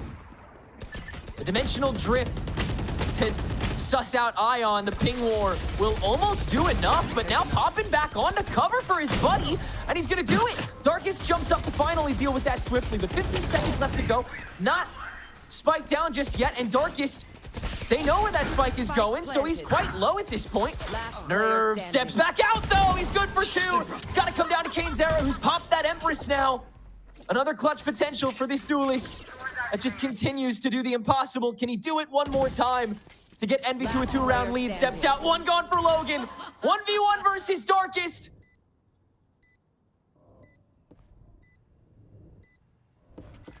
Salvos are online, so they're waiting for the tap. Doesn't even wait for it. It's a mistiming on both ends, but now it's Darkest's turn to swing, and he makes it work! Tying us back up at 5. Wow. You can, again, right? Like, you see it. QOR's doing a lot of things right. The slow. We're talking a snail's pace down mid. They've made no noise. It felt like I needed to, you know, freshen up almost. It's like I have time to go grab popcorn and snacks and everything to get into it here. And even then, it still comes down to the wire for the 1v1. This time on the utility doesn't matter at the end of the day. QOR picks it up, but talking about utility, those ultimates are going to be cycled back in. Logan won off theirs. Nightfall already available for Snarly. On the flip side, it's an eco out of Envy. QOR deny this roll. Not ready yet. Oh my god. My ultimate's ready. And now they'll deny every step of the eco. No peeker grabbing anything cheeky this time around. Don't get into our territory. This is QOR gaming here. And another shout for QOR is that, you know, I've seen them a lot, like the Tier 3 lands as well, the HyperX Momentum series, and I've seen them play a lot. So it's huge props for them for not only making it this far, but also being able to put up such a fight. The core that they've kind of worked around, even more so specifically a player like Logan or Timotino, though I've seen specifically Logan, I remember seeing them at LAN with Burger Boys back in the day, and I was thinking to myself, man, this player really does have good fundamentals into it. So I'm happy to see their personal growth on this core of a team, I guess, or stack that they have. The roster changes coming into this split have been looking really great. Good to see the opportunities that's been given to these new faces for the squad. As QOR already had a really solid split previously, so all they wanted to do is just shoot for the moon. Interestingly enough for QOR, I think the only thing they swapped was their coach. So the actual core stays the same, the stack, but that is, I mean, is that what really got them? That's a really good question. Like, is the coaching staff the big kind of kicker that has helped QOR kind of level up as a squad here? Still a very young Swiss stage we have. It's still a very young game, don't we? As QOR will nab the lead back here, 6-5. One more round here on defense for Envy to try to make a dent. They do have a good amount in the tank as well, so they can play for multiple phases. They can play to be annoying in the pre-plant. They can go for that Cosmic Divide in the late round. You can do a whole bunch of things. World is really your oyster. It's just a question of when you're going to decide to poke your head out. And for Envy, the answer is when I choose to. There is no rhyme or reason. I love that, though. It really does make them super interesting to watch. Another thing to note is that you're one off of both Poppin and Eggster getting their ultimates here, so they have really good retake potential. Eggster, the patented B aggression that we've come to know and hate and love in different ways. He's gonna do it again. Timotino spots him out. One shot missed. And wouldn't you believe it, the guy's gonna stick around and give it another try. There's the blind out, they turn it, it just doesn't matter. It doesn't, because now he has his ultimate, so then the retake becomes that much simpler. You get info, allow the rest of the team to flood in, and you're good to go. Nightfall onto site, and yeah, Exter is going to go ahead and drift it now, confirm these positions, and let the Hunter's Fury find the rest. Huge pings available here for Poppin, who tags 3, tags total worth of damage. Exter can do the rest of the chip along with the rest of the Envy squad, and that will be a swift round 12 that Envy will nab back. We're tied up going into the half. I find it very comical that unfortunately Inspire could not get that elimination, couldn't get the kill on Nerve, gets them down to 1 HP, reswings. Nerve is like looking for the trade, like doesn't expect Inspire to reswing, gets taken down as a result of it. A little comical bookend to what was like, it was a weird half, right? It started off a little one-sided, became, a little bit of a brawl near the very end, and now we're heading into the pistol for both of these teams, and QOR have definitely studied up on how Envy played it, and Envy have definitely patched some of those cracks. They got the spackle out. They're building up their walls.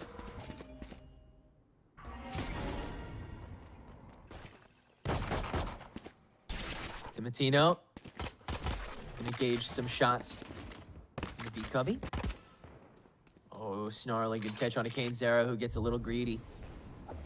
Envy still just looking for that golden nugget to find their way onto site with. Nothing to write home about just yet. Got to double up on a lane now, though, with Ion holding that spike and on such low health. Oh, I don't know if they anticipated the gap there. It does hold 2 towards the B side out of that Cypher cage, so now they have to enter towards the A site. They know the shear's been popped. Spire, just gonna hold down on it. QOR, let them step on here, wait for the salvos to proc, now they will. Round 2 of the fight now for QOR as Nerve and Snarly continue to chip away through these walls. Get some chip damage done to them in the process as well. Now come the shock darts, and Poppin will fully clear Snarly with that wombo combo. Now you gotta spread the rest of it out, and Exter's been stepping in and out. It was inevitable that he would find one next. Envy feeling the heat now and starting to ride it. Working the front of this site, and QOR now working the back in response. 2 kills in tandem for them to turn this personnel advantage right back in their direction, and the site with it. Okay, I mean, I was expecting to see it. Initial kind of contact come through. Huge props for QOR on that re-entry, finding and picking up the pistol. I want to see Kane Zera come alive a lot more, right? The top of the leaderboard started off super hot, super aggro. Attack is going to be even better for them. We're going to have to wait at least 1 or 2 more rounds. I mean, Envy, they could buy up here. I just doubt that it's going to be everyone. It's Kane Zera to buy up. I mean, I wanted Kane Zera to come alive, and Kane Zera has a stinger in hand here. Incredible gumption to go for a buy like this, but Kane Zera intends to take these strictly close range fights. Yeah, here it goes. He is Run it down. I mean, yeah, this is the equivalent of a sprint. That could be quiet, and with Timatino missing a shot and Kane landing everything, it seems like the fates were calling to him to buy that gun. Destiny knew that he was gonna get a kill. But can the rest of Envy? No, but so far, Anzera can find Darkest on the runaway as he's infiltrated all the way through Art. Envy can now really work this A site. QOR, what remains of it on here, already gonna step away. Are we gonna hold close with the stinger? Has the haunt out, but guess who's already walked past it? Guess who's already walked past everything? Guess who has Snarly with his knife out on sight? And it's just given Envy the opportunity to swipe away the follow-up. Oh, man. That's a carried over weapon here. Now they have 2 stingers on a close range engagement of an A site here. And look, they're hunting. They're going for a re-wrap through water to take them by surprise here. I don't think QOR's expecting this at all. There was a little hesitancy, but they definitely don't see this coming. Not a chance. And given the time to do it just enough, and they have the people to poke back out of the back. Nerve is ready, but can't match shot-wise. And at this stage, it's a barrel roll. Timatino, the last one standing. Oh, now chasing him down. He's gonna make this hard for them now that the spike is taken away. And they get 1 more on the board. There you go. Oh. But what a round from Envy. I mean, to every extent, that was just so well played. And Kane Zera activated at the perfect moment. Destiny called on him that round, bro. Yeah. I mean, truly, it was a moment of like, guys, watch this. I can do it. I can do it, folks. And you know what? I mean, I anticipate everyone has got to be hyping them up, right? Because Envy's such a clouded roster. You have Kane Zera Young coming in here from streaming. Same thing with Extra and Poppin and the rest of this squad. They've come from content and grinding ranked, and now they're here, and they're showing such prowess.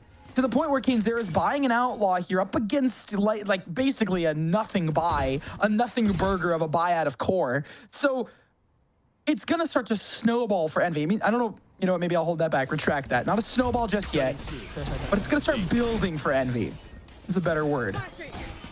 Tensions mounting as Envy's power grows, and no one can box out the initial B take. Close range is dangerous for Ion, but he holds on and nabs two for himself.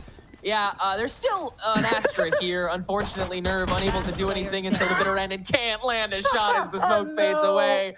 Tragic timing, my brother. Snarly now stands alone on the outskirts of B for a potential flawless from Envy here in the, well, I suppose, slanted bonus. That's so funny because it's just like, there's just one on the site. They now know.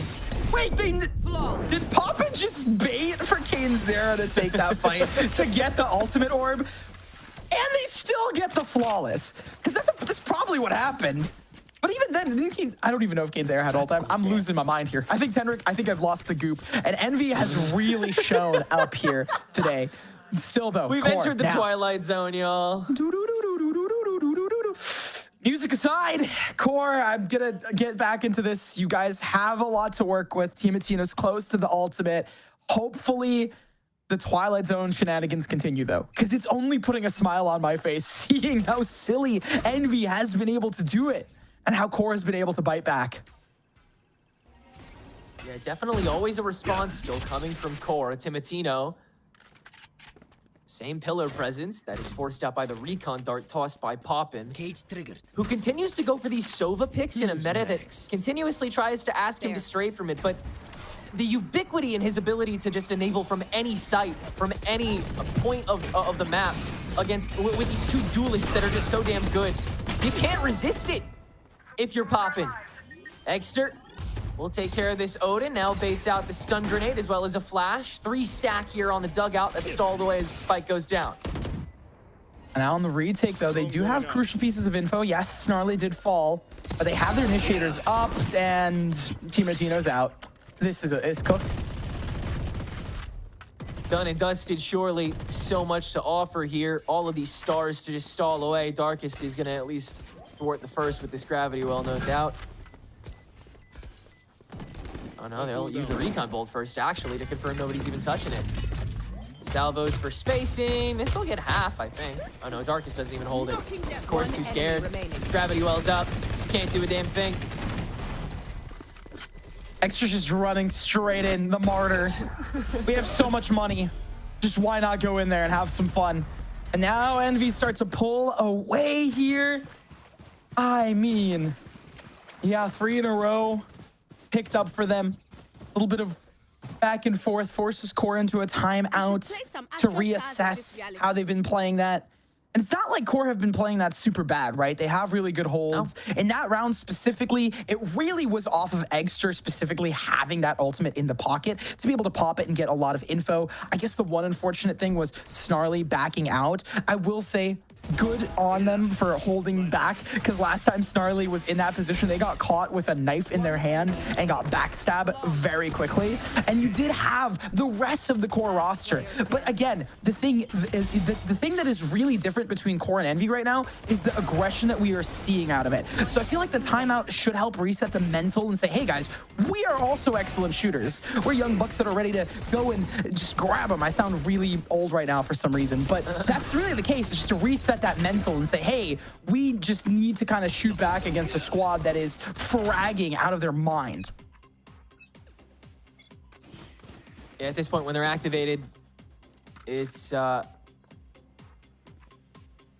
It's pretty much yeah, an already that's told it. Yeah. tale. Yeah. It's a story that's already been told 1,000 times, right? It's a streak we've already seen so often before. I thought the story would just be, yeah. Cutting through. But no, I agree.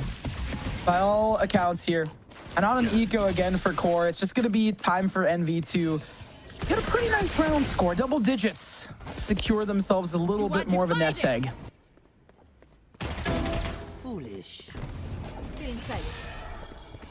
No winners here on the attempted retake. Wow, Cainzera, I don't know what part of Timotino's hitbox you got that shorty on, but it's enough. Sleep. Snarly, the only one good here for one at the moment. Got still the sheriff in hand, but the one way to stall you out. Cosmic Divide was, I think, the right call still here from Ion, just to guarantee that no one could sneak you real quick on the flashes. Everybody was walled out pretty immediately there, and you could go ahead and finish the round before Core could blink twice. Yeah, and even then, you invest a Cosmic Divide, you still have 3 up on the board. You have the Empress available for Cainzera, who is close to dropping 20 and gonna keep climbing up through and through. You have the rest of the roster. I believe there was also a Hunter's Fury as well as Inspire's Ultimate of Neural Theft, so there's a lot to work on. On the flip side, though, Core gotta buy up some heavy weaponry and some light shields, so a little bit of a mismatch in combination, but they need to do something to stop the bleeding. Yeah, you got to start coming up with different ideas. Get really creative here. Timotino ready on this. Cainzera traditionally not using those leers off rip, and Timo able to punish it. There's those Prowlers coming through. I'm looking at this lean towards A site. Now that it's been stomped by Core, the fact that they're able to kind of like reassess here Envy on the mid round, I kind of enjoyed their A takes, right? So for Envy, this is a really good call. On the flip side, though, Snarly's already rotated back B. This is relying really heavily on Timo and Darkus, but this stealth drone will at least get the early. Back soon. That is disgusting.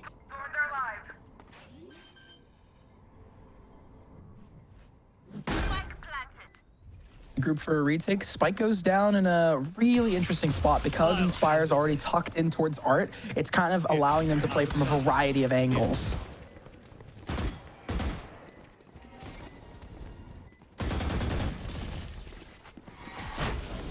Very much present for this early, and Eggster trying to play close. Dealt with. Ion playing the other side of the salvos. Won't swing just yet. Waiting for Inspire to do his dirty work. Can't do much. Ion sprays for the one. Nebula to protect the remainder of Core, who pick up that last kill. So the streak will get stopped here by Core, as their retake is solid enough. They have just enough time left on the board. That opening kill as well. Very solid way to get things started. Yeah, cleaning up on the retake. And I was even giving Envy a bit of praise that they were rotating back towards A and there was a counter read out of Core.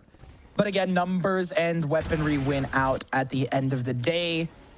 Something that I would like to see more out of Core, at discipline that they've come to really show us here. And now they're going back to the light shields. They're going to keep that through and through. But they have 3-3 ultimates on the board, both sides. I would say looking to invest, right? Now that we're deeper into this game. Certainly. Both of these teams really willing to continue just falling into their comfort zones. Big Nightfall for this attack is going to let Eggster just walk right up the flowers and catch Snarly early on. Just stick around and see if he can find one more. Bait out the Yoru clone at the very least. Knows about that. Gets rid of the stealth drone too. He's got this whole backside completely locked down and not peeked just yet.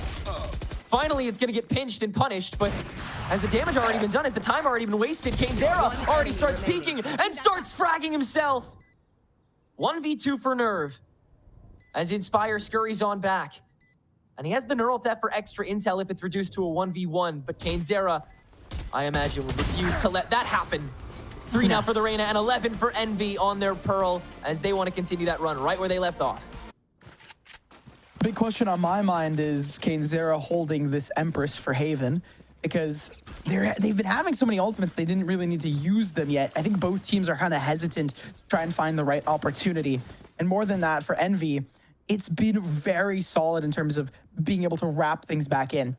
Now, this time out of core makes total sense. You just were supposed to win round 19. You picked it up. The steamroll needed to fall back in your favor to get it to a time game, and it didn't happen. So not only a mental reset, but a talk about how they're going to counter this newfound aggression. Because what happened there was Envy just immediately ran on the site, decided, hey, we're just going to get this plant, right? We popped the Nightfall preemptively to try and slow them down, and that allowed Exter to just get into such a crucial position. Now, again, it is a lot of X-Factor situations that come through for Envy, where it is Exter popping off, Zera popping off, one of these players doing a one-off crazy thing.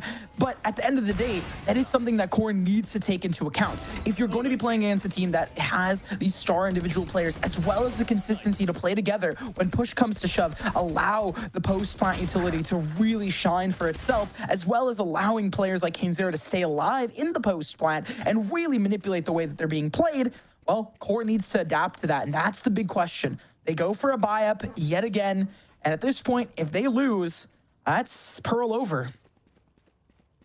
As long as they're able to continue isolating members of Envy, can keep them from fully enabling one another like they're so easily able to, then this fight should be taken a lot easier by Core.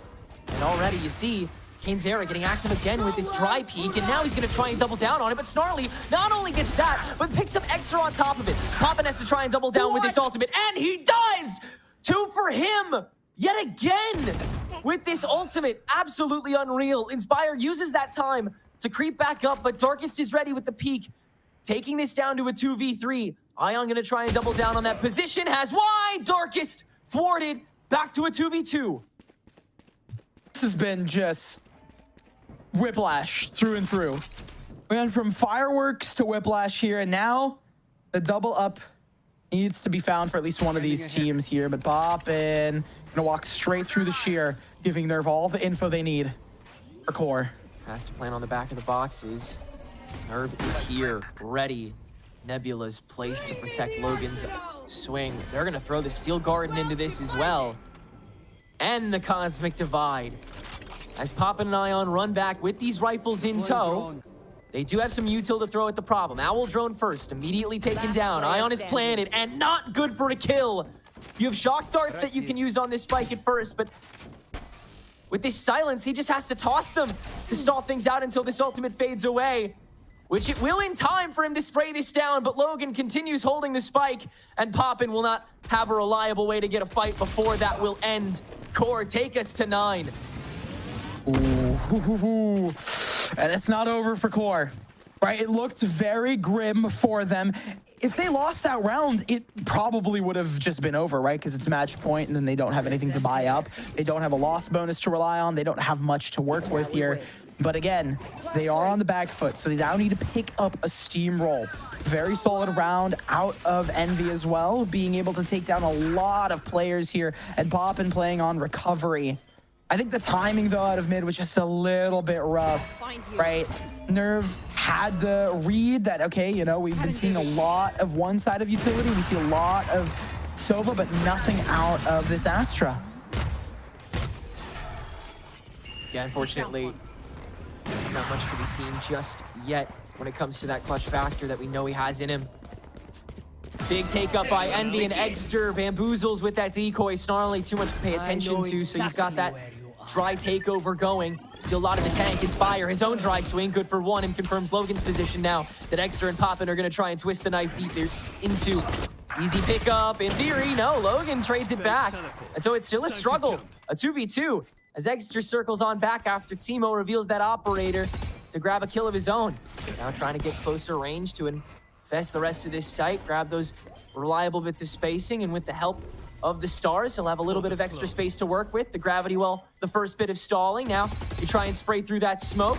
Some damage done to Timotino. It's enough. They find the shot. Now it's Nerve's turn. Half the spike done. Smoke about to dissipate. Nerve gets it done.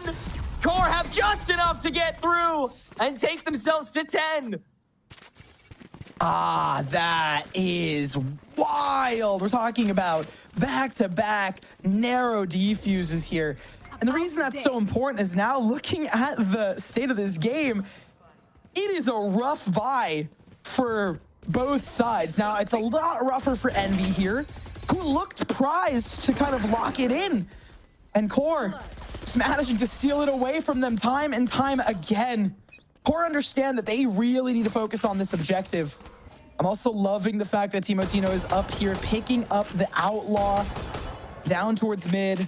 So they're going to play a little bit more reactive, a little bit more up to what Envy's going to do here. And Envy on the flip side, they're just stacking towards B, barreling down, ready to take the fights. Cosmic Divide to fully assist their push.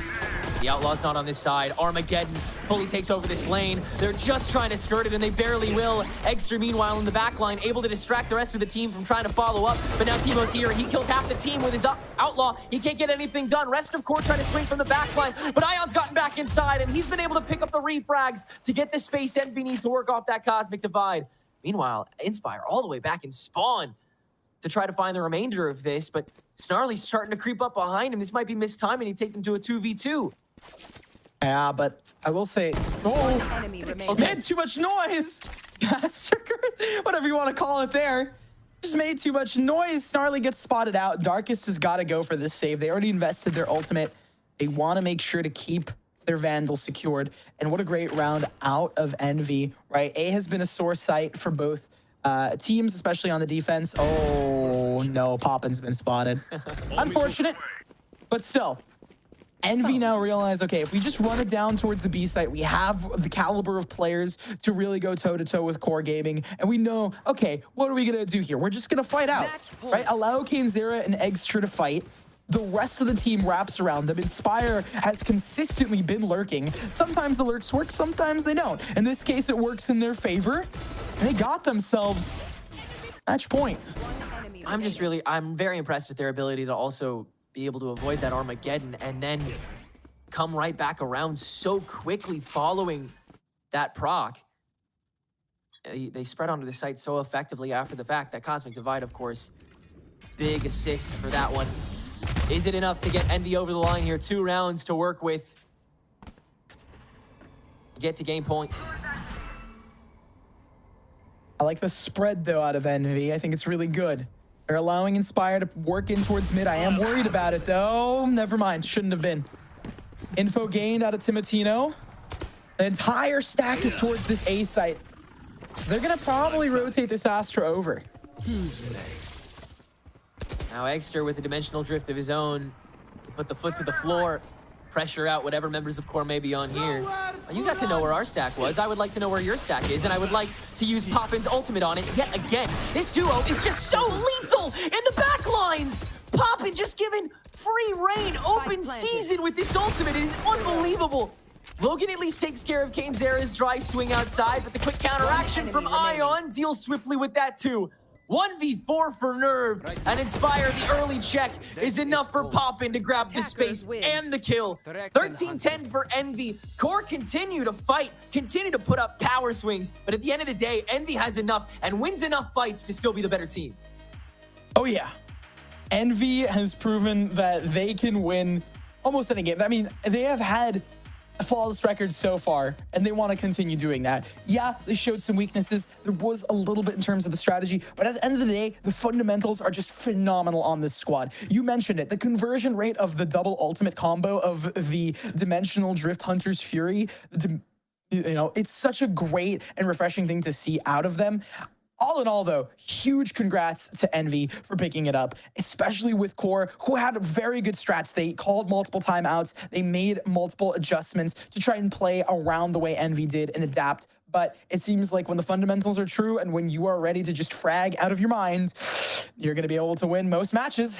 Well, it was a good thing that QOR did have a deep playbook on that map, considering it was their pick. We'll see how they fare when we go to Haven, which is Envy's after the break. Don't go anywhere.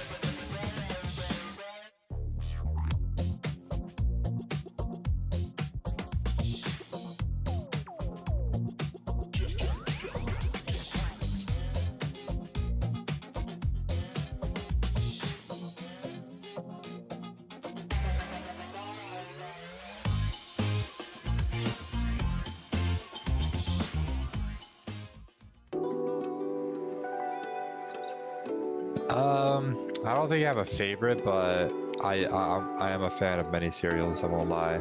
Fruit Loops, Fruity Pebbles are like okay, but like Captain Crunch, very good. I love Captain Crunch. Then there's a lot of like, you know, low-key ones too that I gotta keep like hidden, but I do like cereal. My comfort food is probably some pho, some like banh mi. Like my mom's like a really good cook, so she makes like a lot of good Vietnamese food. My comfort food would probably be poutine. I miss Quebec. I miss the food there, so I said poutine will make me feel at home and good straight up. For me, my favorite comfort food would be like a nice warm soup. I gotta focus. I'm shifting the soup mode. It's just real nice and warm and hearty inside. There's nothing like it when it's like nice and cold. Especially where like I'm from, it's like mostly cold like year round, except for maybe like 3-4 months. I'd say generally cold. So soup is definitely like my comfort food. Probably like like a nice cheeseburger or like some good pizza. It's like pretty chill. Can't really go wrong with that. Maybe pancakes. Ooh, pancakes. Oh. I think my mom's mac and cheese. I had that like a lot growing up, and it's like definitely like a favorite of mine to have when I go back home from college. So yeah, I'd say my mom's mac and cheese is really good.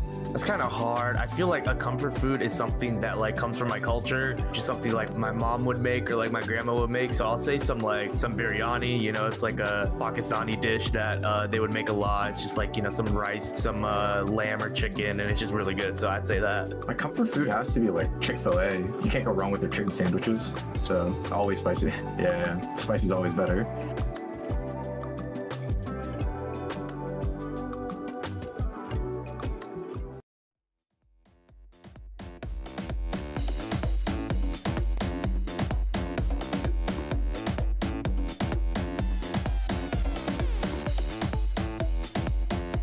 Really like to give up and didn't really have that drive. The expectation should be to win first place. Got them to ascend. We kind of just threw at the end. 30 seconds left. Yeah, MAD were winning 5 versus 3. Look how quick this one.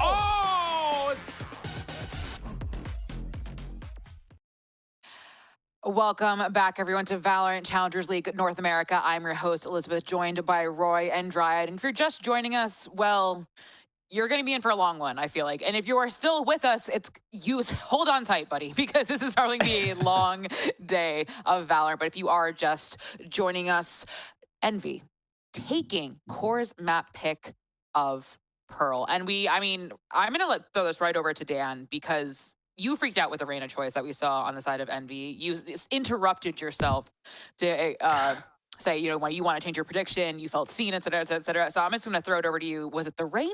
What was it? Well, okay. Let's be honest. It was definitely not the Reyna, but Kane's era on whatever, it helps out that he's just fragging out into that first half. I saw that one round when he was on defense, just playing by himself. I was like, he's just like me. He's just like me. He also gets taken down. No, but I don't think it was so much of the Reyna. In general, it was, I think, as we go into the second half, the way that this team was playing was so much better. And it was simple, right? They're not keeping it too complicated. They're not having that map control that whole time. They're constantly playing this 4-1 where they're leaving Inspire all playing by himself, whether it's going to be towards the beginning to make sure that defense is not going to be pushing, or it's going to be him early on towards mid, then backing up and regrouping with the team for that 8 hit. That it was something that we were seeing constantly. And even though QOR had some great ideas to initiate this fight, to try to flood the sites, they were constantly forced into the retakes that they just could not deal with. One thing that we know about Envy is that they're really, really overwhelming. And even for the post plans, yeah, we talk about this double Duelist and we talk about this Reyna and how kind of a silly pick it is. But for the post plan, they also were pretty much set up for success, right? They had the Astra to help out, they had the shock darts as well. And it seems like when it came down to playing towards A main for those post plans, they knew exactly how to play around that utility to win out those rounds. So it was a back and forth. It was good. It was a good effort for QOR, especially, with some of the things that they were doing with the operator, trying to play around the map. But it's ultimately Envy who gets a better hand of it. Yeah, an absolutely hard-fought battle between both of these teams. It really did feel like every round, every scenario was pushed to the absolute limits. But I want to touch back on something that you mentioned, which is like a little bit lacking in utility towards the post plans. I completely agree. I think the way Envy plays was extremely well refined, and it suits their style, right? Simplicity that has been the trademark for this roster. The way they were using Reyna was just to explode. This is what this team is known for. They like to take map control and then they like to just hit. And the Reyna Leers they help out a lot with that. But when it comes to the Pulse plant, we can see that they were compensating for the lack of utility by constantly being proactive, double flanking, fighting into the sides, like fighting, disrupting the retakes. Like they're just so proactive with the way they're playing this composition. They know they had to battle, and battle they did. Something I want to ask you, Roy, is you pointed out that Inspire was not on the Vice this time. He was on that good old classic Cypher. We all know, we all love him for it. Did that play into what you're talking about, that sort of change, or was it just Sentinel didn't really quite? Because I want to bring that back because you highlighted the compositional change on the side of Envy.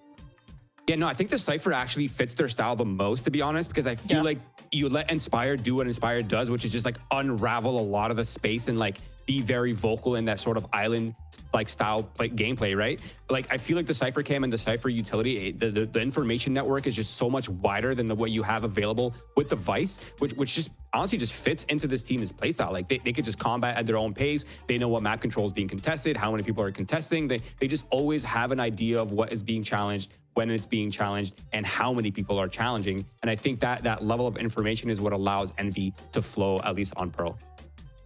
Dan, we kind of see this I'm gonna say old, but maybe not super meta comp on the side of Envy. Maybe we do see the Yoru, but we see like the Sova, not the Teho.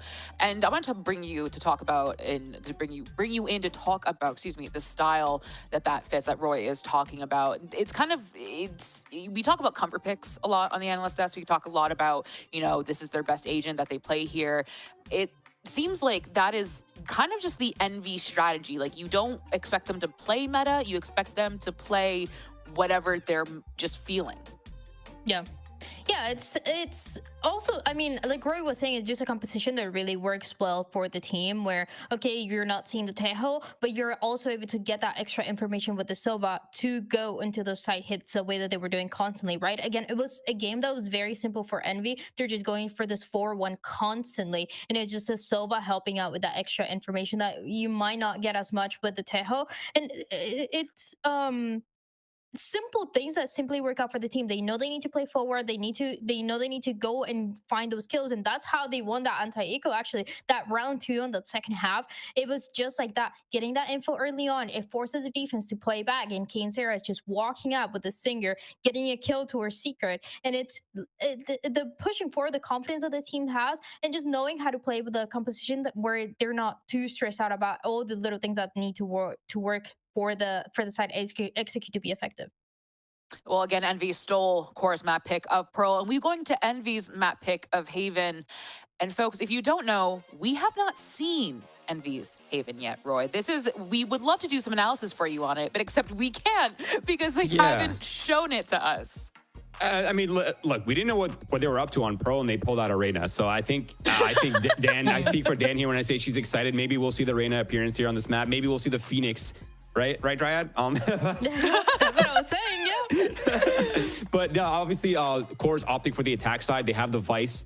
It's an agent that can be a little bit tricky on the defense side, so they're going straight for the attack side. It makes complete sense. I'm wondering if Core's going to be keeping the same composition, because if they are, their last performance against SRB was extremely dominant, and they also blew Nightblood Gaming out of the water on that map as well. So again, this is an Envy pick, but Core are no slouches on this map, guys. No, yeah, we would be remiss if we didn't mention that Core have played Haven quite often. If you go back in their schedule, they played against Shopify Rebellion Black on the 10th, on the 9th they played against Nightblood Gaming. So this is not a map they are unfamiliar with. So do you think we'll see any compositional changes? Yes or no? Quick. Oh, too late. Too late for that. Well, again, for this Envy comp, this is the one that they were playing, and we haven't seen it in a long time, right? Last time that they played it was against QOR Academy, and that was about a month ago. But this is a composition that simply works out. We always bring it up, and I always mention that is one of my favorites to see in Haven. They're playing this Fnatic composition with the double duelist. I mean, if you think about Envy and you think about a composition that they played, this is what you have in mind. I mean, Roy, right away we see, Kane Zera back on that ISO. We were wondering where it went. We were nervous where it went on Pearl. We had that Reyna, and now we are back. But this is such an ISO map, Roy. It makes sense. Yeah, honestly, I can see why Envy loves this map. Like, everyone's role just makes sense. You look at it, and it's like, okay, everyone's in their comfort picks. We have Poppin on the Sova, we have Extra on the Yoru, we got Kane on, on the ISO, like, Inspires on his agent. Obviously, Ions can flex any of the controllers. That's no big issue for them. But this is a map that suits their style. This is a type of team that likes to take map control, and then they get you to overreact, they get you to rotate and create gaps, and that's where they start contacting into you or exploding with their utility. So this is a map that works incredibly in their favor, but I'm really curious to see how that's going to be working against a composition like QOR, which has a little bit more utility to work with than the usual. So I'm expecting to see how the clash of utility versus explosiveness is going to be working out here on the second map. Well, that is the name of the game. And for possibly the last time today, I'm going to send it over to our casters, Tenrek and Nerds. Thanks so much, Liz. Entirely likely that it is the last game here, as this is one of Envy's proverbial stomping grounds for the past couple splits at this stage. This composition looking quite dangerous, and Roy hit the nail right on the head when he said it's all about Envy's overwhelming ability versus QOR's overwhelming utility. The amount that they can offer on this attack side that they have chosen to start on is pretty scary, Nerds, and it'll be a lot to work with if you're Envy trying to, even intercept or retake this, really any phase of the plan. QOR is looking dangerous. You talked about fireworks previously. I'm going to bring that up here. We have 3 flashes, salvos as well for QOR. That's the utility that I'm really looking for, is the flashes as well as the stall potential. QOR, they also have Astra. So that's the thing for me. Like, I'm really excited because Nerve did really well on Astra, and I think this also fits for them. So for everything we said about Envy, that they're on their comfort roles, I don't think it's that far off for QOR. Maybe it's not like exactly the comfort role, like, oh, it's literally bar for bar, but they don't feel disjointed or like weird on these roles for the side of QOR. Now, there is an immediate push towards the B site for QOR, setting themselves up for a nice little crawl, and they can split towards C if necessary. All too often, KaneZero holding this B door. QOR entirely aware of how Envy operates on this map coming into this matchup. And that'll continue walking forward into Garage, which has been left open by Inspire as he's backed out onto the site with Ion to respond. This is all very classic call and response for Envy's defense here. QOR have this read like a book, and they're going to plant Timatino here for now. Oh, the timings. Oh, Kane wins it! Of course KaneZero is going to win it. Now Egster up close. He'll get his and pop into cover fire. TP back out. Everything works this time around for Envy's bottom line on defense. Poppin even chipping away with the shock dart. Runs away. Can't turn around into Darkest's cover fire. So now it's the rest of Envy that have to provide on this A side as QOR swiftly attempt to take it. Darkest another kill, but you have to set up for the remainder of it, and Envy is ready. First round goes to them. Yeah, not a surprise, especially off those first engagements. You'd expect KaneZero to fold there, but no. You go all in instead, and now Envy picked up right where they left off, being extremely dominant at the start. And the confidence here as well. Another element of Envy, just in general, is the fact that they're going to be able to retake. I mean, they're going to have a lot of firepower for the retake, more specifically than anything else, right? And on a map like this that has been so dominant in terms of brawl compositions, the fact that they're able to play this and still brawl into it is a little bit refreshing. It's inspiring in some way.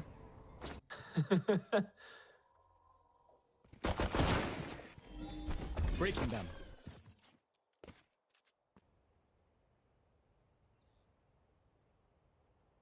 Still nothing, though. There's a walk up out of QOR, but it's going to be held here by Poppin. No attention fade. Planted back. Logan staying in the lobby. QOR staying quiet. Extra watching this with just that ghost. Spots a gun, spots ahead, knows that's the push. Time to leave. You're on site. Poppin has the other end, though, and catches Teemo. Now the smoke's set up to intercept, and KaneZero's here to spray it through.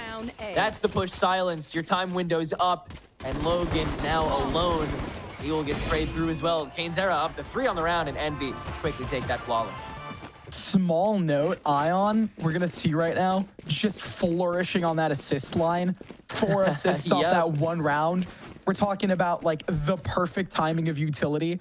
So it just goes to show, right? Like we do give a lot of glaze to Envy being like, oh yes, they're such a good squad. They're, you know, right? Like individual. But on the macro level, when it comes to the entire team as a whole, they do really have a nice synergy, right? Because they all work very well together and they understand that, yes, we are individual, but we do need to coordinate that utility. I mean, just take a look at Eggster and Poppin hand in hand yet again. The dynamic duo consistently fighting for a long control.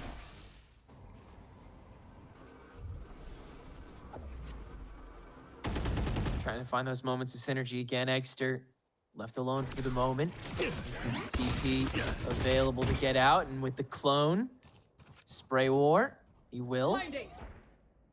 But Court very much settled on this A site while Nerve continues to watch from the C lane. Could double back if you want, if you're Core. No space inherently gained though, and no guarantees as to where Envy is when it comes to mid. They are terrified of them creeping up on him right now, and Logan holding sewer. This is going to be the first time we're seeing Inspire truly get tested on the C site if they decide to go for it. It's a split though. Cainzera knows. This is so spread thin. Cainzera can feast. Breaking them. Now the instant vuln. 30 seconds left. Toss them back. Timatino dares to peek it. And the stack will get back out. They'll hear the stack coming through lobby. Poppin flash, but they don't have their guns out. Poppin! Spike down A. He got one through the wall. Insanity. 10 seconds left. You gotta work with it though. 8 seconds to go. Can you even get on site in time? Eggster's gonna make sure that's an impossibility. No, on the drop down, Logan gets the kill. Now they're just gonna try and disrupt, and they do. Envy seal away the bonus. What a sudden shift in gears. Run it back. Yeah, why not? Yeah, why not? Show us again. Show us again. I mean, just Poppin really like carry. Like the fact that Poppin was in that position, managing to find it, we get a beautiful overhead from this. Because how do you find it? The first, the second. Yeah, when was Snarly found? I'm still lost on that. With how fast it went through a Guardian in hand, it's an eco on Core, and Envy is just thriving. If this is the first time we've seen, I don't think there's much analysis that needs to be done by the desk when we can say this fits like a glove and they are ready to do the smackdown against Core. Timatino really trying to activate himself, and he's doing a great job of at least getting on site with it. That'll counter Cainzera, but Poppin's got an ultimate, so Poppin's going to get a free kill, at least one, thanks to all of that information that Envy gets as to where Core is going for the plant this round. Darkest down to 17 HP as he has to re-up beyond this smoke, and it doesn't look like he'd like to. They do have the spike recovered, but at the end of the day, Envy is ready for it. If Cainzera is the price to pay for victory, then they're ready to do that. This squad works together. Eggster on the other end of it.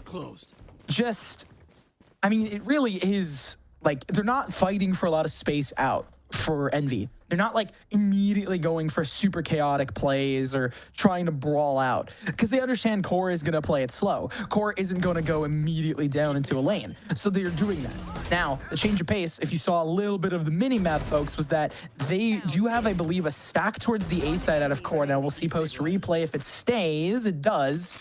I mean, if Core do decide to brawl and test it, they're going to go straight into Inspire because now 4 rounds in, Envy are aware this is a rifle and it most likely will be a change of pace out of Core Gaming. Certainly. A lot more presence up here in A main to start things out. Sticking around in lobby a whole lot longer already. Waiting to see if anybody tries to creep through the sewer. And now we'll spread out and see if anybody from Envy tries to go for the really aggressive flank. Got Ion holding it down in the cubby, and that's as far as they'll go for now. Keeping that respect for the time being. Envy, though?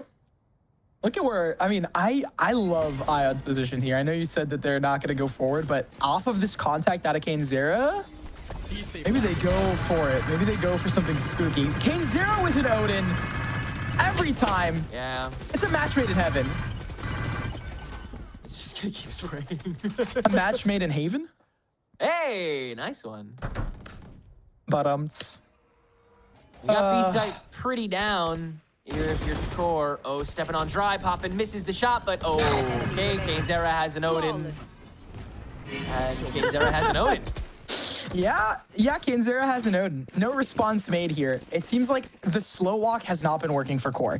Because of how strong Envy's individual prowess is, it really allows for such an interesting dynamic where even if Core does decide to go for like a fast exec A, they're like, yeah, we're going to split A. We're going to go in here. Yeah. They immediately get launched upon by the rest of Envy. Envy's like, okay, we're just going to suffocate you guys. You're not allowed to go for that. And vice versa. If they do decide to go for a spread out default, well, you just have Cainzera with an Odin spraying you down. You can't really walk into a place because each individual is going to outpace you in certain situations. And at this point, this replay feels less like a replay of all of the turbulence that we've seen out of this game and more of just like a highlight reel for Envy. Just doing their social media manager's work. That's what every replay turns out to be at this point when Envy plays. It's just they come out with the dumbest stuff. Oh my lord. We're truly doing the manager's work, right? just the coverage so far has just been so immeasurable. Core, we really expected them to be able to come with a lot more. The real problem is Cainzera is just doing such a good job of suppressing a lot of that with this Vuln now. So you're able to at least that opening pick. Core is consistently scared of finding the wrong window that they try to synergize their util, so they can't consistently block out doors. They can't consistently flush out the back. They have to be prepared for the dump after that's been thrown. And Cainzera has just been so good at finding the right time to do that as well, in addition to everything else that he's doing. Now gonna hold down that A lane with the help of Poppin, of course. Rest of the fight going on in the courtyard. Exeter's gonna get greedy and get paid for it. Oh, good bounce back though out of Darkest. Core gonna reset. I'm not even gonna lie. What do you say here? Right, you're the coach. What do you say here? And at this point, it just seems like a rhetorical question because of the way Envy's playing. Like, look at this position out of Poppin. Still finds value. Yeah, I mean, it was at the end of the day, the Core is playing a trade swing for that. They're desperate to just even keep this back and forth, try and keep this even. Even though Envy is spread out here 1-1-1 on all the sites, and we do have a stack of Core, you're going into Cainzera Odin. You're either that, retake C, or inspire setup B. Every option sounds like terrifying. Only counter is Snarly with an Odin of their own. Stars 30 seconds left. Just yet, they don't want to give it away. Now comes that Cosmic Divide. Cainzera is going to have a microsecond to get a shot down, and it's enough to find Nerve. Crazy. Now he has the ultimate. He's just gonna look for one more on top of the entry. So it's an effective 2v1 on site. Oh, but he doesn't find anything, so it's an effective 3v2 instead. We'll just breach this Cosmic Divide because it's so dang back. Now the Rolling Thunder comes out, but Ion's cut the side of it, so it doesn't really work to invade on it, and with this smoke blocking out Core, it's trivial. 6-0. That is... This has been a game of such funny timings. That ultimate shot, it shot Ion behind the wall. So you couldn't even capitalize on it. Shot Inspire behind the wall, and Ion managed to get the frag. It doesn't matter who. What matters is the timings have been so funny for them. And for Envy, it's less comical. Like, that's insane. It honestly so feels stupid, like, bro. Like it's insanity. I like how I'm happy that we and chat and everyone are probably all on the same page, because it is a perfect cocktail of luck, skill, and just pure old gumption that allows them to just get a 6-0 stomp against a team that looked so good, so disciplined for Core Gaming on the previous map, and now they don't have that. It's what makes Envy such an entertaining team at the end of the day, because it's like watching Ocean's 11. You're watching 5 players that just know how to manipulate every aspect of the game to their advantage, and they do it so smoothly, and then they post on Twitter like they've never talked to anyone in their lives before afterwards. Like, 2-0 Core, go next. Work hard, play hard. Truly streamer mentality, though. No? It's true. It's true. They're on the grind, and nobody wanted to believe it until they became rankers, and now God, they are so much more, aren't they? Oh. Timatino will shut down the counter push from Cainzera to start things out. And TP away to have multiple channels to play from. Logan now on top of the stun, intimidating, but Envy have just enough time to start counter-fragging. Through that smoke, got a lot to work with and a lot of spamming you can do. But Poppin, one for that first spam, and now the salvo's down. Core, this time the util dump will be enough, and they will finally stop the streak at 6. There we go, Core. There we go, Core. Bring it back up. It's like a breath of fresh air after you're just out of a swim meet. Ion does drop Cainzera their patented pending Odin. So that's going to be carried over on the save. I love the way Timatino played this, just getting overly aggro into it, trying to prevent the stall to come through. Core really remedying the issue of this site retake here. And even more than that, showcasing, all right, C is probably one of the weaker sides here, especially if Inspire is not set up for it. So immediately we have the stack down towards the middle region of this map, and another Cainzera Odin spray that finds nothing this time, except for a little delay. Core taking their sweet time with this, seeing if Envy reveal any more of their hand than they already have, but Cainzera is already on the run, heading back over to A Heaven. So Core will now try to re-up this window peak after an additional TP away from Eggster makes it really seem like this courtyard could be opened up. No trap play from Envy, no one to follow up on this potential stack. It's just space gained with 1:05 on the clock. Ooh, but the stack towards Garage, gonna get things started here. Inspire, gotta have a smashing performance on the side hold. Gonna get stunned to start things out, has to play the long game through the cages that get sprayed down as well, and he finds the timing to spray down one at least. Rest of the team here to already play. Cainzera, shield active, Odin up, can't find a damn thing. Core's already taken over the whole damn site. Spike Rest of Envy on the way back. Dimensional drift in the pocket, but Core so much to offer. Do you even go for it at this point? No, I mean, but Eggster's gonna. Yeah. Because of course Eggster can. But by all traditional metrics of Valorant, you're 6-1, you want to keep that economy going. But Envy doesn't play by the rules. No, we're different. We're unique. We're Envy.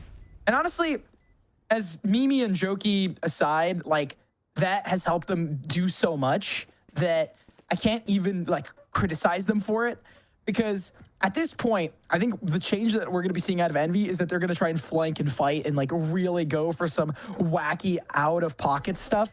Even more than that, you have Eggster with a dimensional drift and Poppins close to theirs. Those ultimates really can carry over in Envy's favor. So you have a lot to work on the Envy side. On the flip side, Core, they found 2 in a row, I believe, towards the C site. And more than that, they have been out of really solid timings. Now they're going to need to change the pace up themselves, and it looks like the bomb is leaning towards the A side of the map. It's just a matter of if it's going to be fruitful for Core. Yeah, still looking for that weak moment in the A site. They've been able to spot it once or twice, and they know how powerful it is. They know how weak that retake game can be. Hey, there's an Odin spray from Cainzera. We'll certainly get some connection. The refrag is good, the ISO is no more, but Snarly sitting at 26 HP. Yeah, it's essentially a 2v. I mean, a 2.5. Eggster's here. Do they check it? They do. Do they win? Hell no. Down A. Now, it was a 2.5 versus 4, and now it's a 1v4 for Nerve. You have the whole minute of time to do whatever you'd like, and even then, it doesn't work. Taking that back. And Envy didn't even change too much. No, they just went for a solid 2-2-1 split left C site. They probably would have changed up something about their retake, dimensional drift to pop. They're really, I would say, that's the thought process. You're holding off for that. And at this point, it doesn't even matter. Core will most likely get the plant, and the retake will ensue out of Envy. You've got a little bit of stall time with it. Nebula up in heaven here for Nerve on the A site once again. Place where he feels the most comfortable. But Envy, I mean, they could take this one at a time if they felt like it, just to farm some orbs up, but I'll try and be clean with it. Nerve, that's 2! Look out! You're taking a little bit of time with this! Okay. Ooh. That was definitely around. And holy, was it close. Honestly, huge out of nerve, though. I mean, even if they didn't manage to clutch it out, just showing an impressive performance on the aim. Envy picking up the 7-5 rounds up. And again, they didn't change up too much. I expected the change to be on that retake C. They're going to keep holding. If it works, it works. They're going to be consistent on it here. Oh, this replay. It's just showing just an unfortunate moment for QOR. Here. Well, we'll try and see if they can shed some light back on this. Hard C push again. One they had the least trouble getting on and taking the most space with, but obviously one of the toughest to wrestle back from a solid retake. Ion caught early, has to avoid the stealth drone with the TP, but Paranoia very proactive to finish the rest of the push off.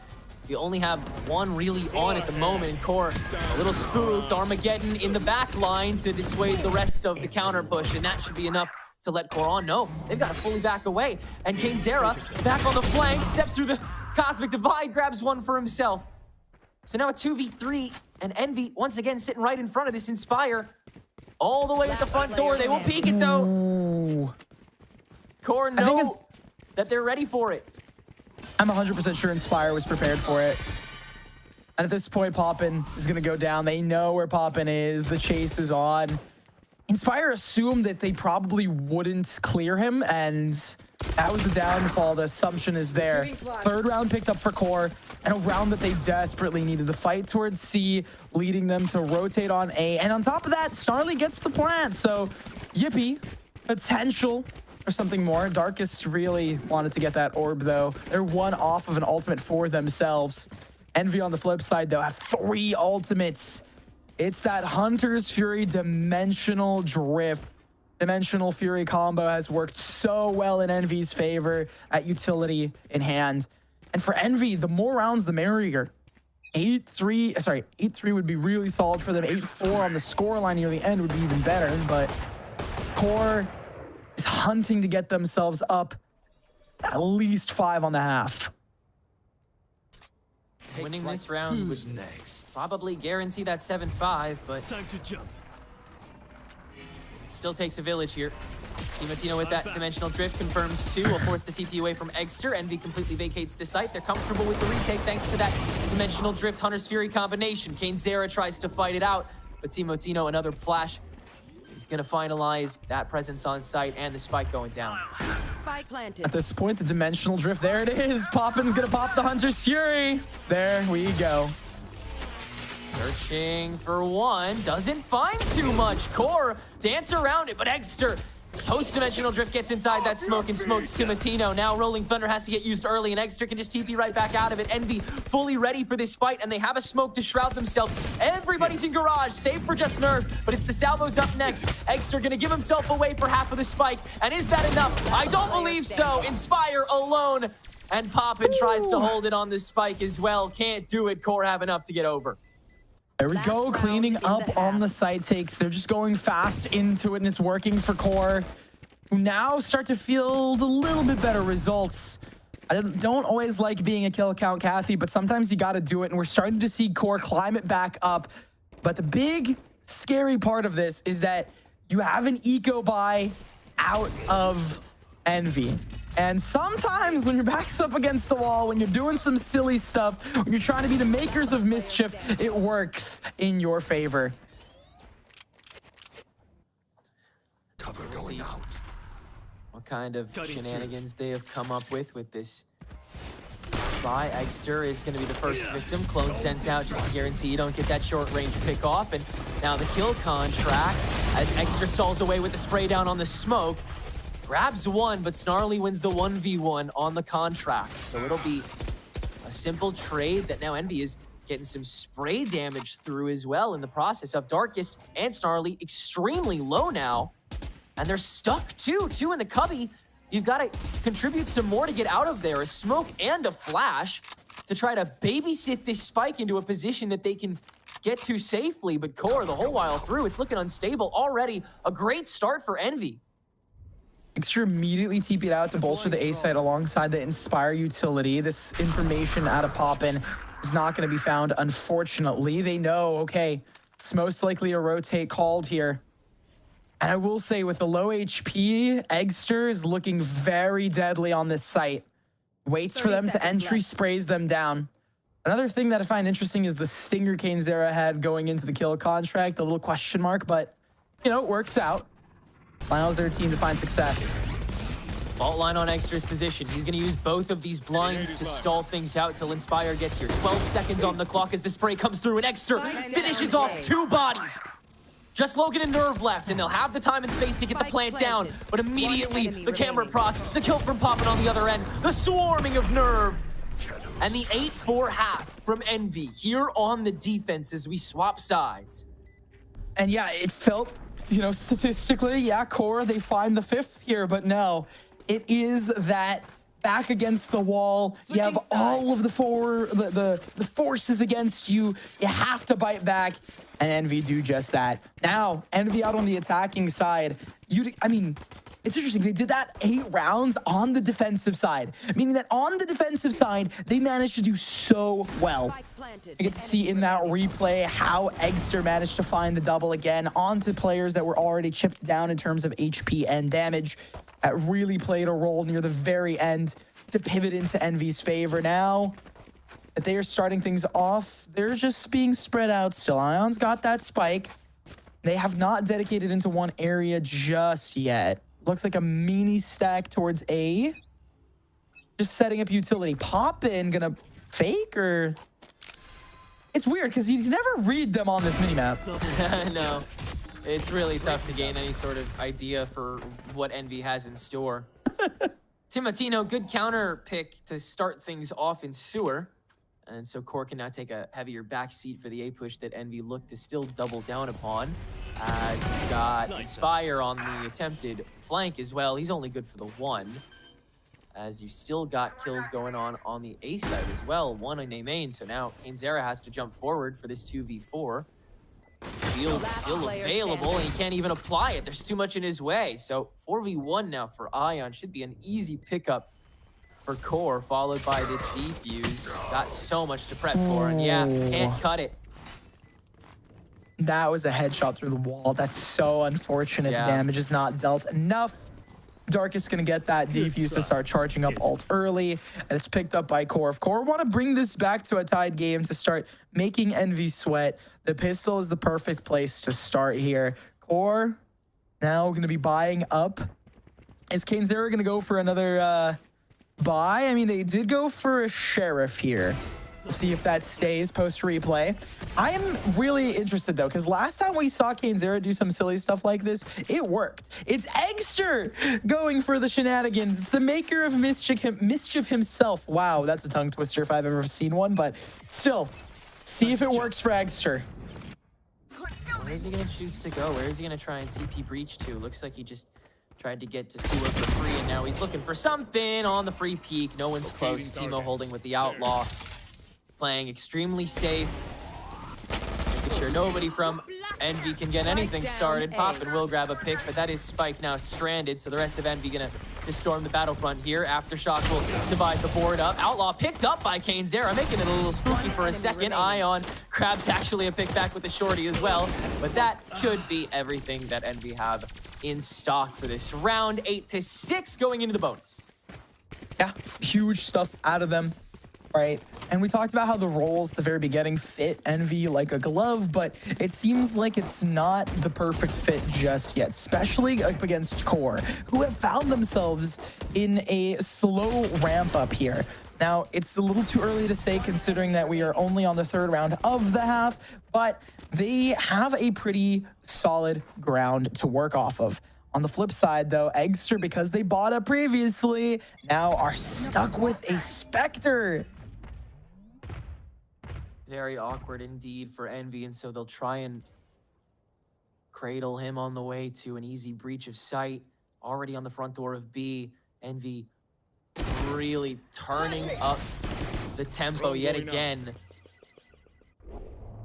Won't hit it that just yet. Waiting for Darkest. The Owl Drone will hit Deals here to send in the shield on Cainzera. Does nab the one. And on the runaway, they could do a good chunk of Timotino's health, but Nerve watching that site to garage, and it's not done just yet. Cuts popping down pretty heavily. Timotino turned back on the Outlaw. One more shot at him. Has to TP away after that. And hand the site to Envy. But at what cost? It's a 2v3 on the post plant. And now a dimensional drift from Timotino to confirm even sooner where they are. Oh, they know exactly how they're playing this post plant. And so Poppin now debating on playing out into it. I'm back. They didn't get Inspire though. TPs to the rest of the stack. And a stun on top of Inspire. Poppin watching. Traded away though. It comes down to Inspire, who has not been seen until now. Timotino gives him a 1v1 that Logan doesn't watch properly. Inspire clutches and saves the bonus for Envy, holding on to one gun. Someone find him some cheese. That was the rattiest play I've seen, and it works! It works! It's insanity! Inspire, the master of lurks and cheese and finding it. Mastery of an agent high up on the board, and in those clutch moments it comes on through. Huge props, and even more than that, clutching it out here. What it means for Envy is they prevent QOR from sneaking it away from them. The buy still looking rough considering they lost so many players. And it's going to be a very broken up rifle round.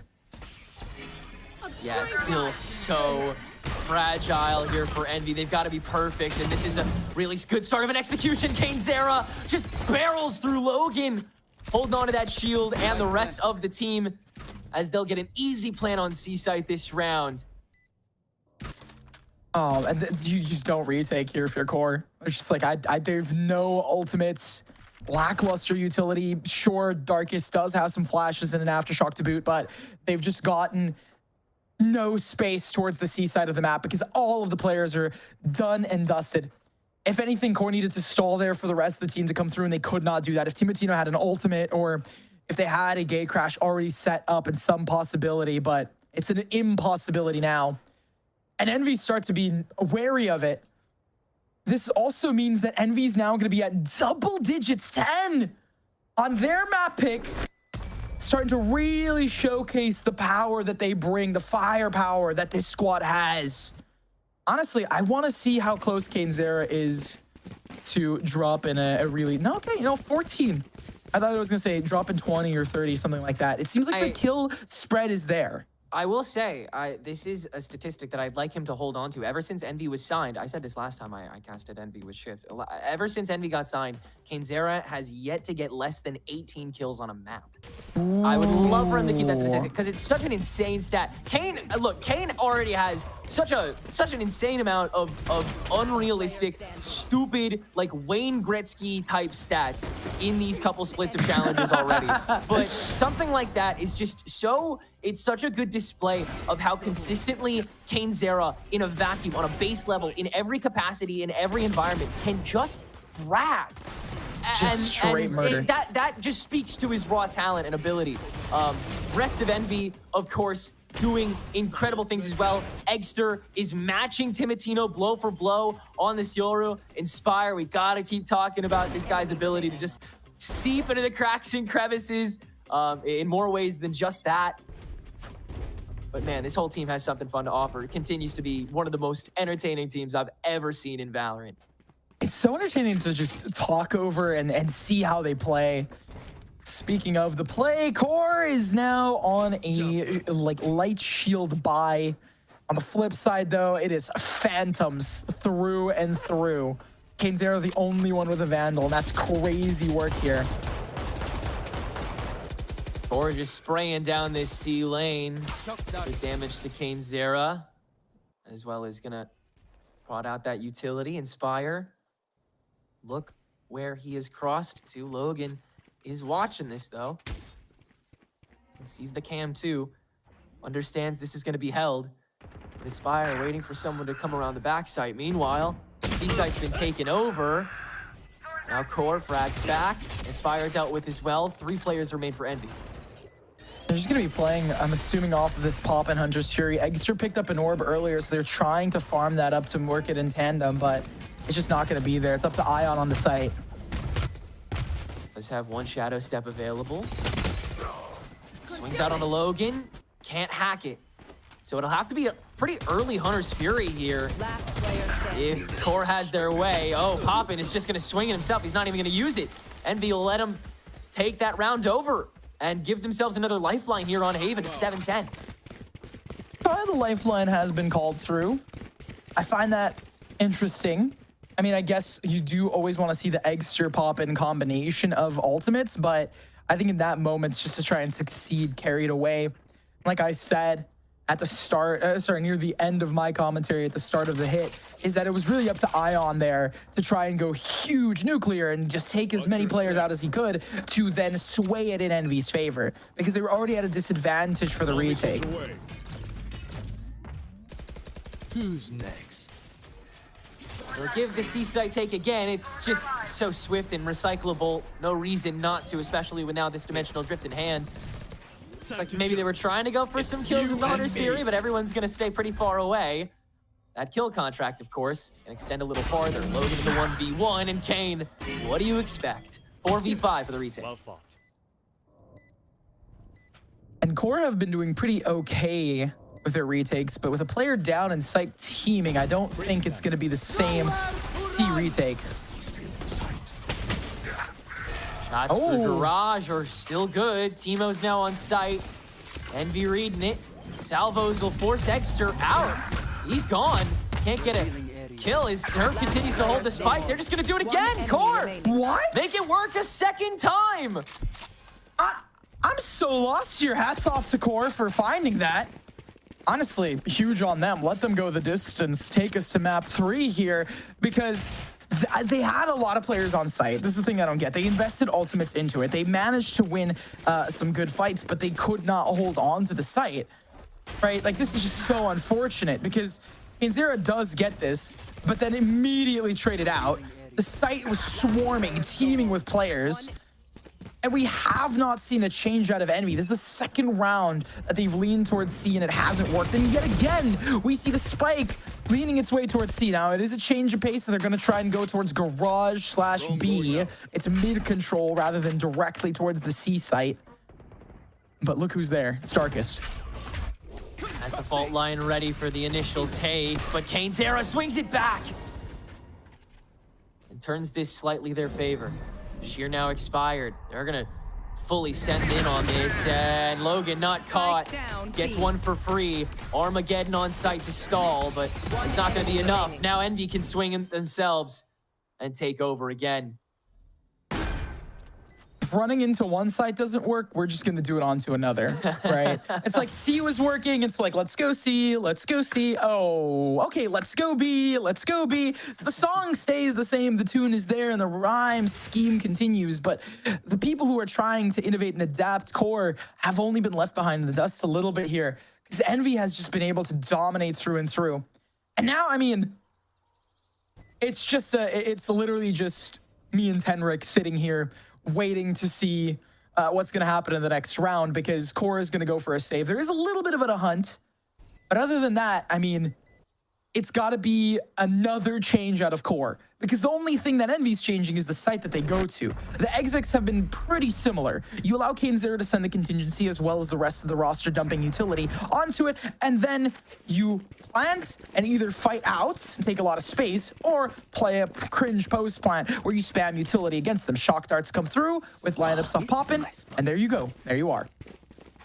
The real problem for me is that Envy is just starting to shake off everything that QOR are throwing back at the situation. I mean, there was an Armageddon thrown into that. There was a fault line right down the middle. There was a Vice set up on top of her sheer that just expired. I mean, QOR was fully prepared for that, and Envy, they just don't care at this point. They're ready to just go for that same overwhelming force that Roy described, that can just be that, you know, unstoppable force that can somehow move that immovable object. Oh. Darkest thinks better of it. Could have been rough util spacing. hands. We're gonna get caught with util hands? No, we're gonna keep this crossfire set up. Mid push comes through here out of Envy, as they want to just end this. Searching for something for free, and they find it. Poppin'. The ricochet with the shock dart as the spray down prevents him from leaving. That is tremendous work. But Timatino on the other side of that door is able to sneak in a kill onto KaneZera before backing away. So we're back to equal footing with 50 seconds on the clock, and Envy looks like they're going to try and press this B door again. Ooh, Inspire looking to ult in here. Got it. Give me, and got the corpse. Get. Call the DJs in. This tune's got to change. And to A this time, going for the pinch onto Snarly. He's sticking close with this stun grenade. And Poppin's gonna get caught. He swings it, he wins it. Steel Garden placed on, but Envy's already out of there. 20 seconds to go, and Inspire is crept up all the way to CT spawn. And that's gonna be a free C site yet again in the 3v4. And look at the advanced position that we see out of Envy. All right, Ion, Inspire, they have it. I would hope they have it locked down. They're very mechanically gifted on their own. Extra's gonna go and bolster Inspire out here as well. But Inspire can't hide in a corner. They have to swing for the fight, which they lose. They do. Extra inches up. Ion wins his plant, so now he'll rush back to be able to cover. Huge paranoia that stalls it out. Now Nebula placed. Extra swings it back again. It's a 2v2 as the spike has very limited time on it. You can start playing slowed down. And as they're rushing on, Envy have all the advantage in the world. 1-for-1. Nerve swings on right on the spike. 8 HP. He holds on, and Core will too. 11-9. Wow. Just immediately, everything was stacked for Envy. I mean, I called it out, right? The individual prowess on some of these players. Ion picking up theirs, Inspire not picking up theirs. Getting banged up instead. And now we go to this point, right? They fall back. Extra goes for the peak. Whiffs on Nerve. Giving the 9th to Envy. Setup was there, but they could not succeed. Now they're going for another mid push down towards the garage side, but don't know if that's exactly where they're going to go. Timatino, big peek out, spots everybody from Envy. And Core will give them their space with its Dimensional Drift online. They know that Envy can kind of take whatever they want to. Portal closed. Envy is just slowly still just debating on where to go, right? They want to clear out garage fully before flooding into it. If they do try to end towards C, they have had the problems. They know what problems they need to address here. So it's about activating KaneZera. Show me a target. Ult the ult. Dimensional Drift, Dimensional Drift. Everything's on here. Timo and Exter just running around. Timo will duck back. Exter taking the corner. KaneZera taking the fight. Timatino quickly dethroned. Now the fight taken by Inspire. He will get his this time. And Envy have the structure to succeed. 5v3 is the Link retake. Has to come through now before Snarly even gets back over. He is so far behind, but Nerve continues to frag. Exter continues to plant on top of these boxes. And that'll be enough to trade over for the 4v1 that Snarly will have to retreat for. And he doesn't even have a rifle fully for it. It's got a Guardian. Envy have 3 rounds of match point to work with here on Haven. They're going to be able to do whatever they want at this point. Getting so much control. Snarly's going to be caught off by some point. Needs to hide away and does just that. I think, honestly, even more than that, when it comes to Envy being on match point here, looming over Core, becomes the question of which site are they going to hit. A has been kind of abandoned, I think, at this point. They haven't really hit towards A in a hot minute. On the other side of it, their C hit has looked a lot cleaner. The replay we see, right? It comes down to a lot of the timings out of Inspire and the positions that we see out of these individuals in terms of outplay. At this point, though, on the attacking side of Envy, they have not dedicated anything just yet. On the defensive side of Core, they are trying to bolster up C in their garage space. Spire's been caught. Now needs to fall, just falls forward. Takes the space. Collapse on this. Is he gonna take this fight again?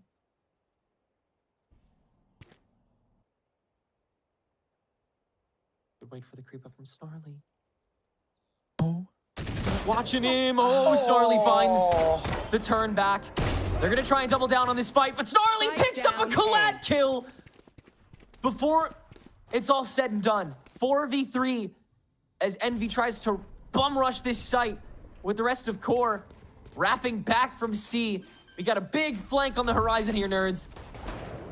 I mean, honestly, a flank will be good, but Eggster's holding on to it. I think they're trying to... They're waiting out the contract? Yeah, I think that was the goal, is like waiting out the ultimate. Really trying for Cainzera to extend here, and he just doesn't have to because Ion's already gotten in the sewer, confirming all of this action. Rolling Thunder with very minimal time, and now everybody from Core has to encroach. Cainzera now holding that fight, Eggster holding his. Kill contract for good measure, but it's too late. Ion's gotten his kill too. Everybody doing the work, and Envy continue to prove themselves after giving test after test. They will play to make the playoffs in their next round. Wow.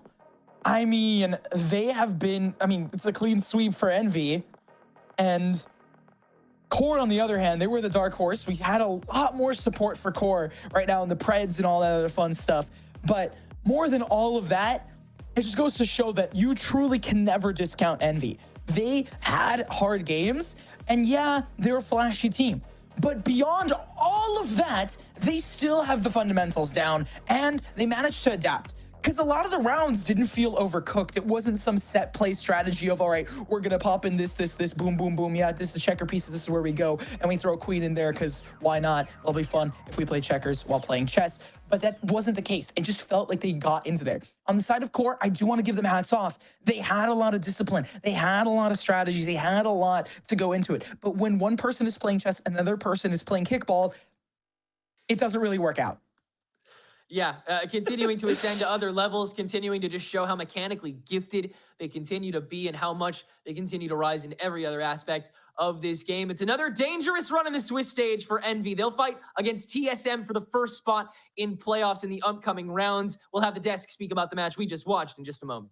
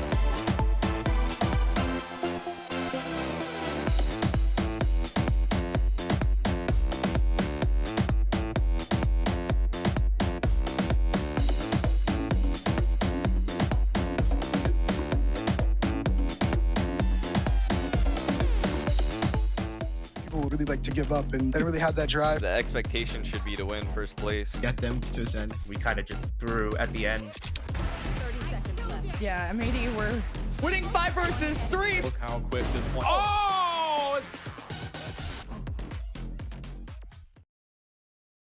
Welcome back, everyone, for the final time to Valorant Challengers League North America. I'm your host, Elizabeth, joined by Roy and Dryad. And if you're just joining us, like I always say, you just missed it. Envy take down QOR 2-0, stealing a map pick, and then getting away with one of their own, finishing off on Haven, a very strong Haven for them. And Roy, I mean, we were watching that game, and it was getting tense. It was getting brawly. It was getting... It was one of those things where, is it going to go overtime, or are QOR going to be able to bring it back? In the end, they didn't, but Envy running away with that at the end.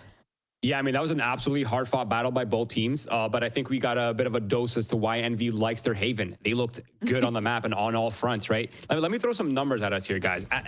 There's 22 rounds, okay? 17 of the 22 rounds, Envy had first bloods. 17 out of 22, guys. Cainzera and Extra having 13 of those 17. That is just absolutely insanity numbers. I've never seen anything look like this before. That is just crazy for such a close series, but ultimately it really was just Envy having a bit of a better grasp on this map. I think I really liked the way that Envy played into the second half, where things got a little messy, right? They were going, once again, as we saw on the map of Pearl, for a lot of those 4-1s, living inspired by himself towards that A side, as everybody was going for that fast C hit. But when it came to the post plans, as we were talking about, Roy, they didn't really have a lot to work with, right? They were forced into this C long position that was failing every single time. They didn't have the numbers advantage to close it out, and it was just kind of a mess. And after that, you see a switch into the B hit a lot faster and kind of working around the map a lot better to close out the rounds. When it seems like QOR, I mean, it seemed like they were gonna make a comeback. We were just kind of watching to see if that is how it was gonna play out. But yeah, it was great adaptation coming through, especially because on the other side of the defense, there was a lot of utility to work with to isolate those duels, to make it really, really annoying for Envy to close it out. But I mean, I think it's what you said, right? The individual, the first kills that they get, I think that's what makes the whole difference. Yeah, that, and also the fact that they had such a deep grasp on the map control. Like, what blows my mind about watching Envy is just how young this roster is, but the macro that they exert over a lot of these teams, the push and pull, getting lurkers up here, holding here, double lurks, one's holding spawn, one's front B, like just their ability to really get a chokehold on the map control and get a chokehold on that empty space is honestly so top tier. And I think it's a big part of the reason as to why Envy finds so much success. I mean, we got to give it up for Cainzera once again. You know, we were surprised by the random pick on Pearl, and Roy just coming in again with that tried and true, almost signature, I would say at this point, Cainzera ISO. We got it, and it absolutely came to fruition with 9 first kills. How many first bloods were there? Again, Roy, what was your number? 17 out of 22. Yep, that's a big number. Yeah, no, just insane. The fact that he got 9 of those first kills. And it was really cool because they're implementing this aggression with the map control alongside with what the best teams are doing with this ISO Yoru composition, right? Everybody's taking control of that site. He's ulting right away. He's trying to isolate one of those duels, take it down. And if that doesn't work out for some reason, which we know Cainzera always wins those, but in case it doesn't happen, everybody's there and ready to take that player down. So it's a lot of those fast plays that they have very well coordinated on this map. And we've talked about it. We didn't really get the chance to see this map for that first and second week, but now coming through on this third match that they play, they are keeping that score that they had before of being the undefeated team that everybody's looking at. Everybody is like, I bet I can take those down. And I mean, nobody has been able to yet. And I think the crazy thing with this roster too is Exer hasn't really like Exer's a phenomenal Yoru. There's really no doubts about it, right? But I feel like up until now, he hasn't really found his deep footing on this roster. But I feel like in the past few matches, he's had impeccable impact, not just statistically, but just like the way he's able to exert his own individual expression within this team's dynamic is actually really impressive. And I think it's really coming into form. And I think it's this development of Exer on this roster that is allowing Envy to just look so much more well-rounded. I have to ask more of a macro question because we were joking about it while we were watching the game. Is Haven defense-sided now? Like, this is where we're at. Like, TSM won a bunch of defense rounds on their Haven game today. If you guys don't pay attention or weren't paying attention, TSM took down Qbert 2-0. Winthrop won Haven with a bunch of defense rounds. Are we just completely shifting this map around? I feel like it's so, Roy, I really thought we had this one to completely peg down. No, I think we're in like a Black Mirror episode where somebody's messing with like the quantum machine and they're changing the reality, and like overnight this map has become very defense-sided, or these teams have just figured out how to play the map and now they're just all insanely good on defense side somehow. But no, it's absolutely crazy. I think a lot of these teams have some kind of read. I think people are settling into the Breach Tail meta. They're starting to figure out ways to play around the utility and the timings of that utility. And I think ultimately people are just figuring out the game and they're just finding their footing on the defense side. A footing they have, and on the well, that was not English, but they have found their footing. But moving forward, we have a nice little post-match interview with the one and the only Inspire. Hunter, get in here. There he is. Look at that. How's it going? It's going good. I need you to know, watching chat while you play, they had a copy pasta for you. Like, they were so thrilled with how you were playing, and like we're begging the mods to let this spam happen. I guess the first question, we were just talking about it. You winning all these defensive sides on Haven, and TSM and Winthrop today doing the same exact thing. Can you tell us what's going on? Because I like to think I know this game like pretty well. This is not usually what you see. Yeah.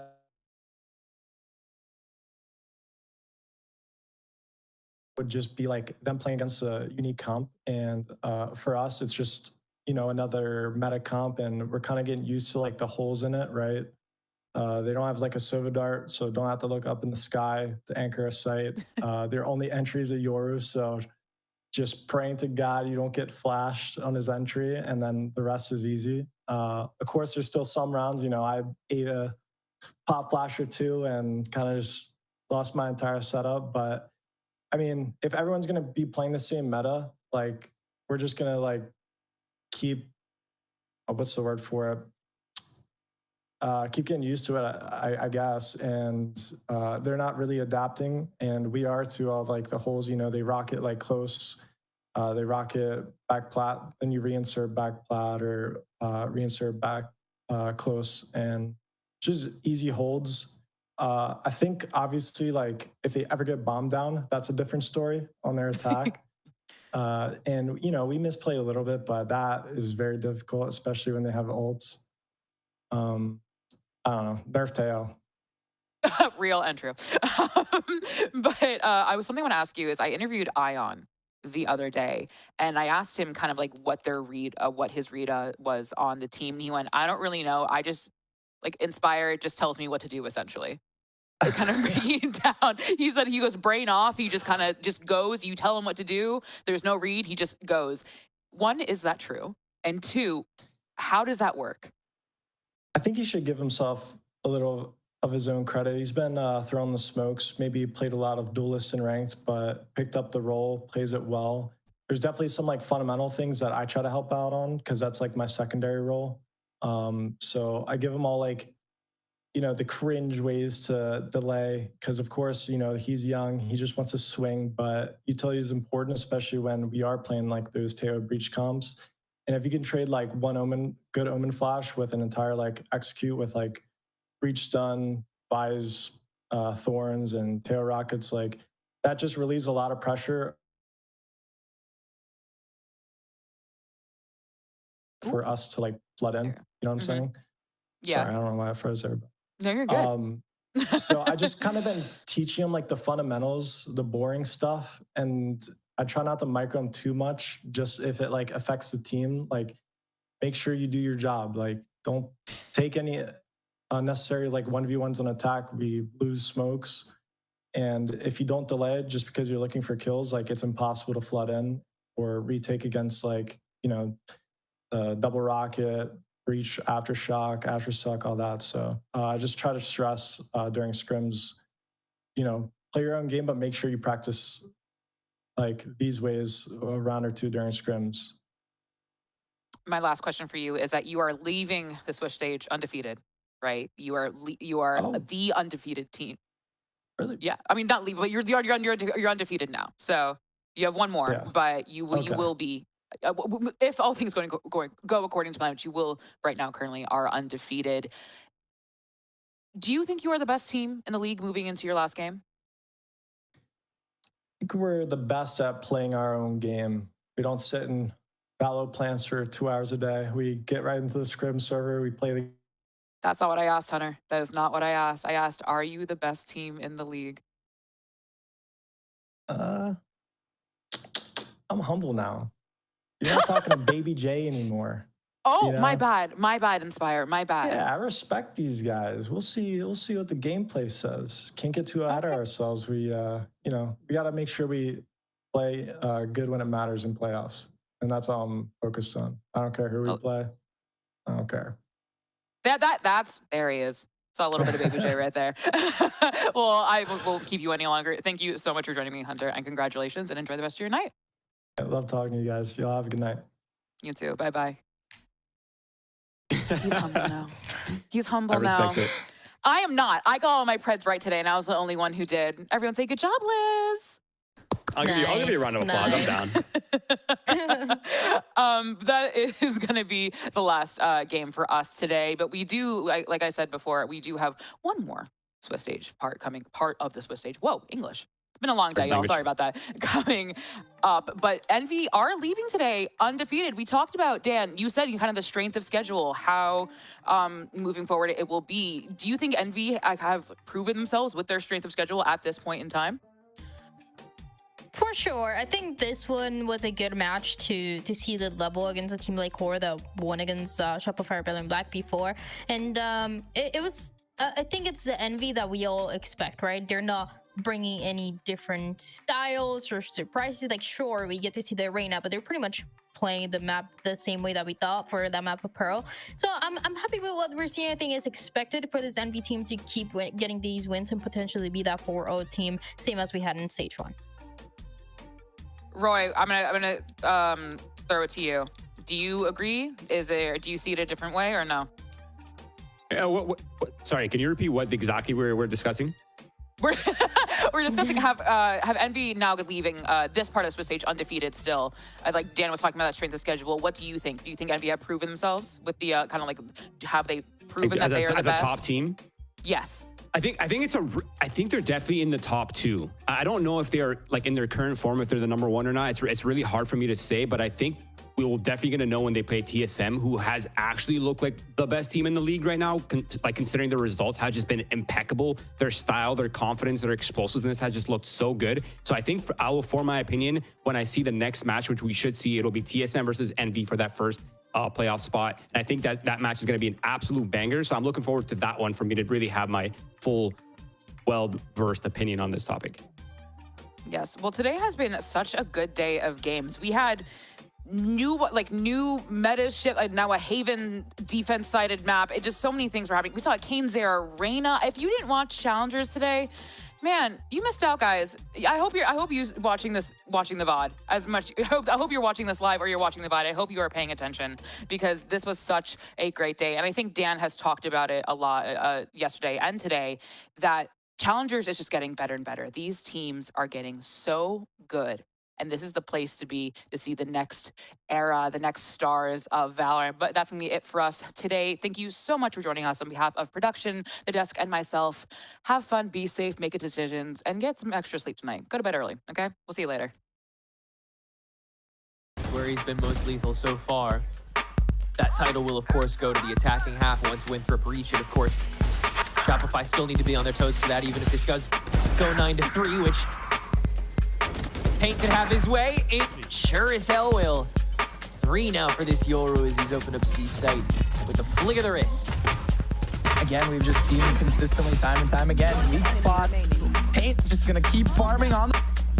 Next fight chosen by Shopify Rebellion looks to be in C Mound. Fault line on top of the stealth drone into the TP that Nausey reads like a book. Now into BCJ, looking for third of Nausey, avoids the aftershock. He's good for all of them. Early response, and they'll be stacked on top of this fight. That has to happen. Shopify have no other choice. They can't double back again, and Ollie has the hold on steps. It's a guarantee at this point. Winthrop fully boxed out, and Ollie goes absolutely crazy. The plaza this time, they'd like to deal with this sheer the old-fashioned way, and they will jump into to it. On top of it, prepared for this head peek that BCJ goes for. Traded back away, and Nausey ults on top of it, catches Paint and Nausey as well.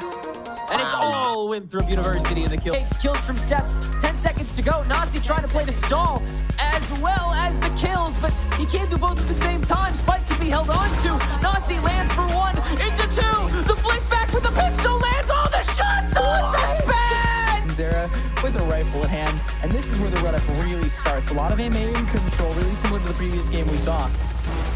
First attempt at a real ramp up here. Timotino attempts to gain some extra space with the TP behind the boxes, but Envy will quickly take it back. Okay, and Zera gonna walk out with this clear, gonna go ahead and get a little greedy. And wow. With a spray like that, I'm sure that you have every reason to feel greedy. I mean, they could take this one at a time if they felt like it, just to farm some orbs up, but trying to be clean with it. Nerve, that's two. Look out.